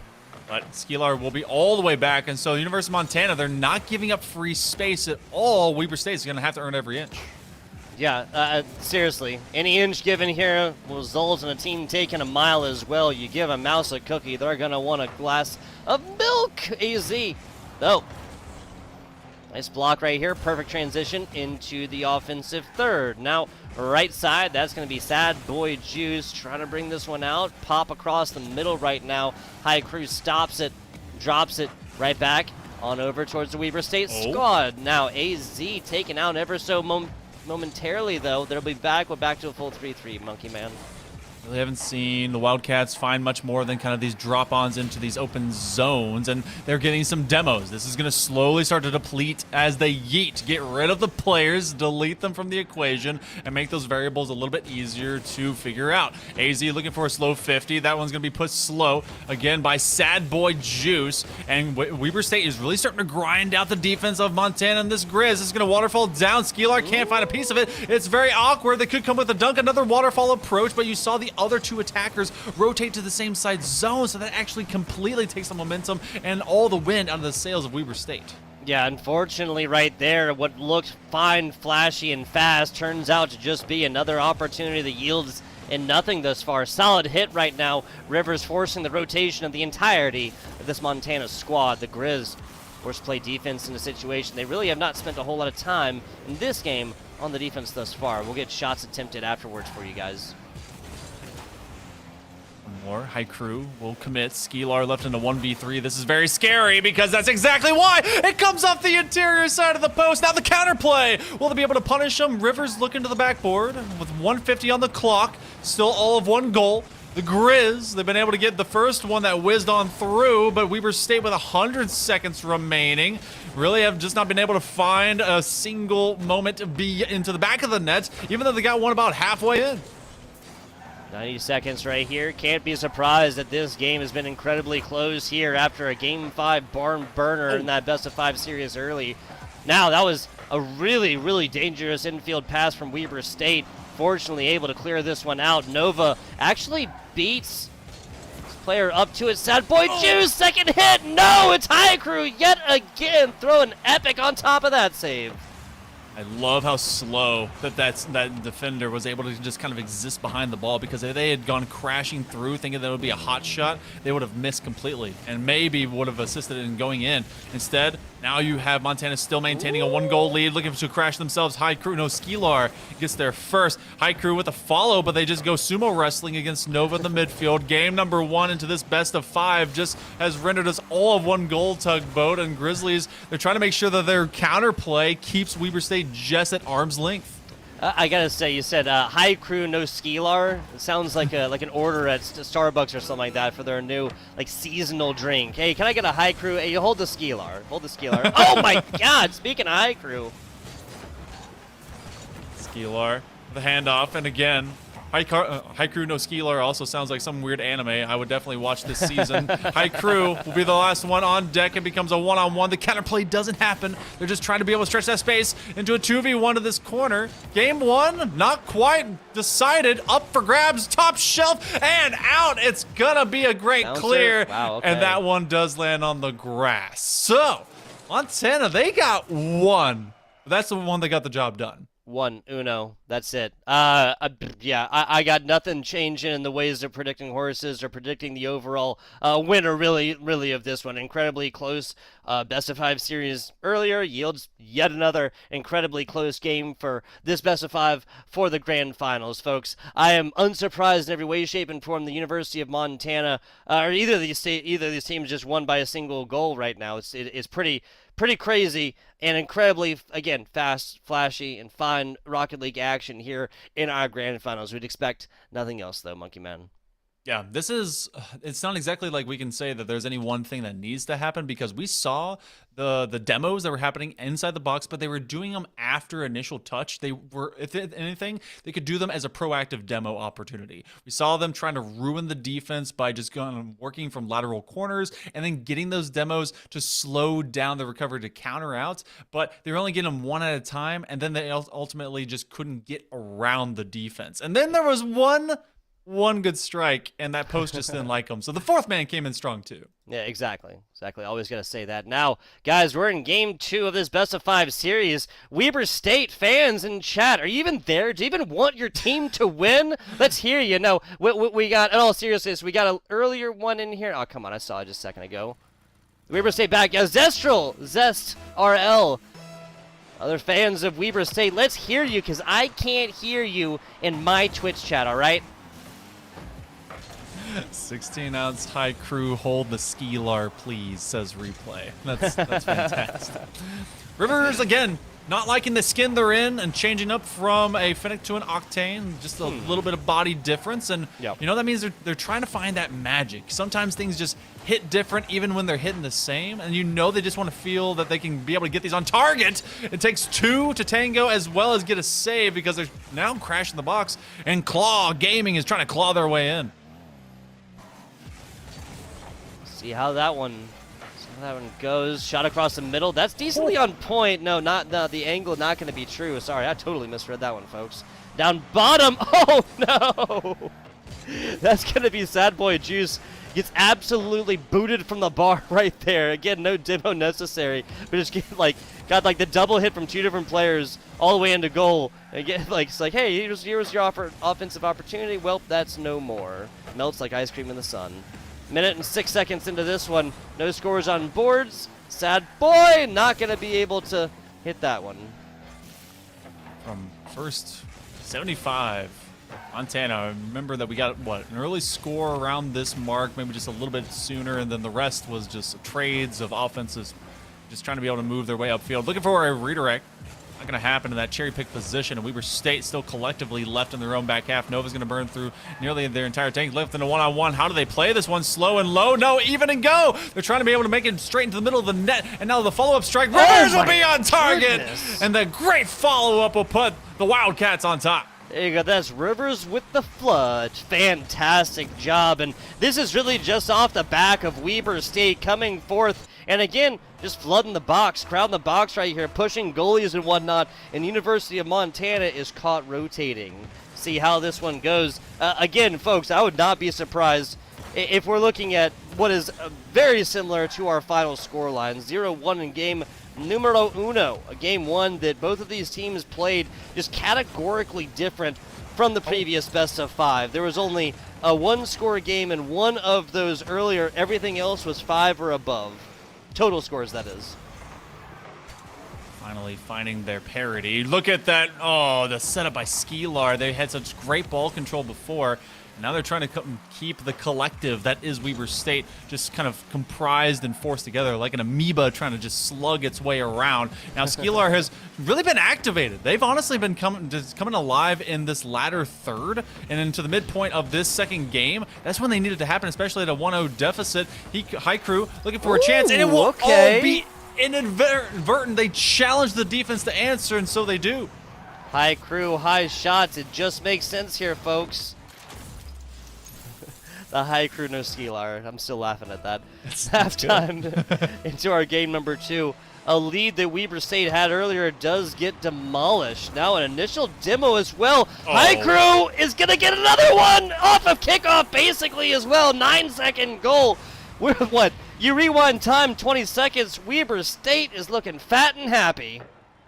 So is Haikyu's car. Just a bit too thick to get beyond. Just went up 1 of 50. Got it just huge on the ball. They're built different, built thick, and built able to win. So Grizz is able to get a second in a row. And big demos coming out. Honestly, this has just become a fist fight by the Grizz. Yeah, seriously. Seriously. A couple of saves there for AZ. Skelar, excuse me, going to have one of their zones, and yes, the double-double, folks. It's not just an In-N-Out burger. The double-double for High Crew. 2 in this game, number 2. Less than 2 minutes to go. Grizzlies would love to get to a position of match point this early in a series. Sometimes you see it at a 2-1 mark, but we've seen a lot of sweeps today, and it would be kind of weird to go to game 5 in our penultimate and then see this one be a sweep, but a strike on target. Great save by AZ. They were getting bullied by a drop-in from a Weber State attacker, and now another strike. That's going to go off the pipe work, though, and that will clang, but that bang does not ring the right way. Another shot, and finally, Rivers, they have to take this one top 90 to get it in. Yeah, this is literally just Rivers and High Crew on the scoring capabilities in this game, number 2. Everything else has been shut down so far, but Weber State was not going to be denied thrice on that one. All right. 80-some-odd seconds. Montana, they responded well. Uh-oh, Nova left a floater. They have to trust in their teammate to be a little bit faster. That was dangerous. Yeah, very dangerous. Very dangerous. You literally can't do stuff like that in the grand finals right here. Like, yeah, I'm talking about us getting anxious, and oh my goodness, it could happen, but really, I'll like, categorically cannot allow that to happen. Especially not grand finals. Especially not one that's so close, right? I mean, the tie game right now, last game just ended by 1. What's going on here, folks?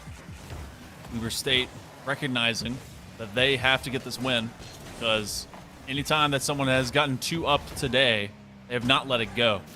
If you get 1, then it's basically all been decided in game 2. All these series today have been decided in game 2. Winners of those game 2s have been able to get it. Really good point, actually.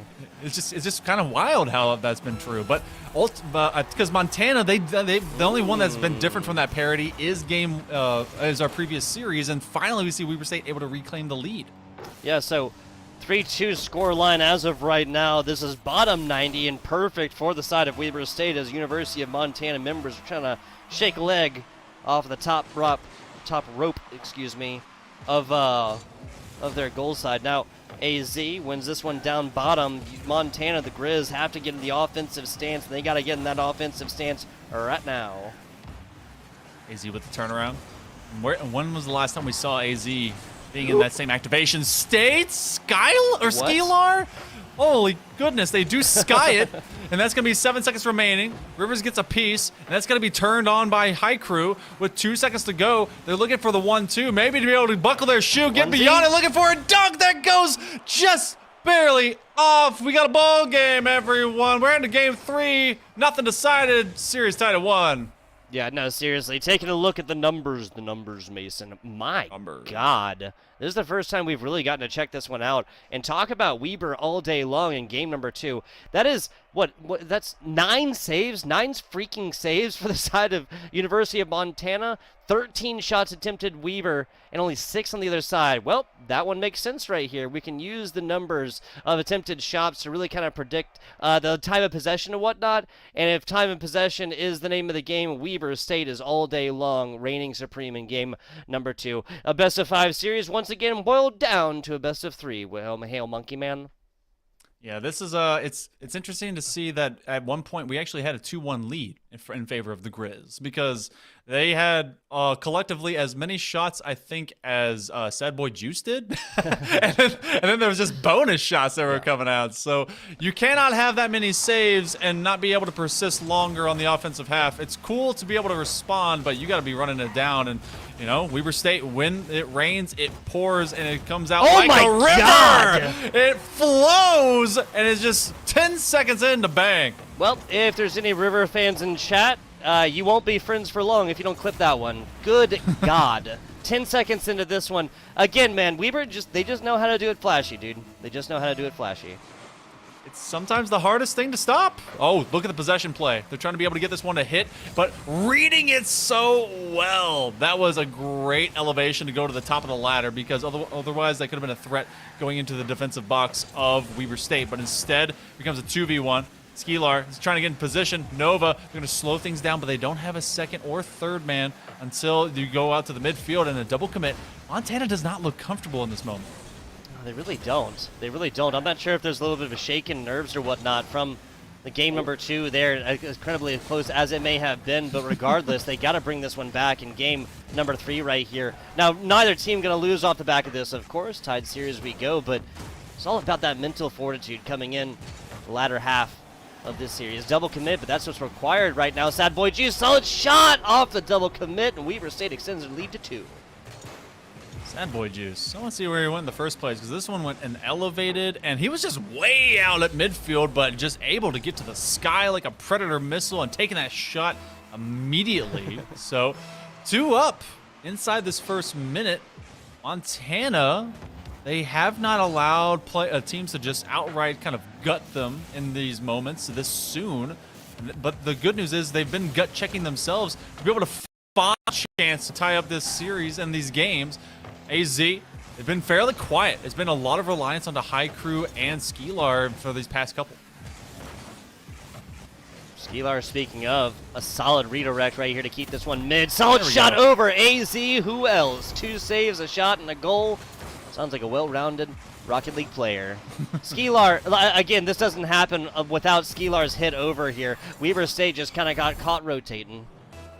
Skelar's done a lot to get themselves into these plays, and AZ continuously wants, to remind us in the booth that anytime we begin to hit X to doubt, that they will come back. It's part of their weapon set. X exists between A and Z, so thus they have to tell us what's up. Rivers, though, free double tap. They will not be able to adjust, and neither can Nova.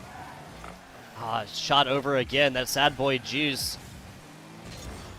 The shot right now run down mid until Nova interrupts the play as it is formulating. I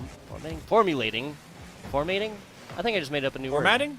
Word. It's like formulating and formatting at the same time. Yeah, I don't know. I'm going with it. You can decide the definition. I came up with it.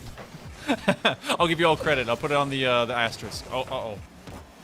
Maybe. Oh, brutal. Rivers, almost another flashy goal right here. Their 10-second shot in was hands down the fanciest of this game right now, possibly even the past couple of games. Now Sad Boy Juice continuing the offensive pressure right here. Rotations, big boost, and more for Nova. Rivers across the middle right now. This ball is spending time in the middle pitch like it bought a condo there. Oh, too much extra sauce, and that's just like an unwanted guide staying at your Airbnb. You want them to get out of the house as quickly as you can. That one moves all the way upfield. 2 minutes approaching here on the clock. And Montana really hasn't been in the same headspace when it comes to rotations. They've been on top of each other, but they've been looking for some of these cheekier passing plays and looking for these challenge plays to persist. That's one right there, and that will happen. They do isolate the defender as they rock him into the corner, and that's just great recognition where that ball's going to go. Yeah, quite literally like the example of the isolate offense, right? We hear about isolate defenses in American football all the time. This is the exact opposite of that, and a perfect job from the Grizz squad to tie this one back up. 2-2, and I'm not talking about dresses, folks. Also 2 minutes here on the clock as Rivers puts this one up and over, but Skilar with a fantastic shot to keep this one onto the offensive pressure. Bounce plays, Skilar right side. Always kind of playing that that waiting in the wings position, right? Cue the Jaws music. Skilar will bite. Yeah, they're going to be... They're looking for that one to go from opposite edge, but Skilar is that guy that's trying for the extended offense. Even if it doesn't hit, just keeping that clock ticking and keeping all the boosts coming out of the tanks of Weber State and their defense keeps them from having a limited offense altogether. The bounce, Rivers, actually allows it to go to high crew, but it's going to be Sad Boy Juice that gets the takeaway. Nova got the demo. That means Skilar is gone. That's off the rock. That's an open net. What a save! Oh, it doesn't last long enough, though. Rivers is able to get a third. That demo is what made this play possible. Wow. Yeah, this is a pickup like he ordered it off his Amazon. Rivers right here. Skilar with a fantastic read on that. That is the difference of like, a couple milliseconds, right? They can get the flatter side on there, more of the turn, more of the angle, and we still be looking at a 2-2 game all the way up. AZ taking him out. Talk about Predator missiles. Oh my goodness, another shot and continued pressure from Sad Boy Juice. High crew, flip reset. He's going to have it in his back pocket. Great extension. Just gets to carry it. That is just like you do it in free play. No one going up there to challenge him. Nova's on the ground and then keeping it right above. Oh, that's just perfect execution to get these Grizzlies back in the game. Perfect handling skills across the air right there. Acrobatic as well. Upper 90 perfectly slotted, and that's a fantastic way, like you said, for the Grizz squad to bring this one back to the tie situation, Monkey Man. You got to keep doing that, though, because Weber State, they've been able to just punish them whenever they have these positions that just have like a wide gap, and they've been able to otherwise create offense. That's one of the what better teams can do. They can create when there is a lack thereof, a deficit. We may be seeing overtime here in game number 3, which is very important because that gives you match point for the remaining 2. Sad Boy Juice, he's out challenged. That's gonna be AZ.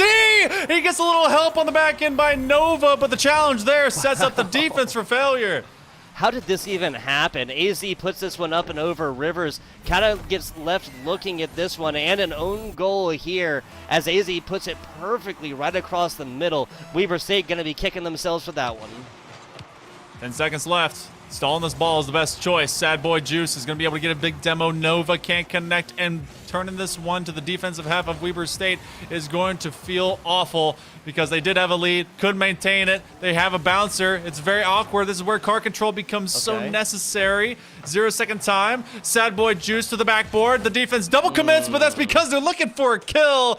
Your Grizzlies are on match point heading to game number 4 for the Big Sky Division. Yes, they are, sir. Yes, they are. My goodness, an incredibly close best of 5 gets us the exact same here in the last. 8 shots attempted from Rivers. They come out 2 goals and assists to boot. That was the incredibly flashy and fast play earlier, but even our shots attempted, that's 9 total for the side of UMT for the University of Montana, 12 on the other side of Weber. So this is just more so a situation of quantity versus quality, right? UMT far less, but still spins more gold from it. Yeah, and this is also a moment where we still have more saves for the likes of Montana. But like you said, coming away with things on target, to be able to create and just force this one through the Weber defense. The same was true off of a couple demos, and they were operating at such a level that it almost looked like Grizzlies weren't able to catch up. Instead, though, they were able to find one hero moment, and that may be the only one they need. They go to game number 4. This is for qualification stakes into CECC.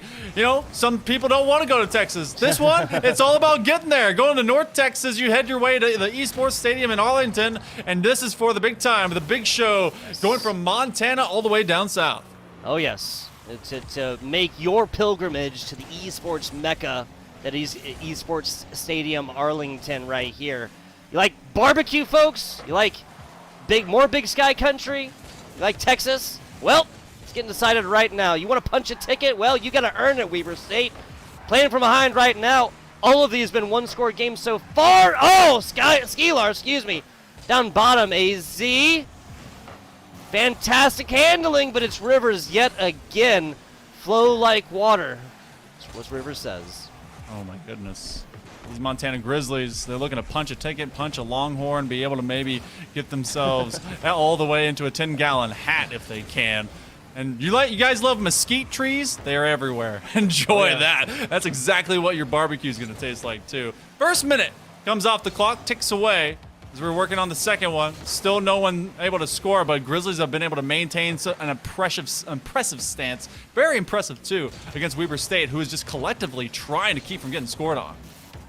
Yeah, I mean, I agree with you, but at a certain point you have to like you can't be reactive, right? You have to be proactive. You have to be playing your own game instead of just constantly trying to get something back from the other side, right?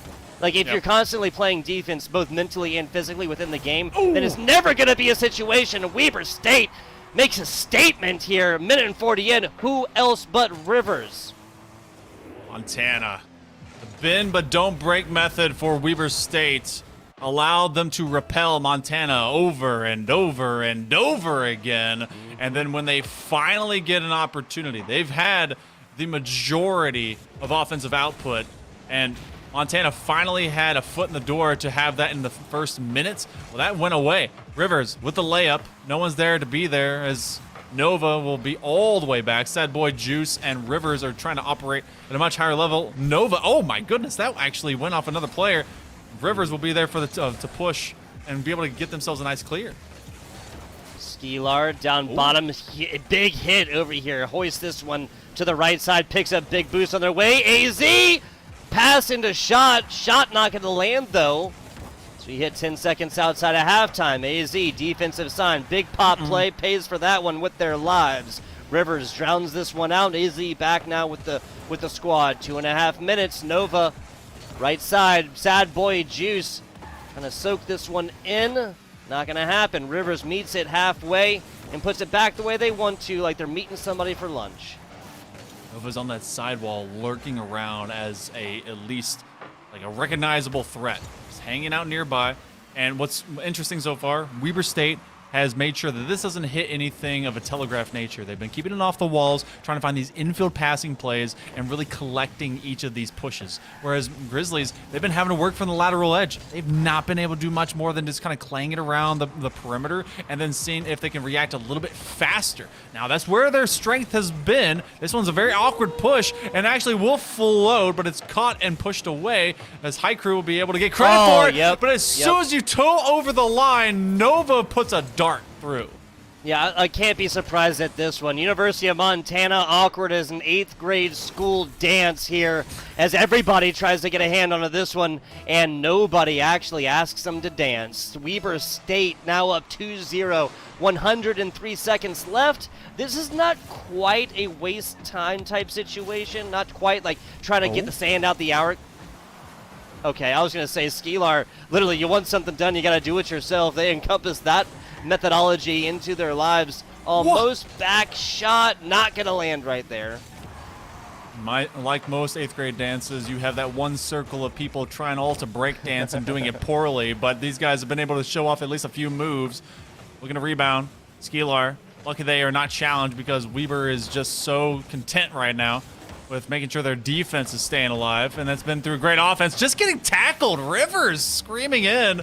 I'm trying to be that big boy throwing the kids into the lockers. AZ, they're going to slow air drag this one. It's not a favorable 50 as it does go to the opposite corner. And Montana just looks like this honestly looks like they're kind of in free play mode, just playing for ball possession with themselves.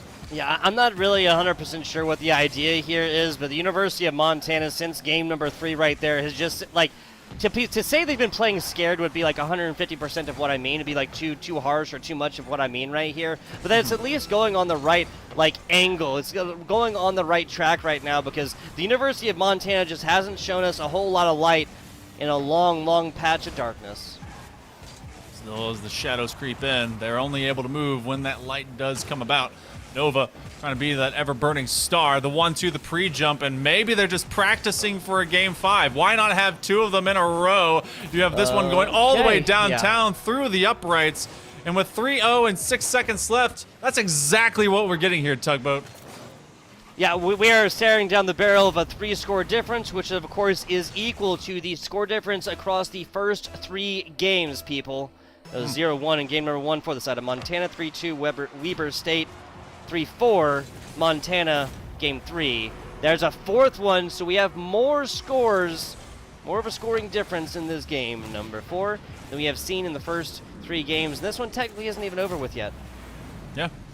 4 scores and 4 games ago, we were looking at the likes of Montana having a 1-0 series lead. Well, this one is going to get all knotted up going into the extension of game number 5. That kill will send us the distance. These teams will now have to play a 10th game between each other in the last 2 series to prove who is worthy enough to make it over to Texas. And this time around, Weber again continues to be the main offensive output, but they're gonna have to do that consistently. Both these teams have to find that level of magic if they're gonna be able to make it to the CECC championships. Yeah, folks, once again, this was 3 shots attempted from the University of Montana, okay? Like, this is, if you're reaching, you're pulling, you're wondering, what happened to University of Montana? How'd they break it down here in game number 4? Well, that's going to be it, especially given that AZ had the most points on their team, right? The most total points accrued with 0 shots attempted. Nothing on the offensive side right here. The University of Montana, whether it's through demos, whether it's through just kind of sectioning out parts of this, whether that's through wall play and kind of bouncing it off, kind of like what you were talking about earlier in that game number 4, Hail Monkey Man, something has to happen. Something has to give here for Montana if they want to go down and taste that Texas barbecue. It's great with the sweet barbecue sauce. If you get the spicy, welcome to being in the toilet for a while. Big save. Oh my goodness. Unless you have like iron guts. Some of you are much stronger than I and can just eat habaneros straight off the stem. So, kind of crazy people out there. But we'll see which team, which team's eating the peppers right here, at least acting like it. Because we have a complete... Okay, so AZ comes off the back of a 0 shots attempted performance in game number 4. Gets this one right across the middle, and I gotta say, that's more of a Weber State shutdown right here. More of a Weber State closeout right here. No defensive even look at this. All 3 members get a front row seat. Nobody wants to buy the ticket. Yeah, that's a Weber State defense .exe stopped operating, also not found, whichever version of... Yeah. But, put it on target, see if it sticks, and if it does, awesome. Great success. And that's honestly just any way that you need to test the defense trying to do its best. Rivers with the redirect. The putback opportunity will be here by Sad Boy Juice, but look who's getting faster. That's High Crew. They get a little bit quicker. They get beyond Nova, and they get through Nova. And Sad Boy Juice has been activated since the previous game, but this offense at least comes alive and exists for the Grizzlies. Yeah, so 60 seconds into this one. This is a solid little start for the Montana squad. To be a fly on the wall. The esports lab there at the University of Montana. And to find out exactly what it is that they got going. AZ yet again. When the going gets tough, AZ gets to going, y'all. Wow. And look at that. That was an extension by High Crew as well. Rivers trying to read it. And, I mean, that one would have stayed a bit too high anyway if they were trying to go over to the defensive corner. But what a, hey, you see me kind of call out. Rivers getting bumped away. And look how they've really isolated Rivers. This has been the main player that's produced a lot of those shot chances. And look how they've just been able to kind of bully him off the ball. And speaking of bullying, this is really just University of Montana. They have redirected and reversed everything that we were talking about earlier and are maintaining this right now. If we're just looking at shots attempted, I mean, the fact that Nova only has 1 and 40 points across almost 2 minutes of Rocket League play should tell y'all enough. Sad Boy Juice, solid hit right here. See, like, where's Weber State? Well, like, I understand wanting to pick up boost. Where's the second player? There's no backup for the offensive performances right there, and you can't just leave Nova against 3 defenders. It's so odd because this is not their play style before. They've been playing much quicker. They were very just disruptive, interruptive of the defense of Montana, and then they would go and get in demo and they would crash the box with numbers. But right now, they're seeing themselves very spread. I love that touch, but Nova just that's exactly what they got to do. But they just couldn't get it over to Rivers because the Grizzlies are acting much faster now. That's exactly what I'm talking about here, Monkey Man. The cohesive and coordinated unit that we have come to know and love over there at Weber State. That's what we're talking about. Can't leave a single offender up by themselves. Halftime now. Sad Boy Juice. Solid shot over. Throw an epic on top of that one as the save is perfectly transitioned into offense. Now Nova back picks up big boost on their way to start their own offensive. Mid-pitch. AZ doesn't like it and sends it back over towards their third. Don't like it. Return to sender. Oh man, Nova, that was the best opportunity that Weber's had on offense in a while. Yeah, those have got to start hitting. If we don't see those within the next, I'd say, like 40 or so seconds, Weber State's going to really be up against the wall. And I need them to at least just have good connections. This is a great extension, good defense, though, as they have one high, one low, and some of these are just becoming so telegraphed. Montana was doing the same thing, and Weber was just finding ways to get around creatively. Now it's been much the opposite. Sad Boy Juice booms this out in open field space. 45 looking for the extra, but then the communication isn't there, and Nova had the takeaway, and they're going to not be able to put on targets, but the counterattack still pushes the Wildcats away. An uncharacteristic miss there from High Crew. As open as it gets, there's another one! High Crew with the redemption! Skelar with the pass, High Crew with the redemption, and with 1, 2, 3, I'm not counting, folks, 1 minute, 23 seconds up top, we will slowly watch the University of Montana transition into a keep-away type situation. Garbage time coming up, and they can even give up a single goal here as long as they maintain that 2. A win is a win by 1, by 10, by 2. Regardless, 0-4. What is going on? Weber State just put up this performance 4-0. A shutout pitch from Weber State not 5 minutes ago. That must seem like the past, though. It was all history, and it was learned from. These students have been doing a great job in their history classes because they were able to take everything that happened and absolutely corrected. The Grizzlies 4 up, 70 seconds. It would be an absolute implosion by Montana if Weber State were to be able to come back. High Crew, AZ, and Skelar, who's coming in as a sub. You had Oki Finn, who went to go do his job, get that bread, and trust the team would do the same thing, and that's exactly what they have in their windshield. In the rear view might be the likes of Weber State. A 5th comes through. This one could nearly be stricken and pinned to the record books. Yeah, so, you know what? We're going to have to do it again. There's no way at this point that Weber State could possibly come back. You know, they might as well put down their controllers and just give this one up. Hopefully that's the boost that they need to bring this one back. Of course, we're memeing around here a little bit, folks. 40 seconds left, average of about four. I don't know what I was trying to say. Caster math, folks. Caster math. Sorry. It is tough. It just broke my brain. Yeah, it's like 6 seconds per goal right now. That's one, what I was trying to say. Yep. There you go. As soon as it drops to about less than 8. Oh, boy. This one is slowly dissipating. Much like Spider-Man after getting snapped out by Thanos, Weber State is just disappearing from off the map.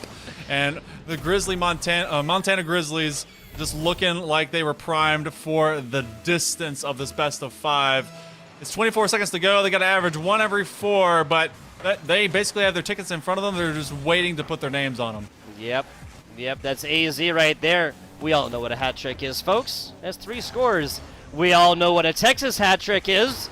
How thematical for AZ, because they got 4 goals in this game. Number 5, barn burner. This match is over! University of Montana has done it.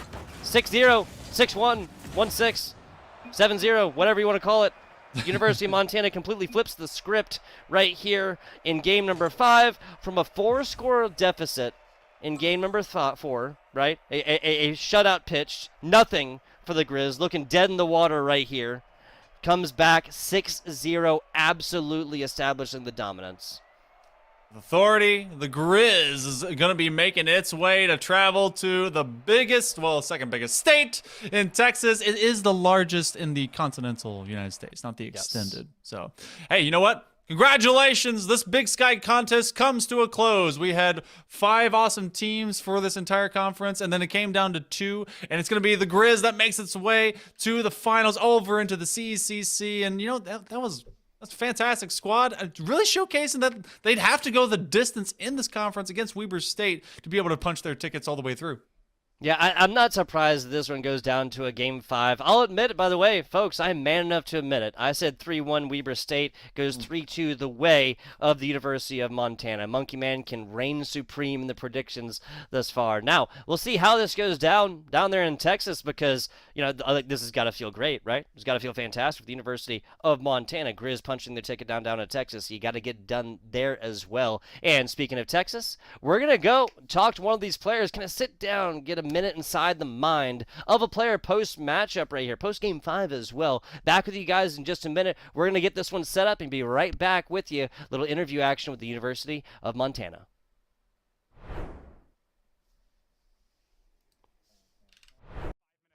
Why is he standing like that? And I thought it was like a smooth criminal. I thought somebody was giving us like a Michael Jackson impression, and then it was a mannequin. I was really embarrassed to admit that. Oh my God, that's a lot of people. Hold on, let's go over this window. Let's go over this window. It just keeps going. There's so many people outside. There are so many people outside. We're gonna interview people when they come in. I don't really want to go outside. It looks like it's gonna rain, and this suit is new. So, oh, there's Doc Haskell. Hi, Doc. How are you? He brings a full notebook with him and like writes notes down. It was pretty insane. He had it yesterday. He's gonna be coming through this metal detector right here. I don't know his name though, but I recognize his hair. Jen. You're Jen. All right, we're gonna interview Jen, who's supporting Kennesaw. I'm gonna ask you like a couple of very simple questions. Okay. Are we ready? All right, great. College. I really like Georgia College's color scheme. It's just red, white, and blue, I think, but I think they did it in a really clever way. Mineral area wearing hoodies, even though it is 75 degrees outside here in Atlanta, Georgia. Absolute legends. If only Nick could hear you. Nick, come back. If he's over 100 feet away, he can't. You were whispering something, and he started smiling. I'm like, are you whispering? Oh yeah, because he's got his headphone in if we're close enough. But Bless you. Gesundheit. Gesundheit again. You're welcome. I'm gonna go find him. Oh, there he is. Oh my. Oh, okay. Real stuff is starting. Real stuff. Competitive integrity needs to be upheld. We gotta get out of here. Yeah, I don't want to get in trouble. I get really embarrassed when I get yelled at. 30 is Okay. Wow, it's not 10:30 yet. It's only barely 10. Woo! All right, it's gonna be a long. Hey, what's up? Surprise interview. Join me over here, though, so we have a cool backdrop. What are we here for? Rocket League. Awesome. I'm not going to ask what school you go to because unless you swapped hoodies, that seems pretty clear. No, you know I got my jersey on with my name on it. Oh, you do? Show us your jersey. Look at John T. Turbo here. Yeah, that's not his name. I just keep calling him that. Yeah. His name is John, but my name is John Turbesi. Yeah, that's not John T. Turbo. Yeah, I get the message that I'm going to Nebraska where I met you. Oh, that's so crazy. So context, if we're probably never going to use this, but we're going to talk about it. Turbo and I met at a LAN like over a year ago. That's so crazy. What is going on, everybody, and welcome back to the Collegiate Esports Commissioners Cup. I am Septilence, joined by a man I have interviewed probably well over 10 times. It's going to be my good friend Neb, here from Bay State Overwatch team. Neb looked at me before he started his last series, and he said, "We are not dropping a map for the rest of the day." And so far, he has lived up to that title. But Neb, is there anybody you're thinking, we've got to get them out of the way, we've got to take them down? No. No? Just looking at it, each fight's its own, every game? Going into it, just taking it as it comes? I have the confidence right now that we're not going to drop a single map. I love Neb because not only is he confident, but he's correct. Bay State is one of the best Overwatch teams I've ever seen. So it's always good to hear. I love the confidence, and I love Bay State, so I hope they do a great job this weekend. So what qualifier, did you win a qualifier to get here? At-large bid. We're looking at Rocket League, we're thinking high odds, low odds, where do we think we're walking away? I think pretty high. I think we're doing pretty good. Is there anybody that you're looking at, you're like, please do not let us go up against them unless we absolutely have to? I mean, really, everybody's good competition, so. And sorry, what was your name? Ethan. Ethan from Mineral Area. Yep. Very exciting. Well, Ethan, good luck. Thank you. We'll see you soon. What kind of pass? A player pass? Let me get you a lanyard.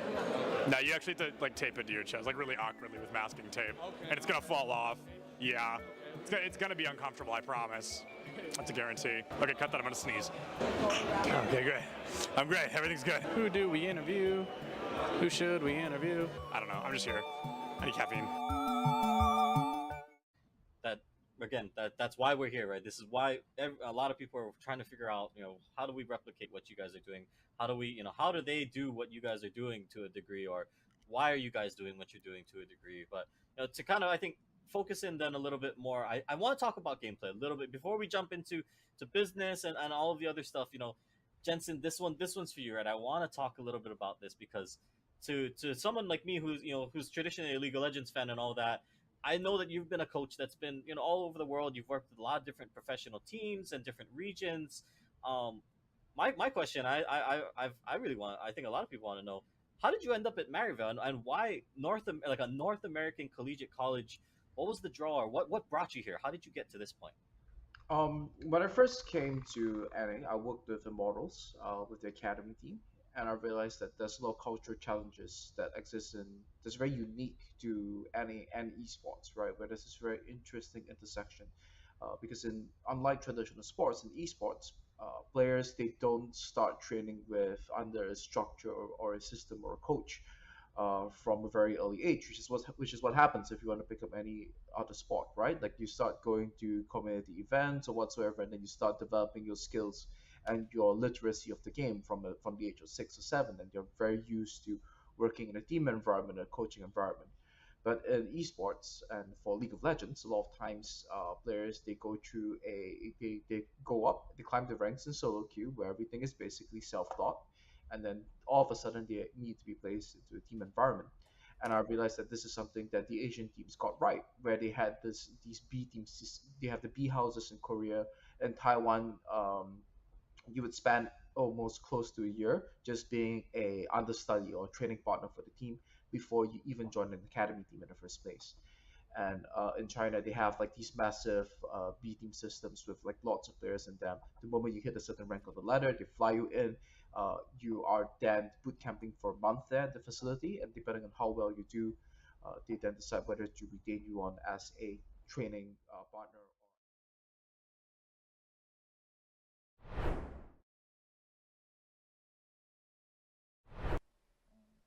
And we are back. We are here, and we are live. 2 Map 5 barn burners in a row. Folks, pretty sure the Nevada State Police would come in and drag me out by my heels if we didn't get an interview for this one. We got on the line. That's a Skeelar coming on in to give us a minute of their time post-match. Skeelar, first and foremost, brother, you like Texas barbecue? Because you're heading on down to Arlington. Yeah, I love barbecue. There you go. There you go. Love it. Love it. First and foremost, congratulations on the victory again. A 3-2 victory over the side of Weber State 2 times in a row. Absolutely fantastic. First of all, got to ask how it feels. I mean, I've played that team like probably 3 or 4 times in series, not with the main team, and we've gotten absolutely destroyed every single time. So It's nice to have a fighting chance, and I was really looking forward to the game. Absolutely. Absolutely. Hopping into this one a little bit here. I got to ask, Game 4, you guys get 4-0'd right there, and then you bring it back, complete mirror situation. 6-0 in the Game 5 for you guys to take it. What changed, essentially, from this Game 4 into this Game 5, Skeelar? Yeah, I mean, AZ was saying that we were probably pushing a little bit too hard, and, like, we didn't think that their offense was, like, anything like super crazy. They were just like pushing the ball towards us, so we were just trying to keep a little bit more possession. That was the whole goal for me, was just, I don't know, I've been playing too complicated recently, and I just wanted to play a simple game. That's what we went in and tried to do. Yeah, just boil it down to basics. I like it. I like it. Monkey Man? Yeah. So, hey, we actually got to see that you kind of came in for Oki Finn. So, did you guys already kind of prep for that going into today? Because you knew that you're playing kind of with that main set, and you yourself said that you were playing with your opposite squad, not the main A squad. So, what kind of preparation went into that, knowing that some work would come up? He has to go earn that bread, and you guys did as well. Yeah, I mean, honestly, I was really nervous because I played with Finn and High Crew most of winter break, and I played with High Crew like all of this season. Every time I play with AZ, we lose though, so I was very nervous because it's just like a play style that I haven't really adapted to that well. But I think after that first series, I really felt like everyone on the team trusted me, and I like was able to trust them. And so kind of having that moment where it all clicks for like the first time was like perfect timing. Yeah.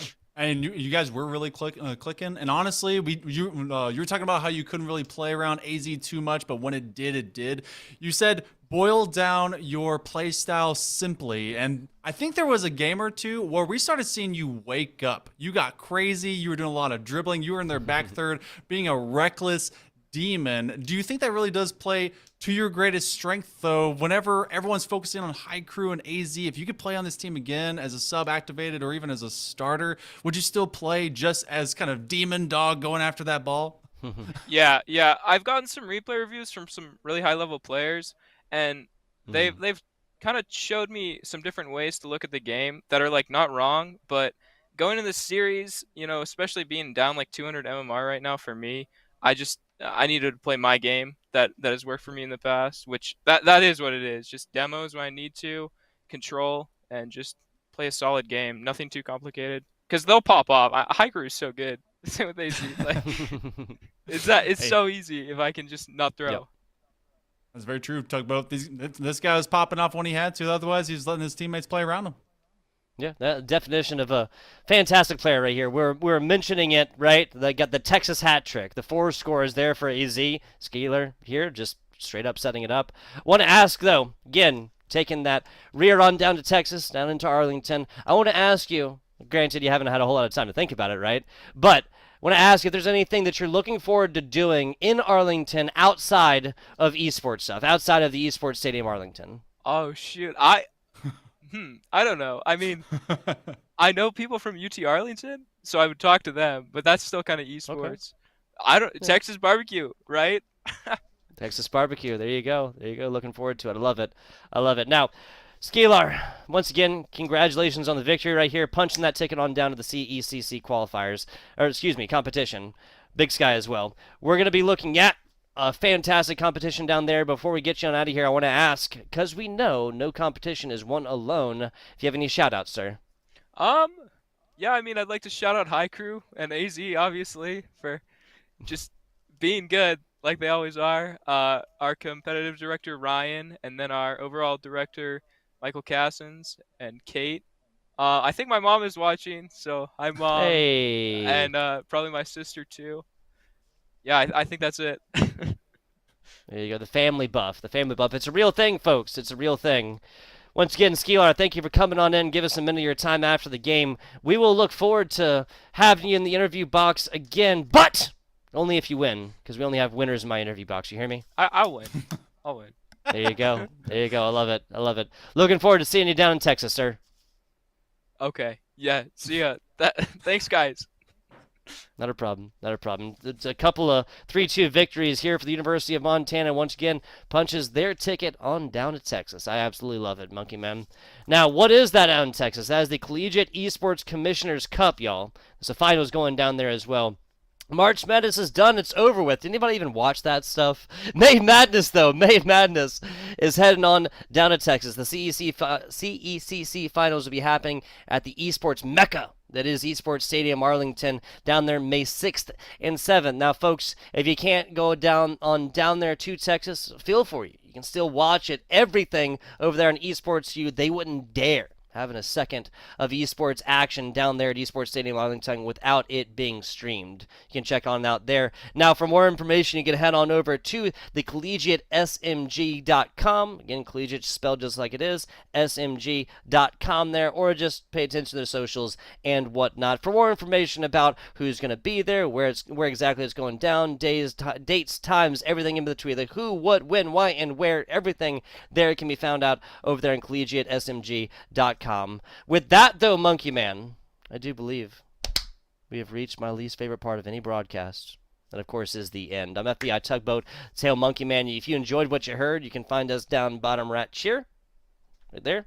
There you go, right here. There you go. Over there on Twitter's, Instagram's, the whole 9 yards, folks. I want to give a huge shout out to Esports U, as well as Zip Chair Gaming, Zip Chair Gaming, of course, being one of the sponsors here. Our CEC Last Chance Qualifiers entirely been brought to you by Zip Chair and Dream Seeds, the official gaming chair of the CECC. You guys can head over to zipchair.com to elevate your gaming chair experience, and you can do that on the day. Monkey Man, do you have anything else for the good people before we bid them adieu? hey, Big Sky. Big opportunities. Can't wait to be able to see the competition again. If I can offer one thing, if you're going to Texas, especially, it's going to be into early May. You may think it won't be too hot. Bring some sunscreen, bring some water. It is going to be hot because of the weather and the competition. Support your students, your players, and your family because all of them are doing great things. Spicy barbecue, spicy competition. All these things can be found in Texas, May 5th through 7th. That's Saturday through the Sunday. For now, the FBI Tugboat Hail Monkey Man will be bidding you guys adieu. Appreciate you for watching.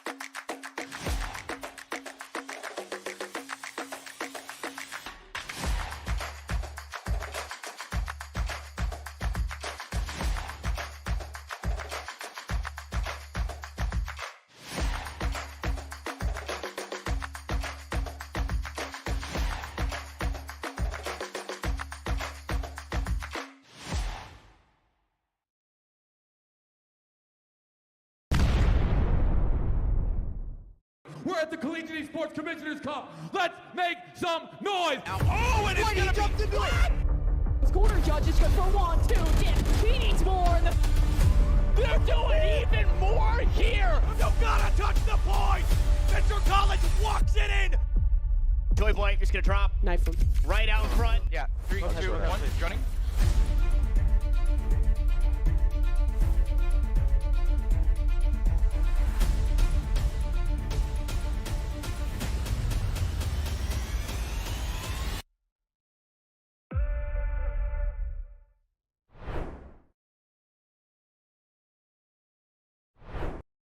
https://twitter.com/septilence.